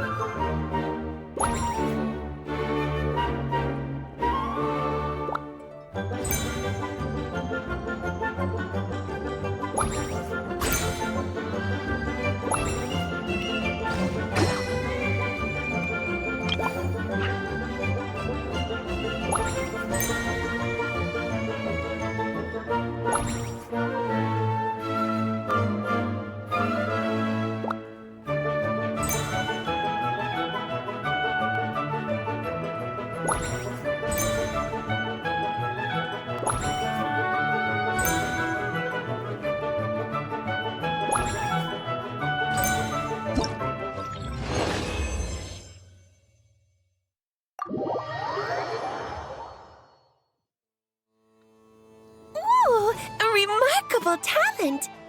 So, what do you make of it? The use of Jumpy Dumpties doesn't come as naturally to me as Kuvaki, but their unpredictability makes it fun. I think they call this novelty. Indeed! And how did it feel blowing those pesky nuisances away? Not bad. Any guilt? What do you mean?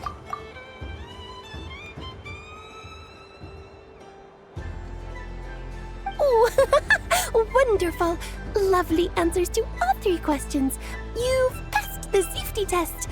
Now I can give this special bomb to you as a souvenir.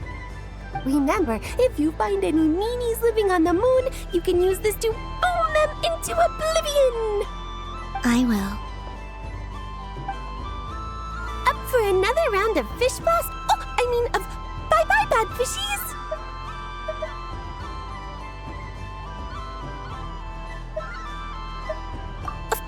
Of course! Feel free to come back whenever you like. There's always time for a Dodo venture.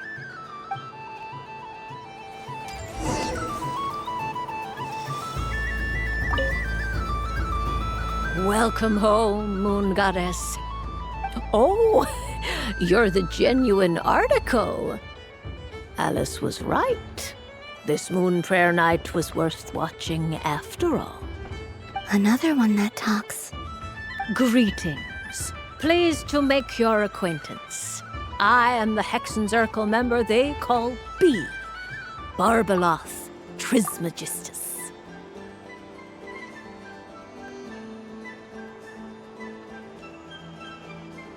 Columbina Hyposelenia. Pleased to meet you too. Hyposelenia. A fine name indeed.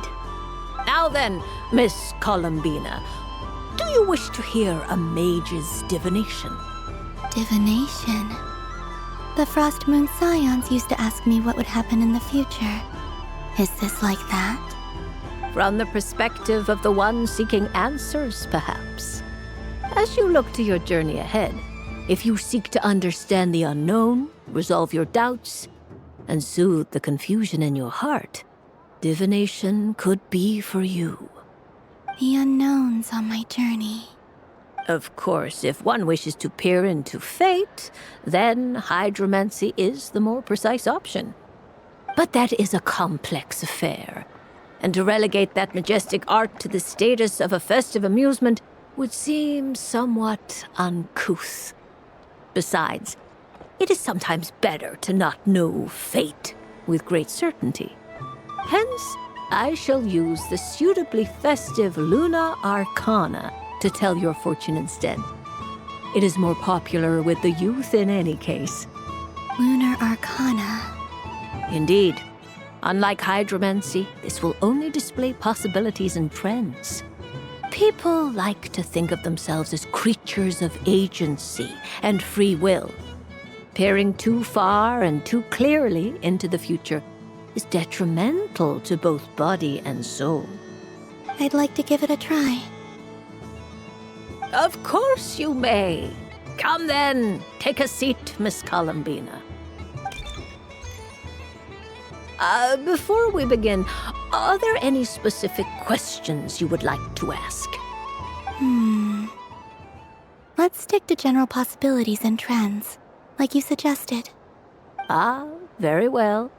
Then I shall use the basic Lunar Arcana deck. Now, try to relax.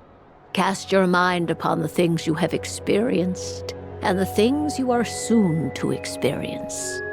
I will shuffle the deck. Would you like to cut the cards yourself? You do it. No problem. Now then, to make things easier for the seeker, that is to say, you, I shall decipher the cards from your perspective.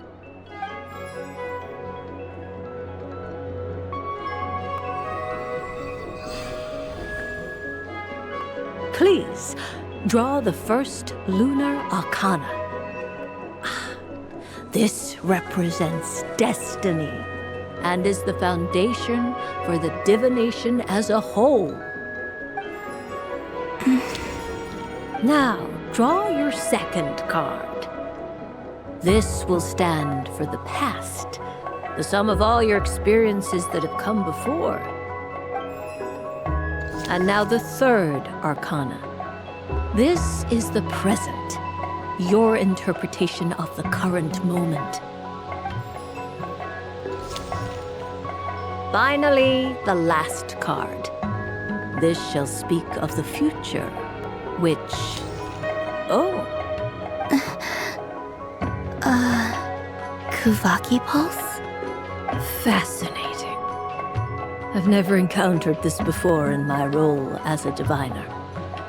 Something has exerted an influence upon this card, causing it to leave its designated position.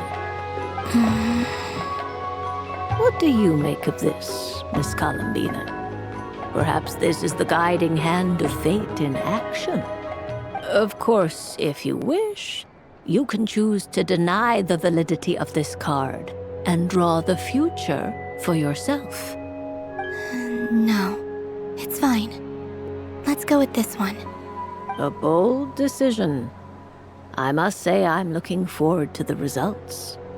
Well then, let us flip the Lunar Arcana in sequence and see what emerges. Sure.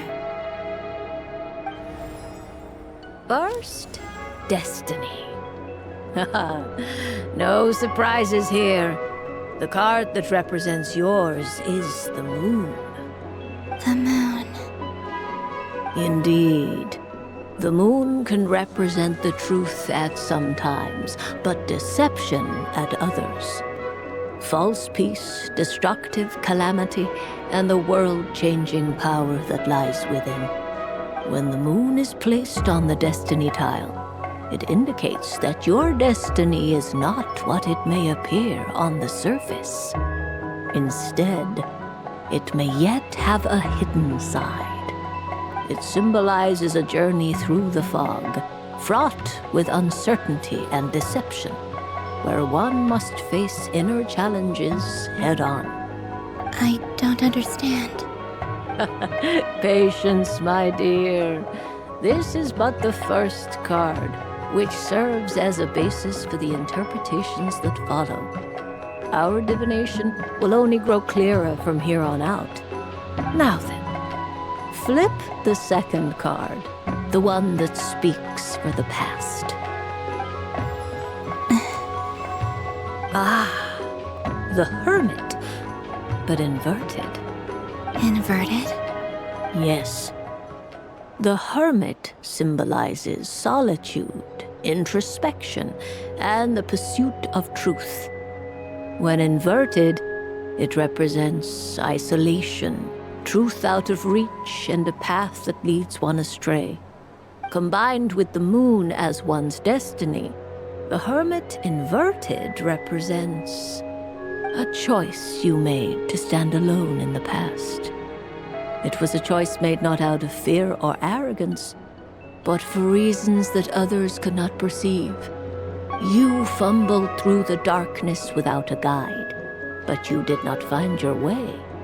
Rather, you went astray.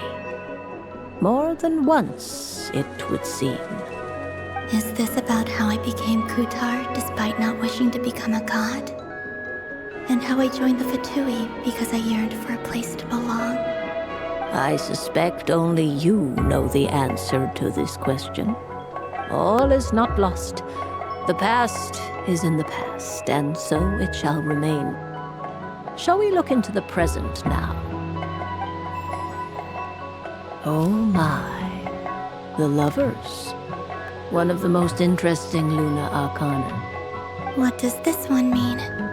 This means that you have had an unprecedented emotional experience. The joy of finding your soul becoming intertwined with that of another. A precious and wonderful thing indeed. It's true. I've made a lot of friends recently, and they are very good to me. I like them a lot. That sounds lovely. I am most delighted for you. The lovers can also represent important decisions, perhaps related to a parting of ways. Now, if I were to guess... Yes. My return to the moon. I understand. Parting with friends is never easy, Columbina. But rest assured, this is not the end of your journey. There is always another story waiting to be told. The future always lies ahead. The future. Well now, it's finally time to flip this most mysterious of cards. Why did it appear? And what does it wish to tell you? I'm ready. Very well. Flip this card and see what lies on the other side. Oh. Miss Barbeloth? What is it? This card is death.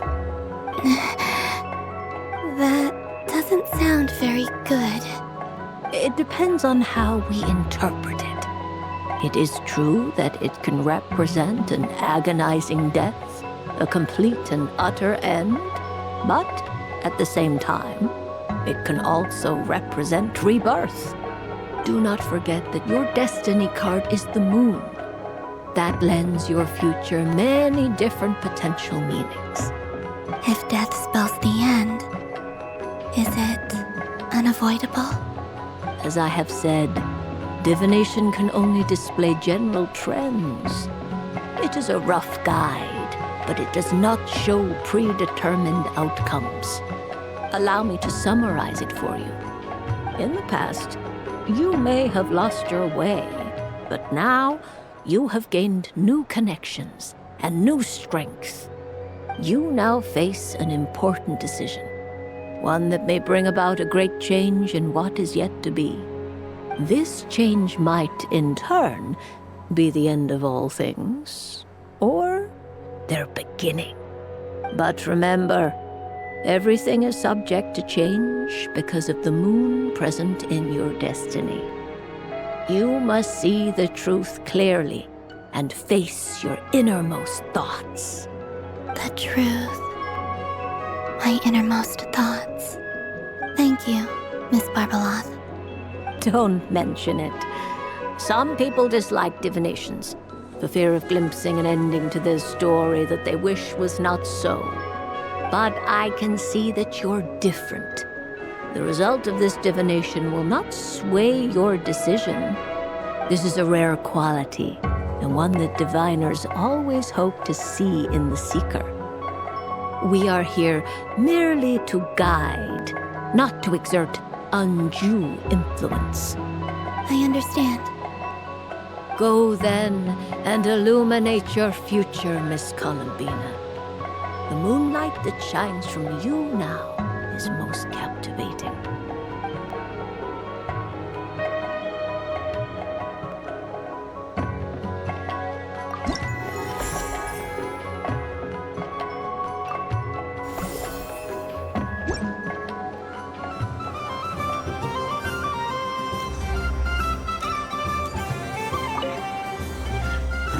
It'd be rude to just leave without saying anything. But at the same time, I don't want to barge into their lively conversation just to announce that I'm leaving. I guess I'll just wait a little longer. Huh? Albedo? This sketch is for you, Grandmaster. Oh, a gift for me. Thanks. Let's see what you've done for me. The North Wind left in a lurch.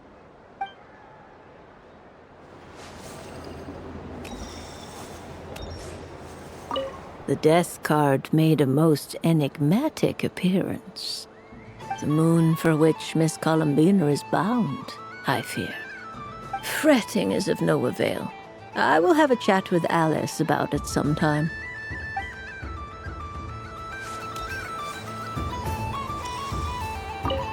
I don't suppose you'd like to play again, by any chance? Don't get me wrong, once is plenty. You're under no obligation to indulge me any further. And besides, I don't have any other prizes for you. All right then. Happy Moon Prayer Night.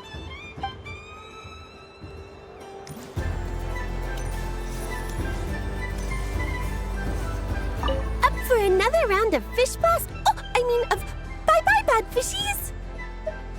Of course, of course! Feel free to come back whenever you like. There's always time for a Dodo venture.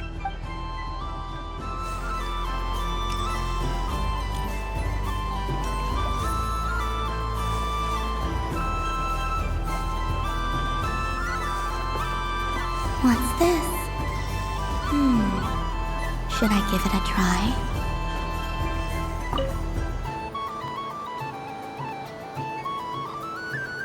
Come on, Citrus. One more round. Just one more.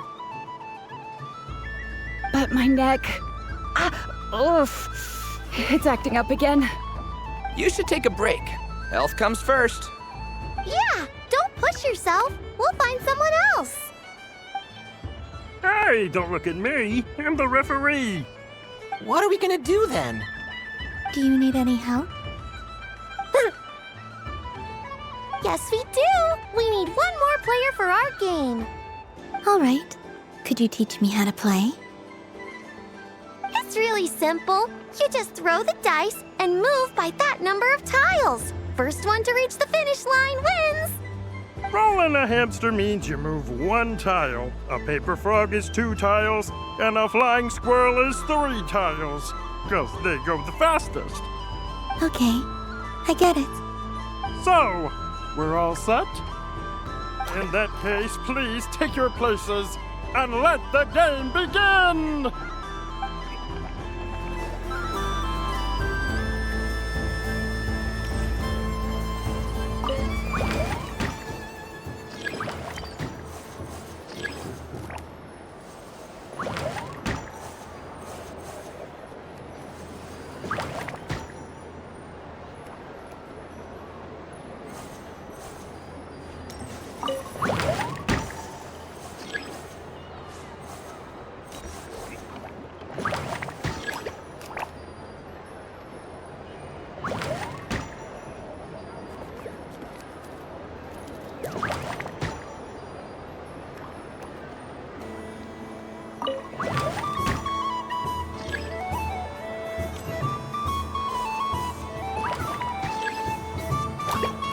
And the winner is Stopping! Well done! It's a pity that my good friend Faro Bear is busy working on a training program for Princess Semest. If he could have been here, the victory might have been his.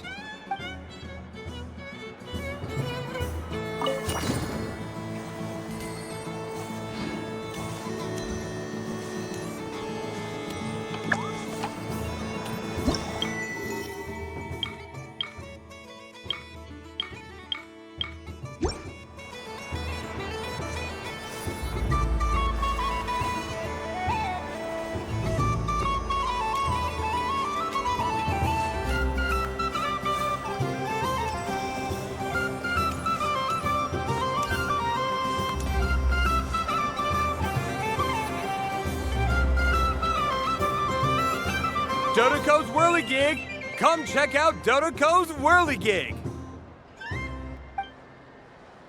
Ah, welcome home, Moon Goddess.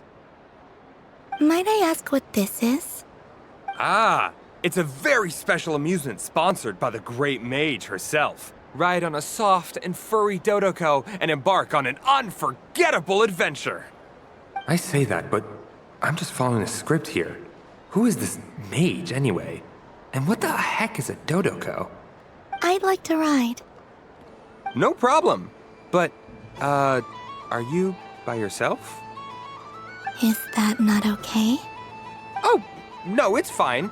It's just that each Dodoco can accommodate 2 passengers. Would you like to bring a friend along? My friends... That should do it. Now, we just need to get everyone else to draw something on it too. But we gotta keep it a secret from Columbina. Traveler.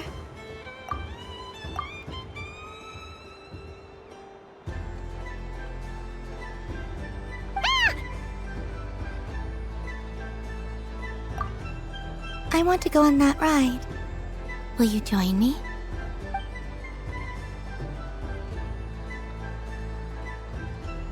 Let's go then. Don't worry. Paimon will do the rounds. You go have fun.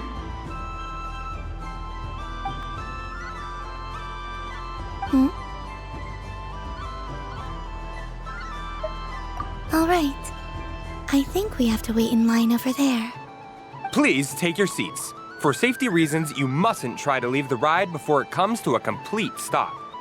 All right, you're all set. I wish you both a wonderful journey.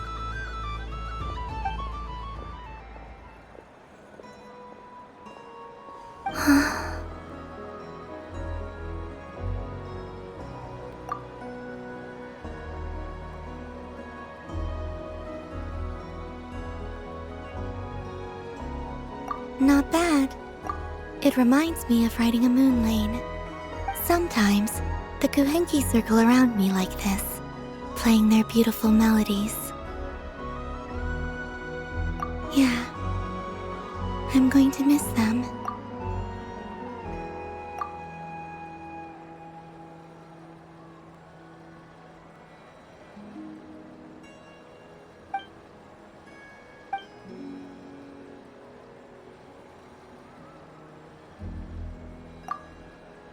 It does.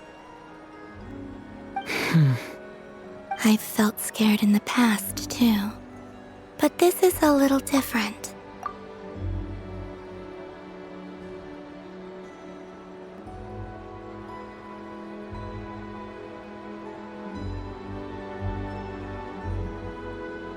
You know something? I got to see a lot of fascinating things during my disappearance. I saw how the Frost Moon Scions act around their families. So different than how they used to act in my presence. And I also saw how they interact with their friends. It made me curious at first. Why do people act so sincere when they're worshipping gods, but save their truest, warmest feelings for each other? Slowly, I came to realize that it's because they trust one another. They know, deep down, that they'll be accepted for who they are. All of it. The good and the bad.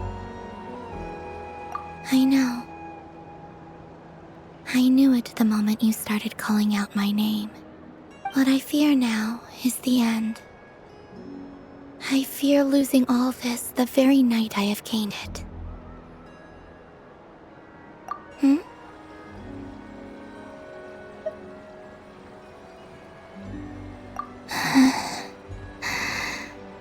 Thank you for this conversation. Thank you for listening to me. Don't worry. This fear I have, and the unknown that awaits me, they cannot hurt me. Not when I possess a treasure far greater.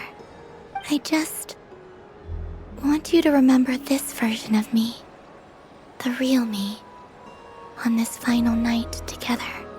Dear passengers, Dodocos' awesome adventure has come to a close. Please leave in an orderly fashion, and we look forward to seeing you again in the future. Don't want the journey to end, huh? Don't worry, you two. There's always another adventure waiting just around the corner.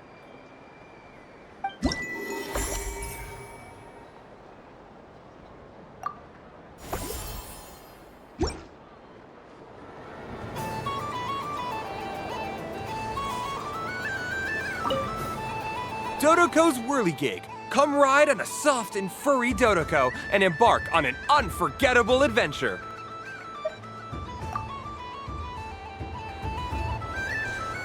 So this is the Frost Moon Scions area. It feels very familiar. But everyone looks much happier than usual.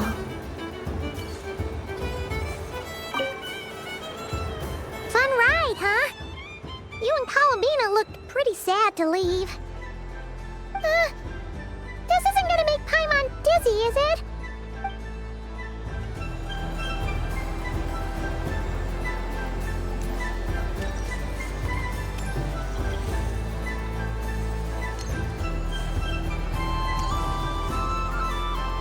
Sunny days! I prefer sunny days. Ah, well, you are as warm as the sun itself, Moon Goddess. Very well. I believe your spirit animal has to be this most adorable chic badger. Wow! Thank you, Mr. Talking Magic Lamp. Have a very happy festival, Moon Goddess. Lens? That's you, isn't it? Shh. It's our little secret, my dear traveler in Paimon. Okay, sure, but why are you here selling sugar sculptures? Everyone celebrates in their own way. After gazing into the abyss and spending time around gravestones all year, what better way to relax than to see sunny smiles on the faces of the living? Besides that, I like to think of myself as a fair judge of character. I dare say matching personalities to confection suits me rather well. That's not what Paimon was talking about. Aren't you afraid that your true identity might be exposed? Should I be? There is all manner of magic in the air this moon prayer night, thanks to the work of the great mages. I see Miss Columbina is hiding in plain sight. Why should I not do the same? Why miss this rare opportunity to enjoy a special evening in my true form? Fair enough. You got a point there. People who don't know you will probably think you're just a talking lantern. Well, now that we see eye to eye, what brings you here? Not a search for your spirit animal, I presume? Well, actually... Here, see for yourself. Oh, this is... How wonderful. A beautiful idea. Yeah! We just met Barca, and he said that having everyone draw their own section was kind of boring. So, he did your bit for you. Varka. Ever the maverick. I see his artistic skills are truly one of a kind. In that case, I shall paint something on Mr. Albedo's behalf in a short while. What? Why not now? Ahem. Welcome home, Moon Goddess. Phew, that was close. Hello, Flint. She recognized you right away! What keen eyes you have, Miss Columbina. Especially considering they are shut. I did not see you. Rather, I sensed you. I can sense the fluctuations in Kuvaki all around me. One would expect no less of the moon goddess. Might I interest you in some candy? Yes, please. Excellent. I shall make some for you right away. Hmm? Something the matter, Miss Columbina? What about my spirit animal? All the other children carrying sugar sculptures are talking about it. Wait, is she taking the test seriously? Ah, my apologies. How could I neglect that? You are quite right, Miss Columbina. Every one of us has a magical creature living in their heart. Would you permit me to help you find yours? Yes, please. Do you prefer the day or the night? Night. Which of the 4 seasons is your favorite? Winter. Think of a perfect day. What is the weather like?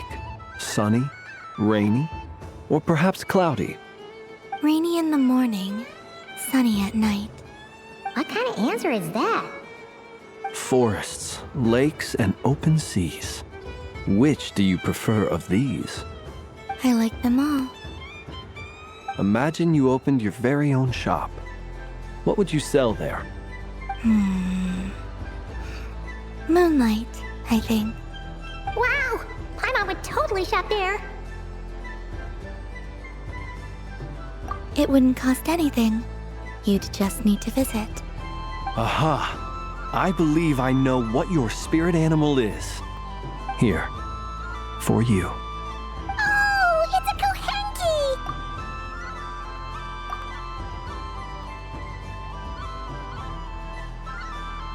Indeed.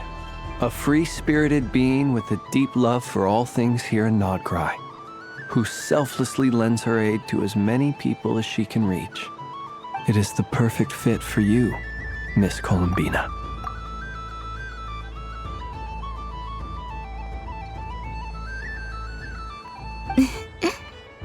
Thank you. It would be my honor. But you shall have to forgive me. We have known each other for quite some time. I doubt there is any answer I could give that would come as a surprise to you.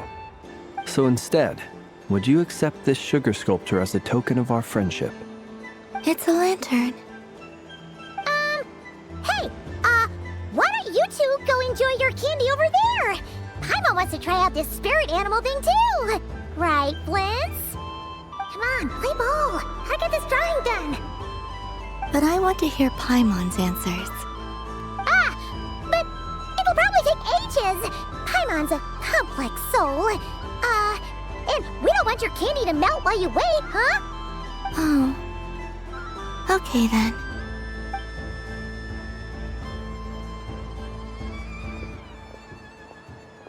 Phew. Nice excuse, Lady Paimon. That was some quick thinking. Yeah, no thanks to you. A little help next time?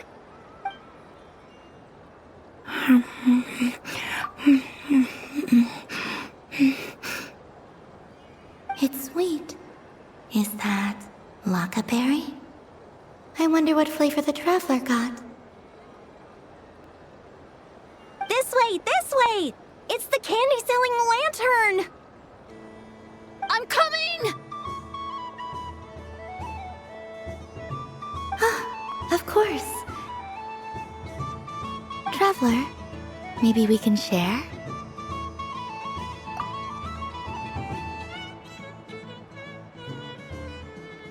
Yes. I found out recently that people share their food sometimes, so I'd like to try it. Or is that a no? Thank you.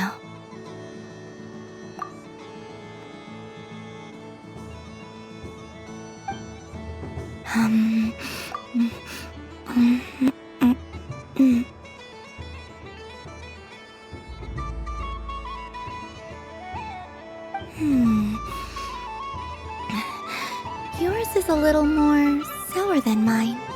Here, you try it. Are you sure? Amazing. My sugar sculpture has shrunk, yet my heart is filled with feelings of sweetness. I will remember this feeling. Sure.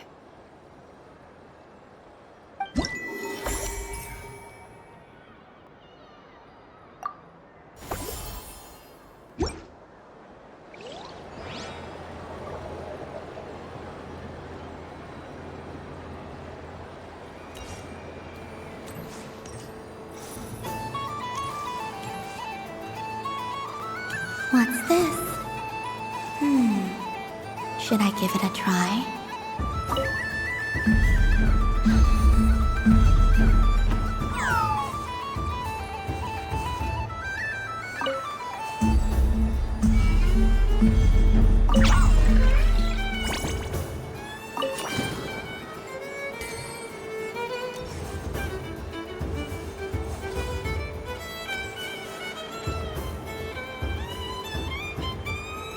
I wish for a never-ending supply of laka berries. What a humble wish. Probably written by a child.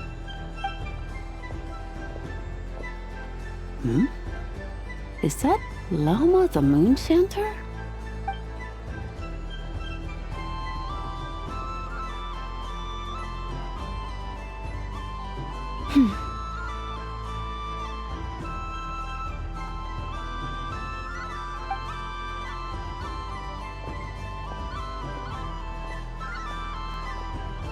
I wish that the long plume ibises would stop biting me. Oh dear, poor Llama. All right, I'll write that one down for you.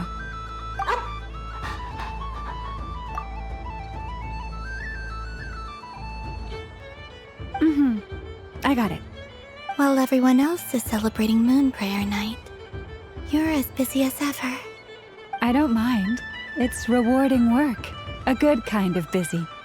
My antlers are at their heaviest tonight, and the Kuvaki waves are especially strong. But as I help these dear friends hang their wishes up, I feel a great peace within myself that is hard to describe. You see, they are all such beautiful wishes, and they are ones that we can fulfill by our own strength. Do you blame me, Llama? I want to hear your honest answer. It is by the help of so many people that I can return to the moon. But I feel as though I've hardly done anything in return. You've done plenty, Columbina. I say this in earnest, both as someone who knows your history, and also as a friend who has seen what you've been through.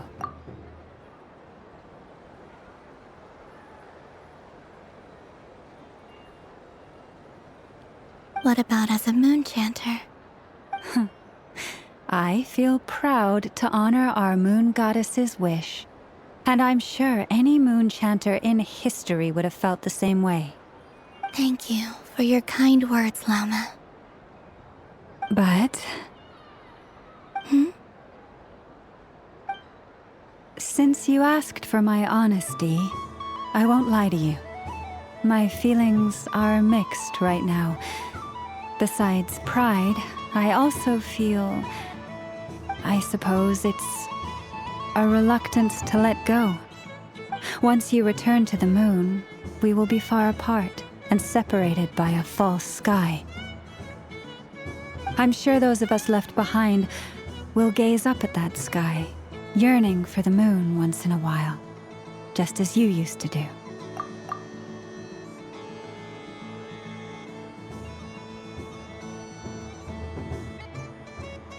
I will miss you, Llama. I will miss you all. I hope to stay in touch. I will try and find some way to send messages down from the moon. Perhaps you could use Kuvaki. I've heard Yehoda say that signals can be sent using long and short waves, or strong and weak lights. That sounds a little complicated. What if we forget what the signals mean? We could prepare a codebook beforehand, but... You're right. It wouldn't really suit you. Still, whatever happens, I believe that you will find your own unique way of communicating with us. And now that I think about that, my heart feels lighter. Because you trust in me? Yes. I have faith in you, and in the power of truth. In my experience, the truth tends to be difficult. But that's what makes it stand out from what is false.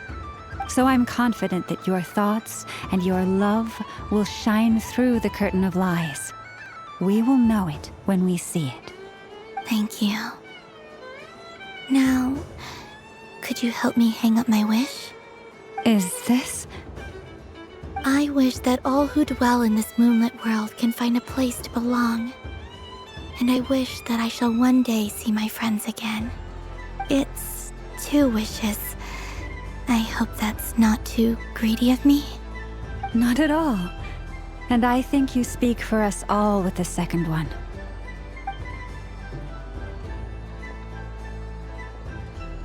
I shall continue to pray until the day that all of these wishes come true.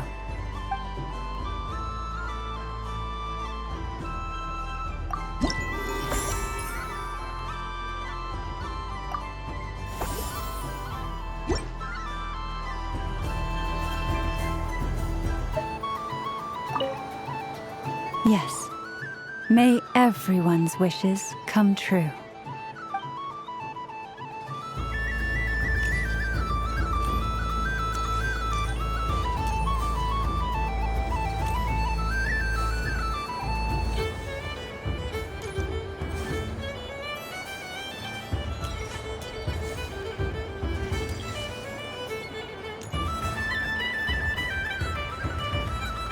Wow, the Frost Moon Scion stall looks kind of plain, but it's pretty cool once you get into it. I don't go to Hisi Island much, but it's got that, like, all-the-world cultural feel. And if culture means we get more festivals, I'm all for it! Hello, Yehoda. Columbina! Hello, Moon Goddess! That was too close. I almost gave the game away in front of the staff. Oh, wait. What's the deal with her shoes? They don't make a sound when she walks. I could do with a pair of those. Do you like balloons too? Balloons? Oh, you mean those? What's so fun about balloons? I'm not a kid anymore. They're probably more up Aino's alley.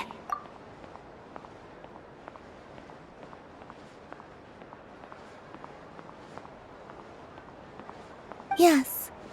The animals seem very curious about these strange flying objects. I was drawn here by their voices. I recently learned a fun new game you can play with balloons, so I decided to come and give it a try. A new game?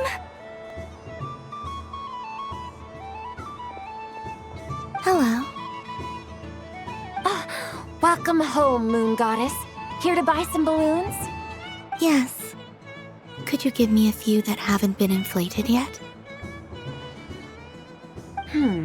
Are you sure? I guess it's not a problem, but... Yes, please. Thank you. Uninflated balloons? But those are just little rubber pouches. What does she want with those? Would you like to play the balloon game, Yehoda? Huh? Sure. I guess. How do you play it? Wait here a moment.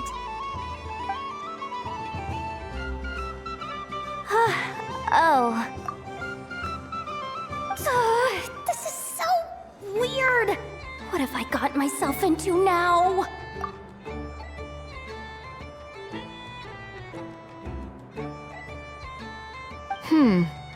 I thought I saw Columbina nearby.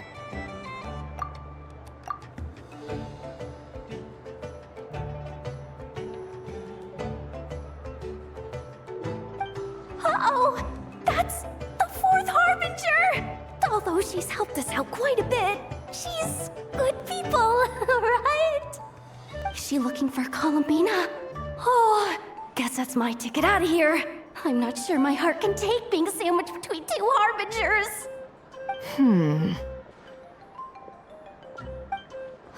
Which stall is she checking out? Oh, it's that other Frost Moon Scion's one. Try on the headgear, see what it's like having antlers or animal ears for a day. Oh, I wouldn't be caught dead wearing that stuff. So embarrassing. I have enough gear to carry as it is. Wait, what? She put it on?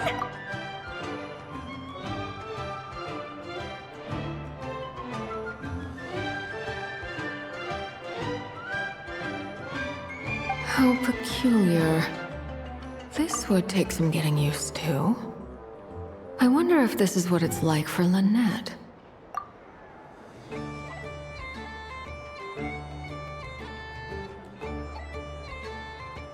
It really suits you, ma'am. What is this? She was so intimidating a moment ago, but now, dang, she's really rocking those ears. How does she make them look so cool?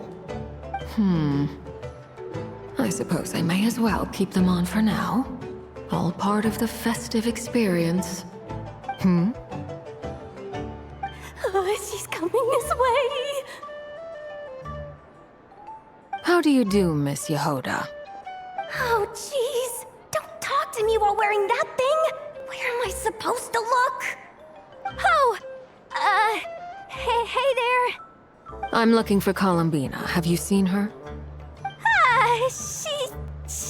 She just... Huh?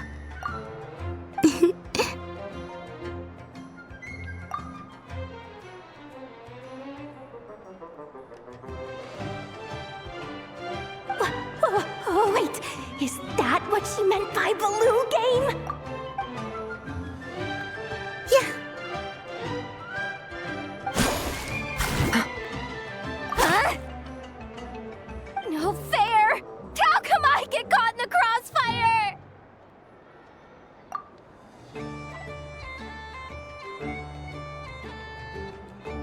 An ambush from the rear? Is this a declaration of war, Columbina? Would you like to play too, Arlecchino? Seriously? Are they gonna start some beef right here, right now? Gladly.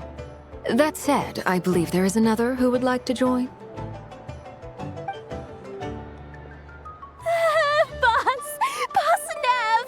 Thank goodness! You've gotta get me out of here! Things are kicking off big time!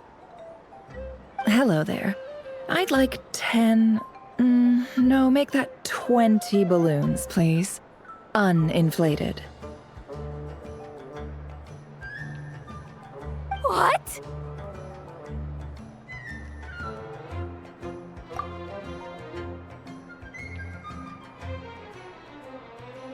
Miss Moon Goddess, I hope you're prepared to pay the price for assaulting my employee. Welcome to the game, Nefer.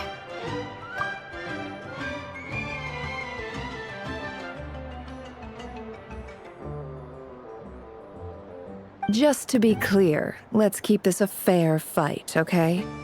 No strange powers, please and thank you. Naturally. Don't just stand there, Yehoda. Aren't you going to team up with me? Huh? Do I have to? Of course. Don't forget, the Curatorium has a reputation to uphold. I knew something like this was gonna happen.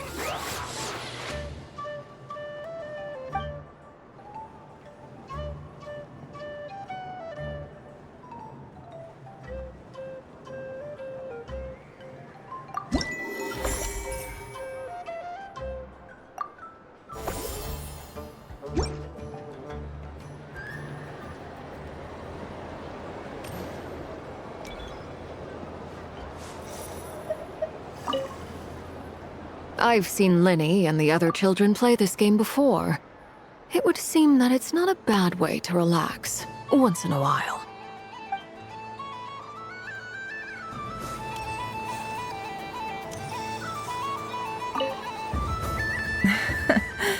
That was fun. It's a shame Ashru doesn't like playing with water, or I'd have roped him in as well.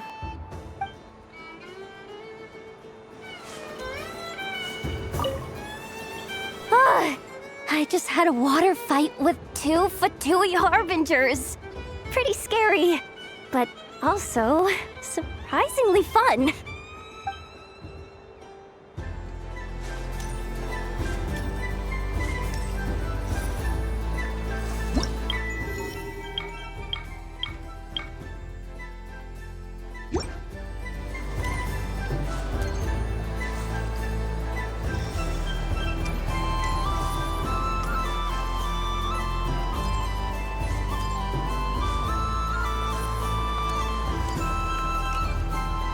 There are so many attractions here.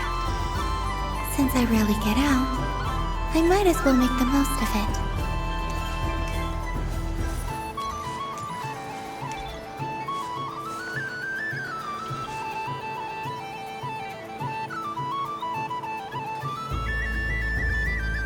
This doesn't make any sense! How am I losing every single time? Wait, Inefa, you're cheating, aren't you? Yeah, that must be it. I am not cheating, Aino.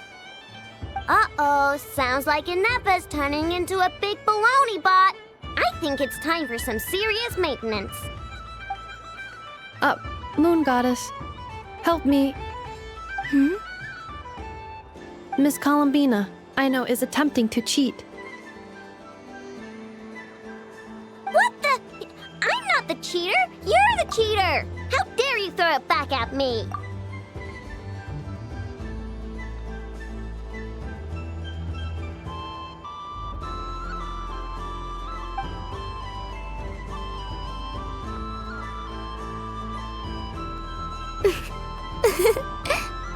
Alright, fine. Let's all laugh at Aino. Just you wait till I get home, because I'm gonna make a game bot that can win 100% of the time.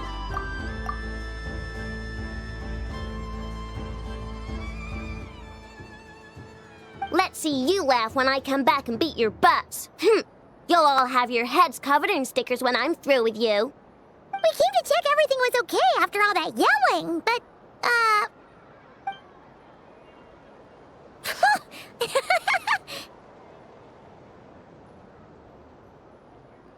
Whatever it is, it sounds like cheating is allowed. Kuhenki concentration. Each player starts with differently colored kuhenki. Each round, they draw 1 kuhenki from their opponent. When a player has 2 kuhenki of the same color, they make a pair and can be discarded. Any that can't form a pair must be kept. The round ends when a player can't form any more kuhenki pairs, and that player gets a sticker.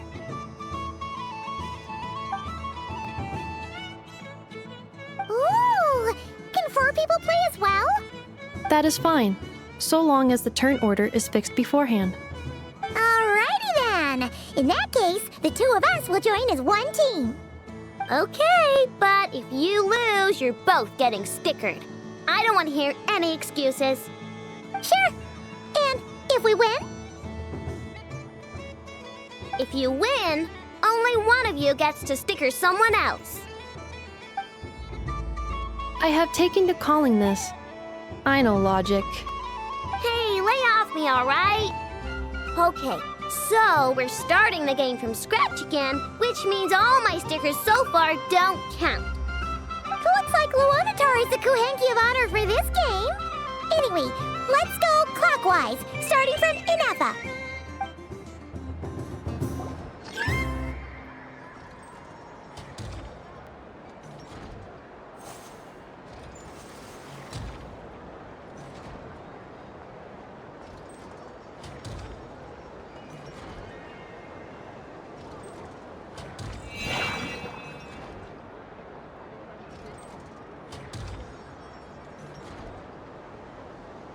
Nice! That's a pair!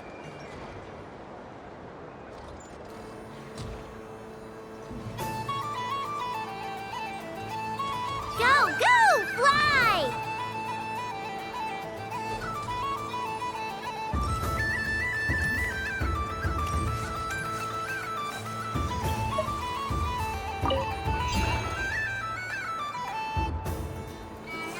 Go on.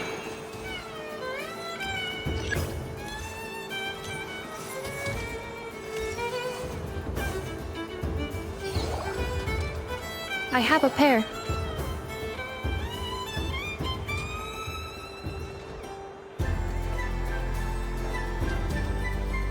Uh-oh! We gotta pick up the pace!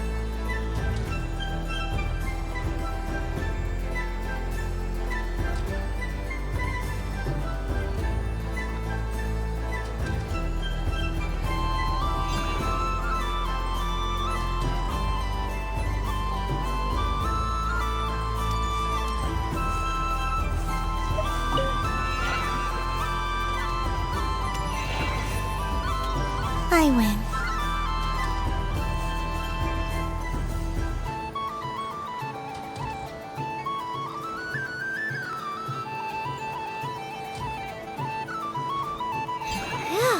That was too close. I thought I was gonna lose. Good luck, everyone.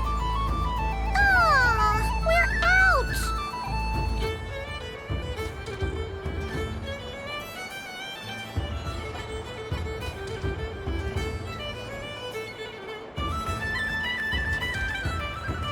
Let me pick a good one. What's it gonna be? You're looking very pleased with yourself there. What happened to being a huge Grumposaurus? I won. Duh.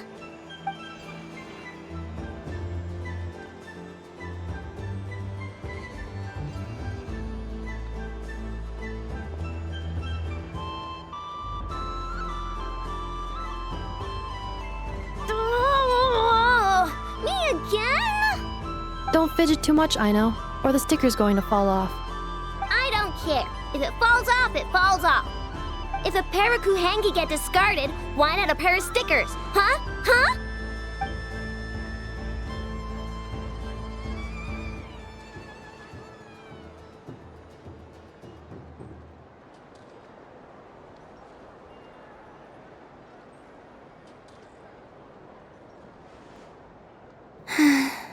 I've lost.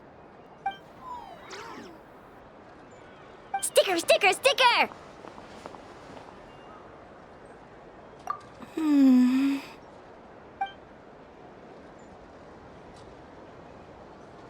Cute! You think so?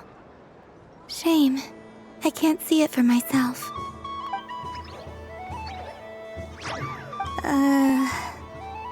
What did Luanatar say? She said it looks so cute that she wants me to lose a few more rounds.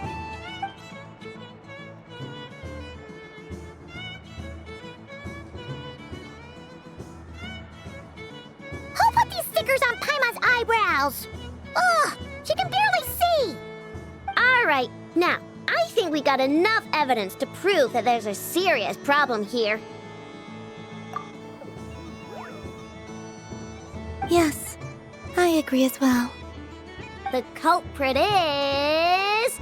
Ineffa! Culprit? What did I do? Quit acting dumb, Ineffa! You're not wriggling your way out of this one. I've been watching you. Not only did you remember whose side Luanatar started at, but every time someone drew a Kuhenki, you were logging it and calculating every last possibility. Which Kuhenki pairs were gone, who had what color Kuhenki in their hand, even our facial expressions. You were keeping track of it the entire time. Exactly! What Ino said! Putting aside the fact that running calculations is not against the game rules, do you have any evidence to support your allegations? But that's not against the rules either. So she admits it. She certainly does. All right, everyone grab a sticker. It's time to get Ineffa back. But... Take that!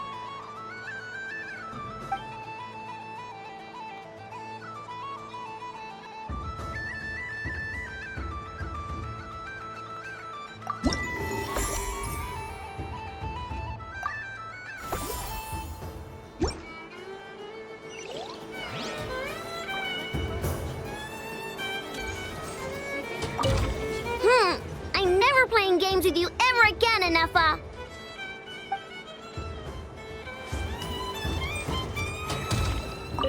Aino is throwing a tantrum again. I believe it will take 3 crumcakes to constitute a suitable peace offering.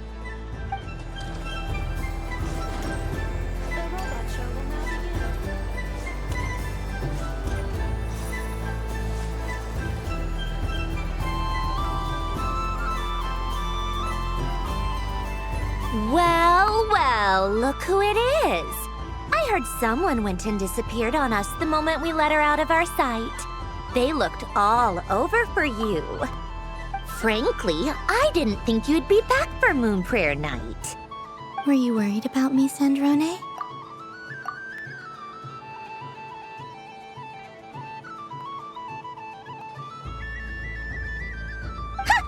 You would like that, wouldn't you? Do you even hear what you're saying?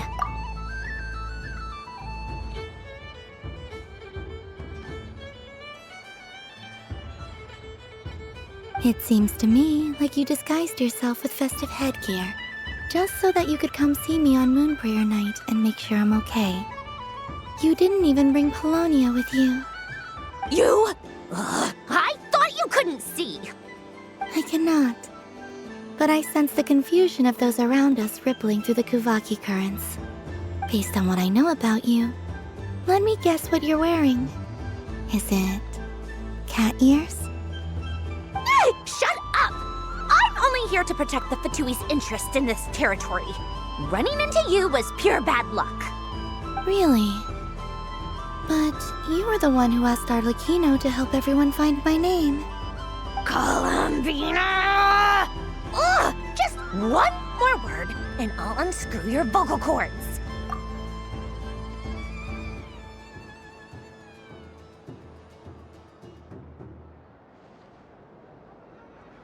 It's Columbina hyposelenia now. Tell someone who cares. I've missed you, Sandrone. The whole time I was gone, I was thinking. I hope I get a chance to say some ugly words to you. Is that supposed to be a joke?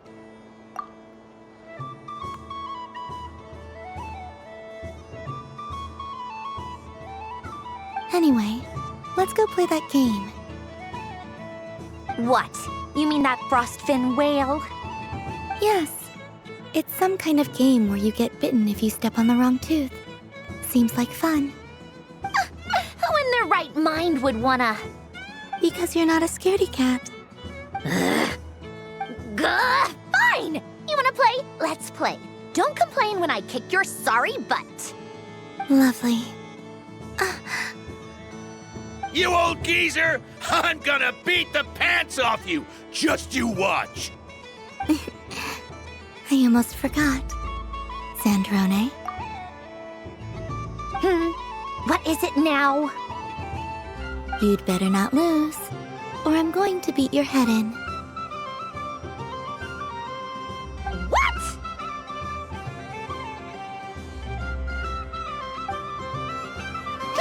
Allow me to demonstrate since I'm feeling so nice. You just step on the teeth, like this.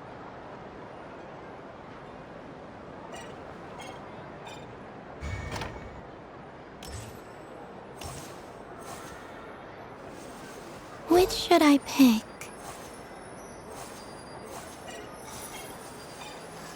Your turn, Sandrone.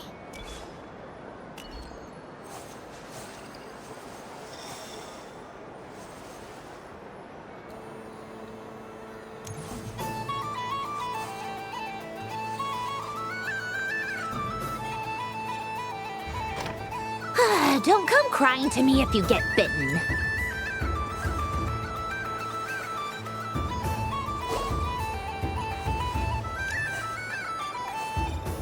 There are less and less teeth remaining.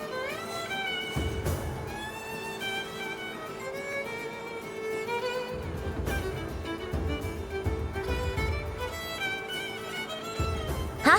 What's that noise?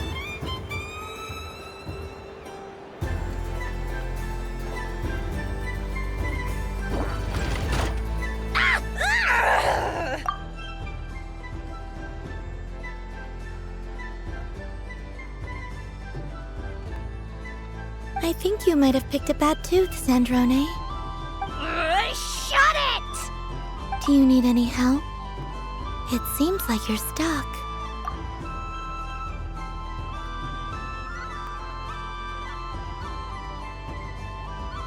No! It's just a blasted toy! How is its grip this strong? Stop laughing! All right. Well, you lost. So just like I promised. Hey! What are you doing? Are you seriously? Hiya!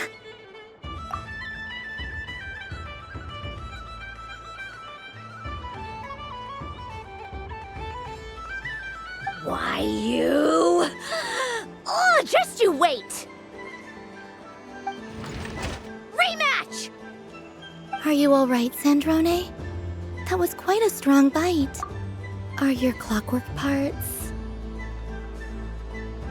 Quit your fussing! I don't need it! All right. I'll go first this time.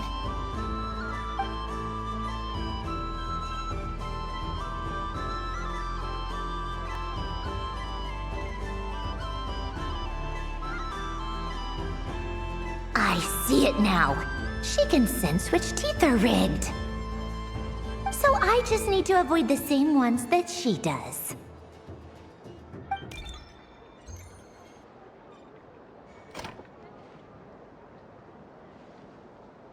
This one... Seems fine. She avoided that one then? Now I've got you. All right, my turn.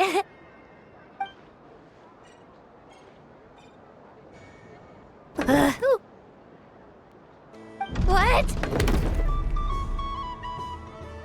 Looks like you lost again, Sandrone. Wait! There's more than one bad tooth! Bonk.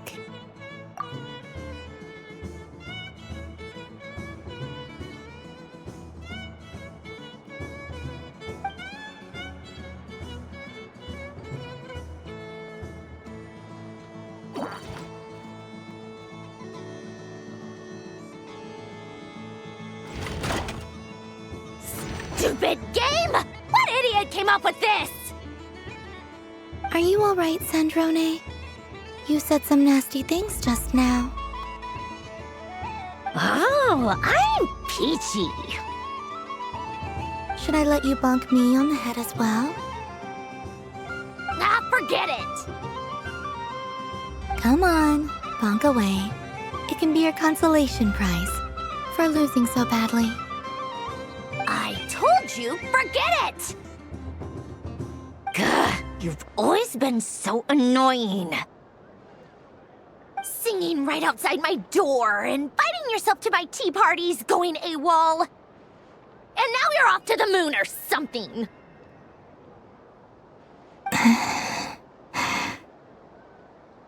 Of all my days with the Fatui, the times I spent with you, Arlecchino, and Rosaline, they were my favorite.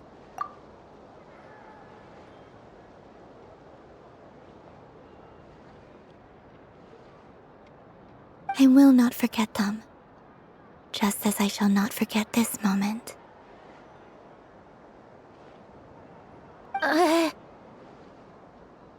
We'll always be friends, no matter where we are, right? Who'd want to be your...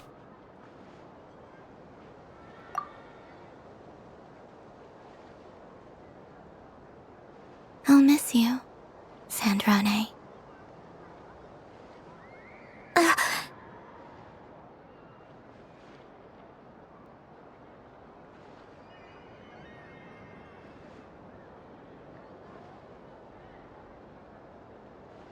Goodbye, Sandrone.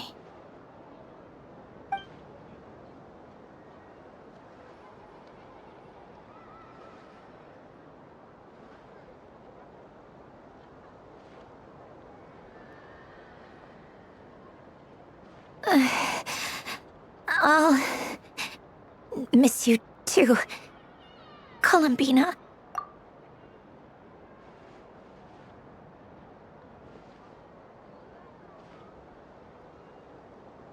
Sorry, what was that? Ah! Ah! Yeesh! No need to freak out. What's wrong? We've been looking everywhere for you. What do you want? Oh, nice ears.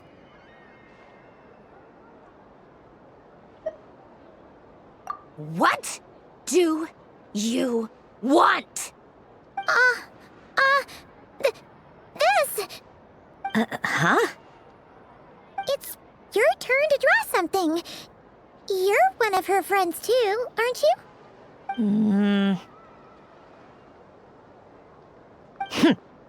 Doesn't know how lucky she is. Sorry? Nothing. I'm done. Take it. Oh, that was fast. Oh, and one more thing.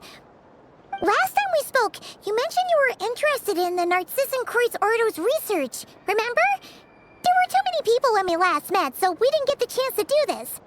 What are you talking about?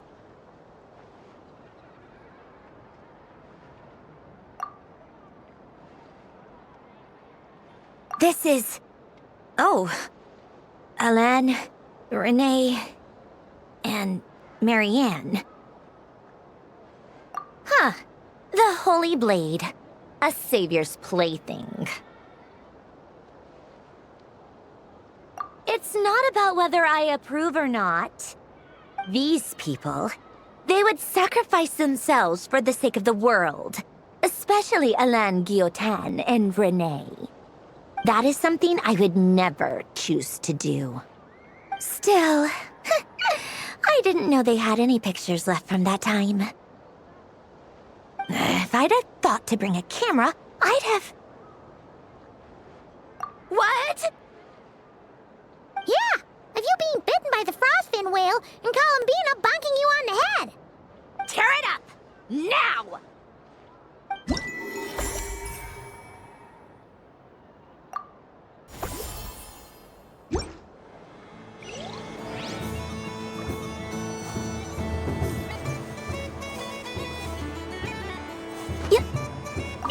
What's there to see on that moon anyway?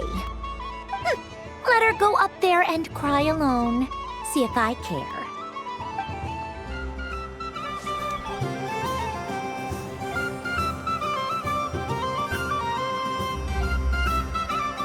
What is going on over here? It looks like fun. Hold it right there! You can't run away from me, Moon Goddess. Are you talking to me? Of course. Do you see anyone else here dressed up as the Moon Goddess besides me and you? Hey, come on! Call me by my title. Happy Moon Prayer Night, Moon Goddess. And the same to you. Anyway, there's no time to waste. Get ready for the duel of a lifetime. Duel? Meet my partner, Stacko. Come on out, Stacko!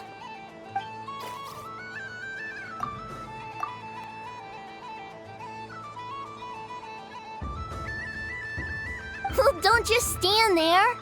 Let's see your partner. Partner?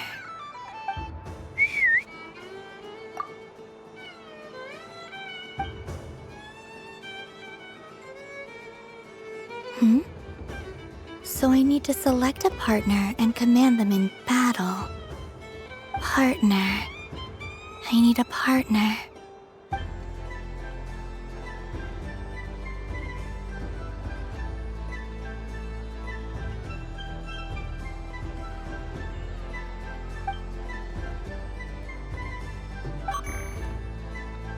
Whoa! Am I seeing things? Where'd you get a Kuhenki? They're super rare. That's great. But you can only bring one partner to battle against me and Stacko. No ganging up allowed. They all look so eager to be picked.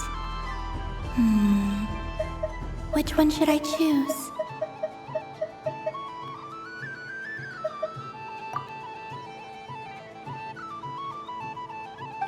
usually lives in Nasha Town. She likes falling asleep to the sound of striking hammers. And I bet she's quite familiar with robots' weak spots. They all look so eager to be picked. Which one should I choose? This deer came to celebrate the festival with the Frostmoon Scions. It wants to help me with its antlers. They are its pride and joy. They all look so eager to be picked. Which one should I choose? I'm not sure what this bot is trying to say, but it seems very happy. That bow. Does it want to dress up as the moon goddess too? They all look so eager to be picked. Which one should I choose? This one usually lives in Nasha Town. Testing! Testing! Oh, this is an emergency broadcast! An exciting battle is about to take place right here at the Nasha Town Special Arena! In this corner, we have the Moon Goddess and her robot partner. And in the other, we have the Moon Goddess and her Kuhenki partner.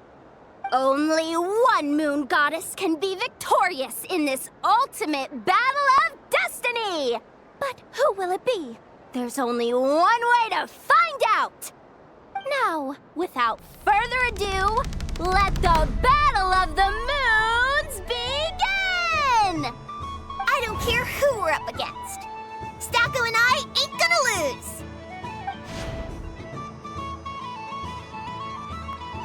Let's strike first. Stacko, formation shift. Ho ho ho! The robot has kicked things off with a change of formation. But how will this affect the battle? Nobody knows. Cautious play from the opposing team! This Moon Goddess has come prepared! Where will it go from here? Okay then. Stacko, maintain formation and enter your empowered state. Empowered state! There we go! Now we're talking!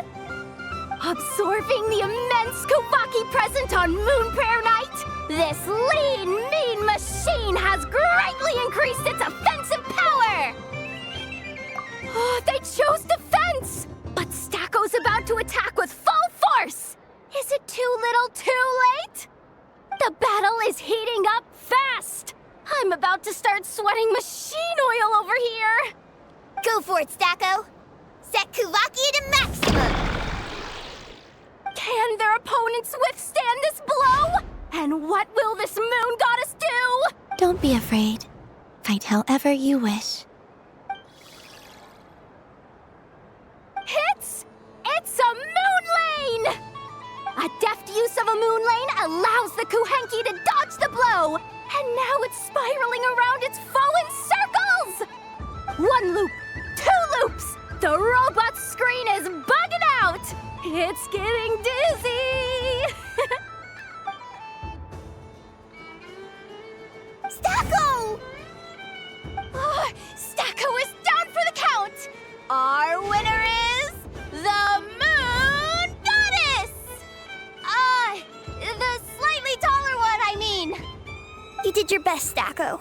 I'll take you to Ainos for a checkup right away, don't you worry. Well, you beat me fair and square, I guess. Honestly, I underestimated you. Won't make that mistake again. I think my partner deserves most of the credit. Just you wait. When I'm a little bit older, I'm gonna come back a whole lot stronger. Be ready for a rematch.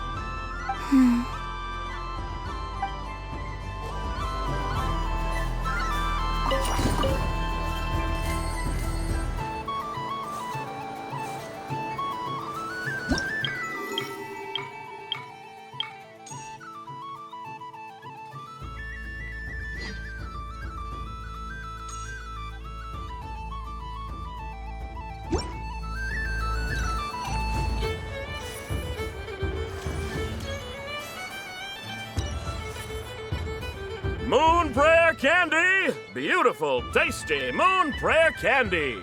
Buy a whole box, share it with your friends and family! Candy? To share? I wonder what flavors everyone would like. Welcome home, Moon Goddess. Fancy a box of Moon Prayer Candy? Sure. I knew you would. Now, what flavor would you like? I'm not sure. What flavors do you have? Is this for yourself or as a gift? A gift for my friends. Ah, I see. In that case, I'd recommend apple, lockaberry, or midsummerberry. Those are the most popular. Do you have nocturnal blossom flavor? Huh. I've seen couples give those as gifts before, but I did not know they were edible. No? Okay then. Moonfall silver? You did say this was for friends, right? Maybe Smetana then. Hey, now that's a creative idea! I've never tried it before, but if you're happy to wait, I can see about whipping up a batch on the spot. While we're at it, you got any other ideas?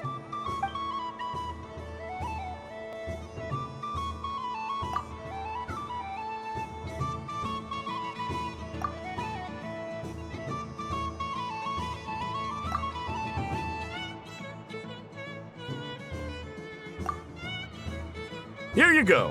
Every flavor you asked for is in there.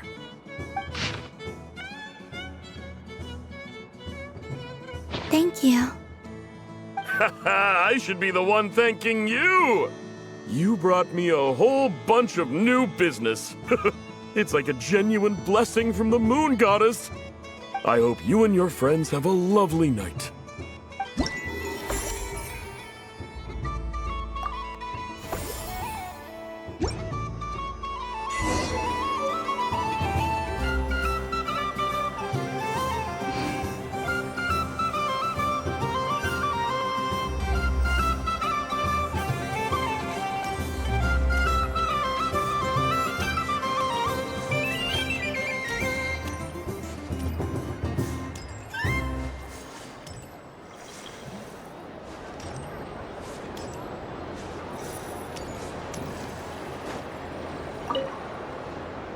Traveler. Hey there, Columbina! Are you done checking out the festive amusements already? Are you sure you don't want to look around some more? You might not get another opportunity like this for a while. Right now, what I'd like to do is...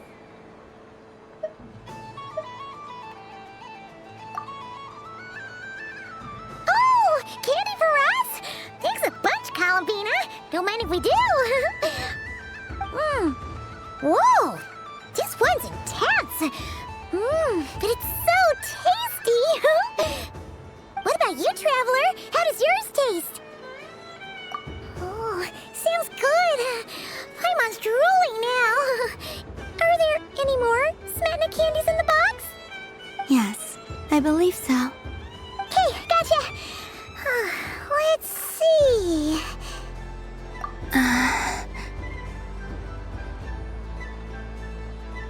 Sure.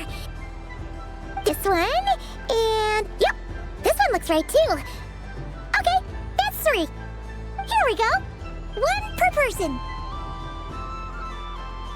It's so sweet.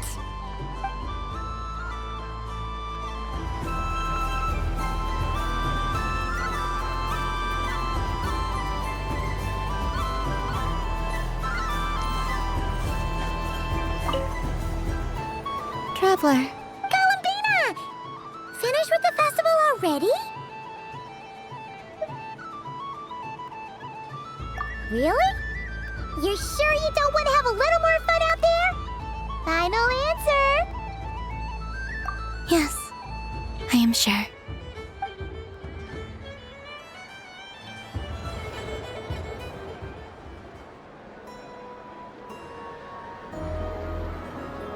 This was the most fun I've ever had on a moon prayer night.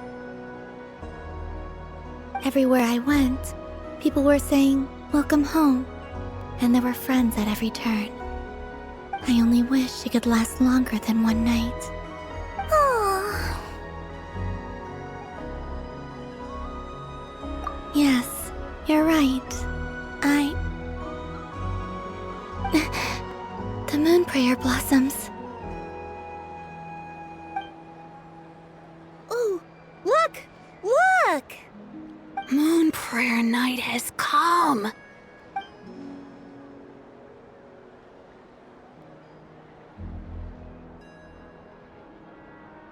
The moon. It's so beautiful. Happy Moon Prayer Night, dear. Happy Moon Prayer Night. Happy Moon Prayer Night.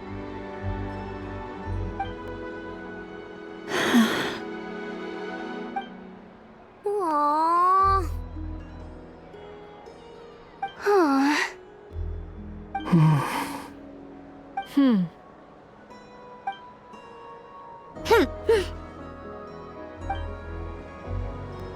Time flies when you're having fun.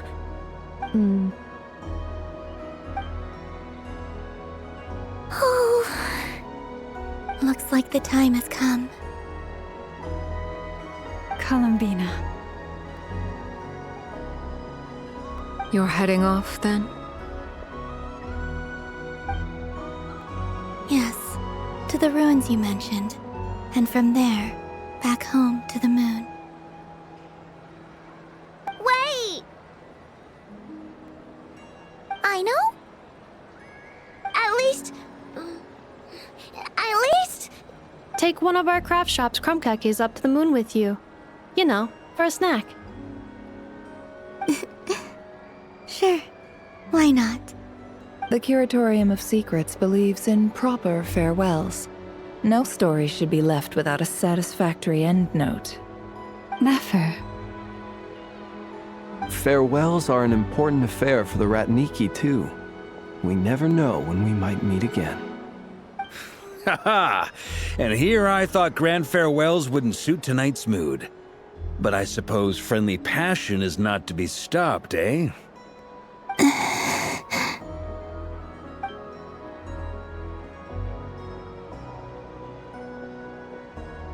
We made a little something for you, Columbina. Ta-da! What is it? A Moon Prayer Night greeting card with drawings by all of your friends.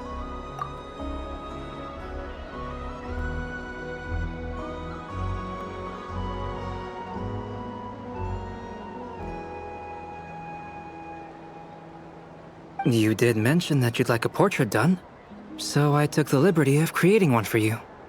I, meanwhile, did the portrait of Mr. Albedo, and Mr. Varka did the same for me.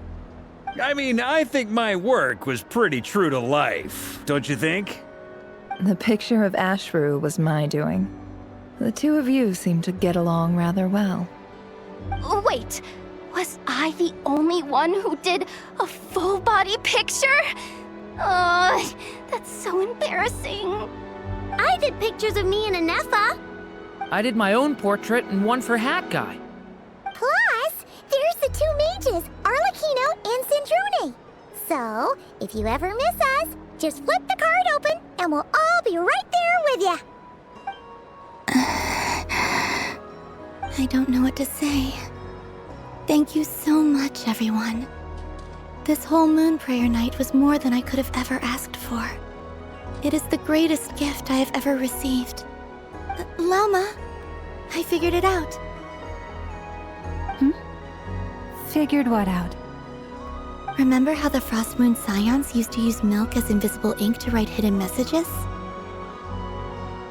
That was a very long time ago. Oh, are you saying? Yes. When I miss you all, I shall use moonlight in the same way, to write words that only you can see upon the moon itself. Wow, that sounds lovely. Quite. But how will we see them? Simply open your windows on nights when the moon shines bright, and the moonlight will naturally flow towards the words I have written. That sounds most fitting indeed. Very true to form. I'll try to write them in places that won't disturb your sleep. I, for one, would sleep all the better for having read one of your messages before settling down for the night. Exactly! So don't worry about disturbing anyone's sleep. Just promise you'll write to let us know you're okay, alright? All right. I promise.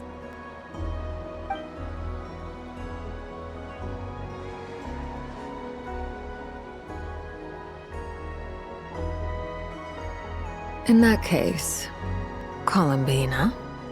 I'm ready.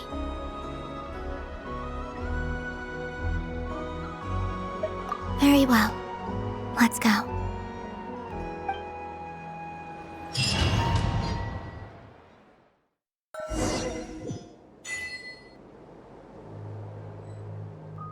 In just a few moments, I will be gone. I still don't know what to expect on the moon. Will I really be able to send messages to my friends? The Kuhenki, the animals of Nod Krai. I'll never get to see them again.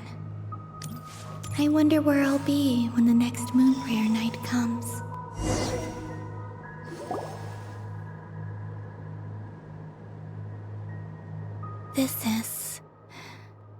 This is where the people of Hyperborea used to communicate with the moons.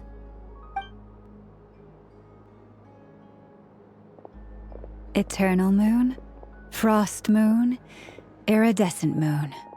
When the power of all three converge, the gate to the moons shall open. Moon marrow preparations are complete. Only the final step remains. I'm sure Nasha Town is livelier than ever at this moment. Yeah, it's a shame you couldn't be there for it, but it's now or never, right? It's fine. I'm more than happy with this. My last piece of luggage. My only piece of luggage.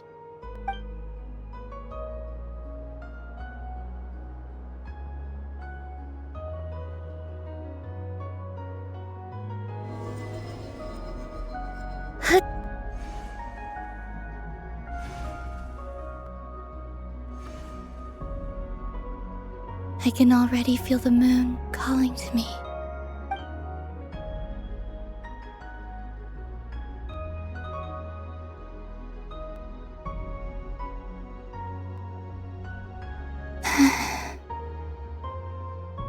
Your home lies on the far side of this light, Columbina. From now on, we will at last have a reason to pray to the true moon. Columbina. Yes? I'm listening. Be sure to come back and see us when you get the chance.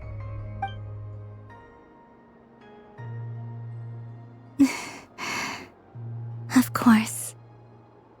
But if that chance doesn't come, then remember that you have friends on this planet. People who will miss Columbina. Yes, I will. Thank you for everything you've done for me. And remember, come night or day, the moonlight shall always connect us.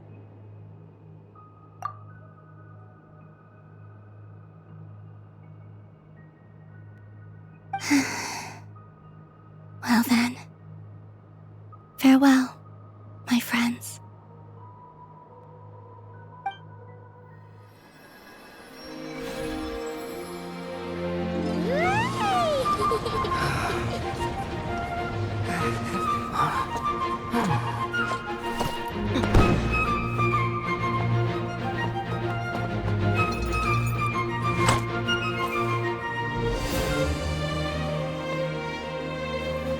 Thank you. This was my happiest night in Tyvat. Farewell, Columbina.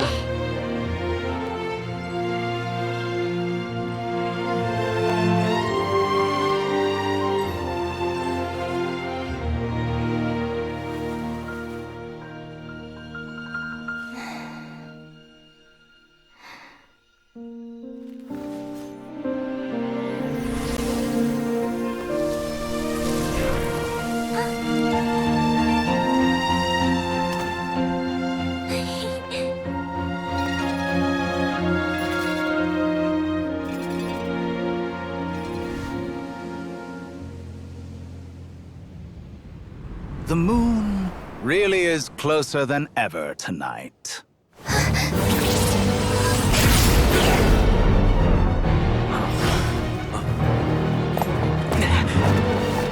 Columbina. All 3 moons in one place. Time for one final experiment. Reason, life, death, time, and space. They all believed I would fail.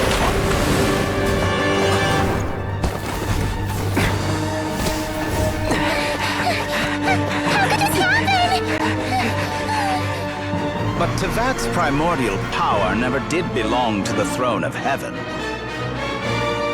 And now, they are mine.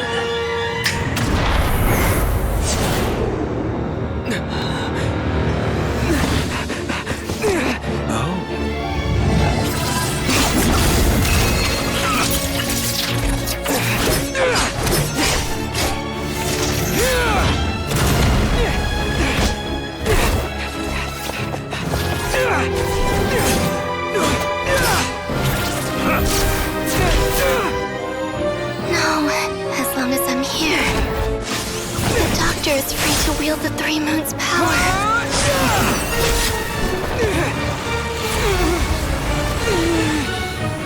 It's the only way.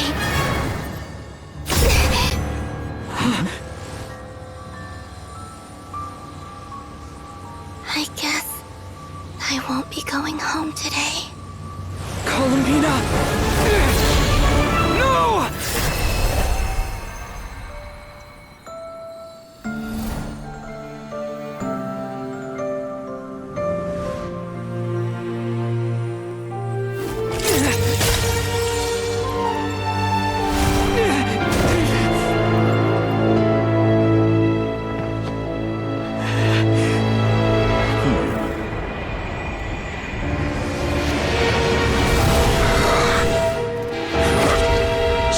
World, do not try to control me!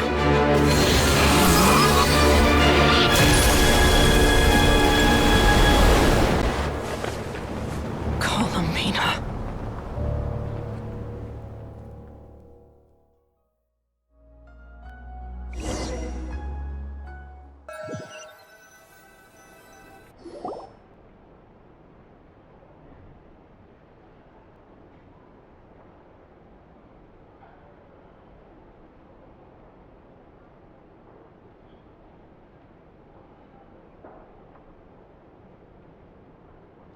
Are you all right? Do your wounds still hurt? I had someone prepare a little medicine that could prove effective. Take it if you need to. In that case, let me relate the contents of the call we made to Alice after the incident occurred. That Dottore is a crafty one. He distracted the Hexenzirkel by creating a huge fuss at Tyvat's borders. I'd assumed that the cause was an abyssal intrusion from the outside world, which in fairness is a rather common occurrence. But after learning that you managed to influence the phantoms in Nod Krai, I realized that perhaps this interference could have come from within Tyvat instead. But we weren't able to change their fates.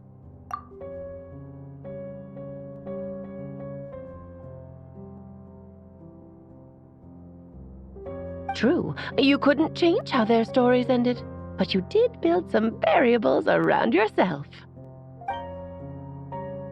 Variables? Yes, things you heard that you could not otherwise have learned, ideas that would otherwise have never crossed your mind. All these things are variables. Of course, most variables usually pale into insignificance with the myriad of possibilities floating around. But the moment you start treating them as building blocks and intentionally stacking them, that changes things. That's what Dottore did, and it's how he created the necessary conditions so that when you activated the portal tonight, it played right into his plan. However, we have no way of knowing exactly what he did. Yeah, we also need to ascertain Columbina's status. And that about sums it up. As I suspected, Dottore has disappeared completely. If it's any consolation, he wasn't able to control Columbina as he might have wished to. Oh no!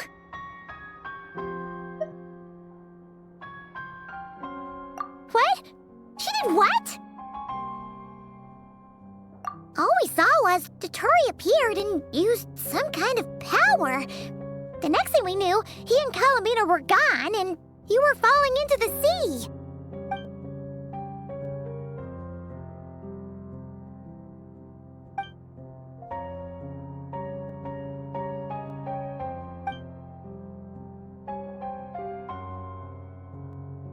So, Columbina intentionally opened the Moon Gate and escaped into the same mysterious world as Rerir and Thalindis. Sounds like bad news.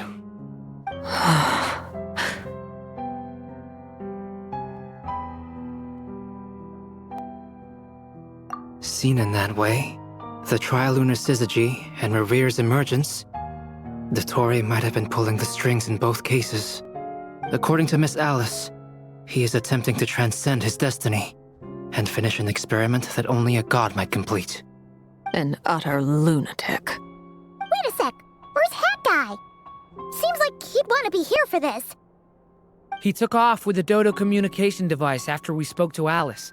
He said he had a hunch that he wanted to investigate by himself. The look on his face was terrifying. I've never seen him like that before.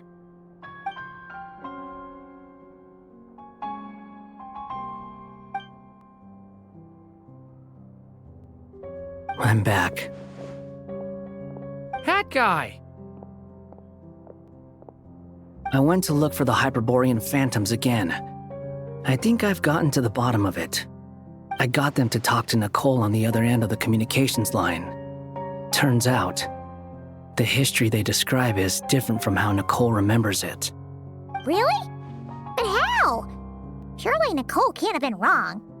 Because the phantoms are the ones who were deceived. They speak of a savior who appeared in their history. One who never should have existed. This savior promised to create a new moon within the false sky, and even bring back their moon goddesses. Foolishly, they believed in him, and told him everything he wanted to know about the moons.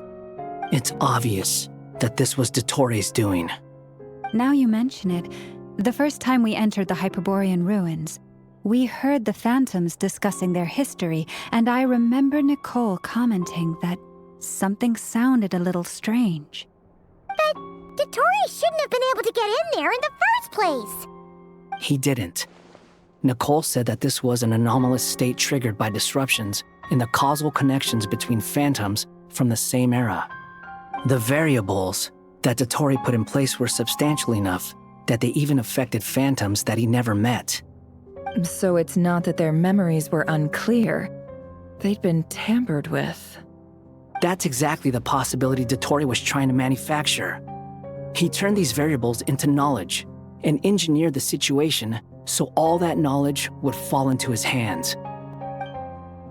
Then, he harnessed that knowledge on Moon Prayer Night to truly create a false moon. How is that even possible? To be precise, he exploited a weakness in the way the spell works. The spell senses Kuvaki to detect the moon's location. So, as long as the false moon more strongly resembled a moon than the frost moon beyond the skies, the gate would teleport Columbina to the false moon's location. In other words, to Dottore's side. Once he had her under control, the teleportation spell remained active, and he manipulated her power to seize both moon marrows. At that moment, the moon marrows disappeared right before our eyes. It was already too late, even as we were leaving the ruins. By then, Dottore had already amassed the power of all 3 moons.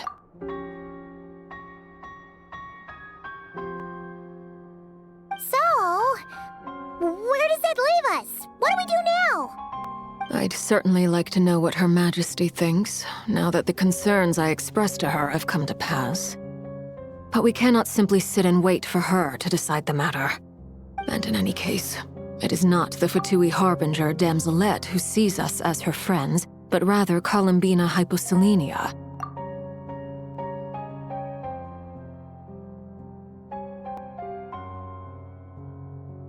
If, even in such extreme circumstances, Her Majesty will not lift the prohibition on Harbingers drawing steel against one another, then I will do as my heart demands. I will fight as Peruware instead. Oh, Arlecchino! Time is short, so I'll make the first move.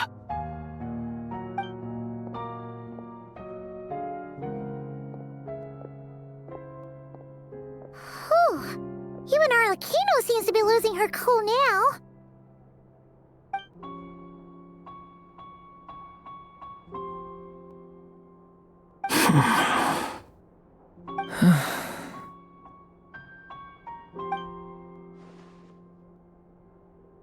All right. Lose those dejected looks for a moment and let me get a word in. It looks bad, I won't lie. Very bad, in fact. So Dotori's pulled some real dirty tricks to gain the upper hand. For now.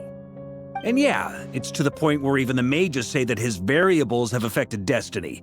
I'm not so sure, though. Many have told me that Tyvat's destiny is fixed, and that does appear to be the case. Well, what makes Dotori so sure he'll be the exception? And since he was able to stack these variables up, who's to say we can't do the same? You of all people should not be discouraged, traveler from afar. This isn't over yet. And you're not alone in that. Everyone here does, whether they've spoken thus far or not. But none of us are the type to sit back and wait for the sun to shine again. That's exactly how a knight should roll. If they knock you down, you get back up and get back in it. Don't forget, Honorary Knight, you're a legitimate member of Mondstadt too. Mark is right. This is far from over. Dotori's already way overdue a butt-kicking given his past shenanigans. And after this, he's earned himself a double dose.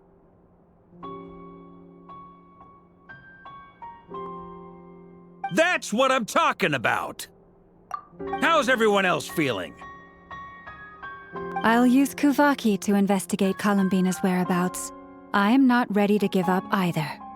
Leave the intel gathering to me. Whatever happens within Nod Krai's borders, when the Curatorium of Secrets wants to be in the know, we always find a way.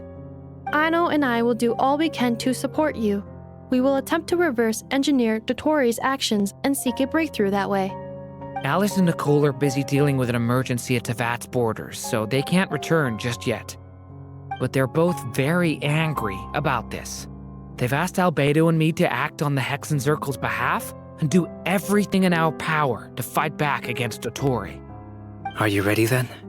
We're going to have to conduct a lot of research, even in the early stages. I'll do my best. As for me, I'm pretty familiar with Dotori's way of doing things, so I can try to predict his next move. I'll help with your investigation.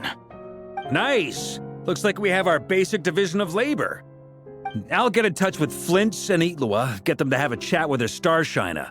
It couldn't hurt to bring the Lightkeepers on board as well. At the same time, I'll pass on instructions to the Knights present in Nod Krai to assist the Lightkeepers and other organizations in ensuring the safety of those living here.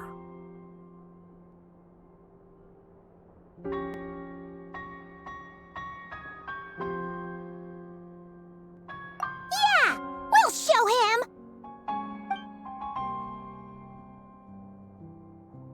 That's it then. Good luck, everyone.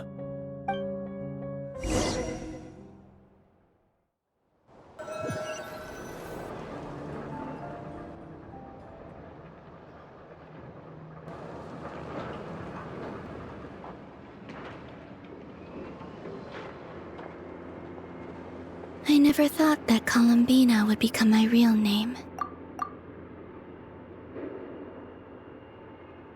It went from being a Fatui code name to something my friends call me. And remember, come night or day, the moonlight shall always connect us.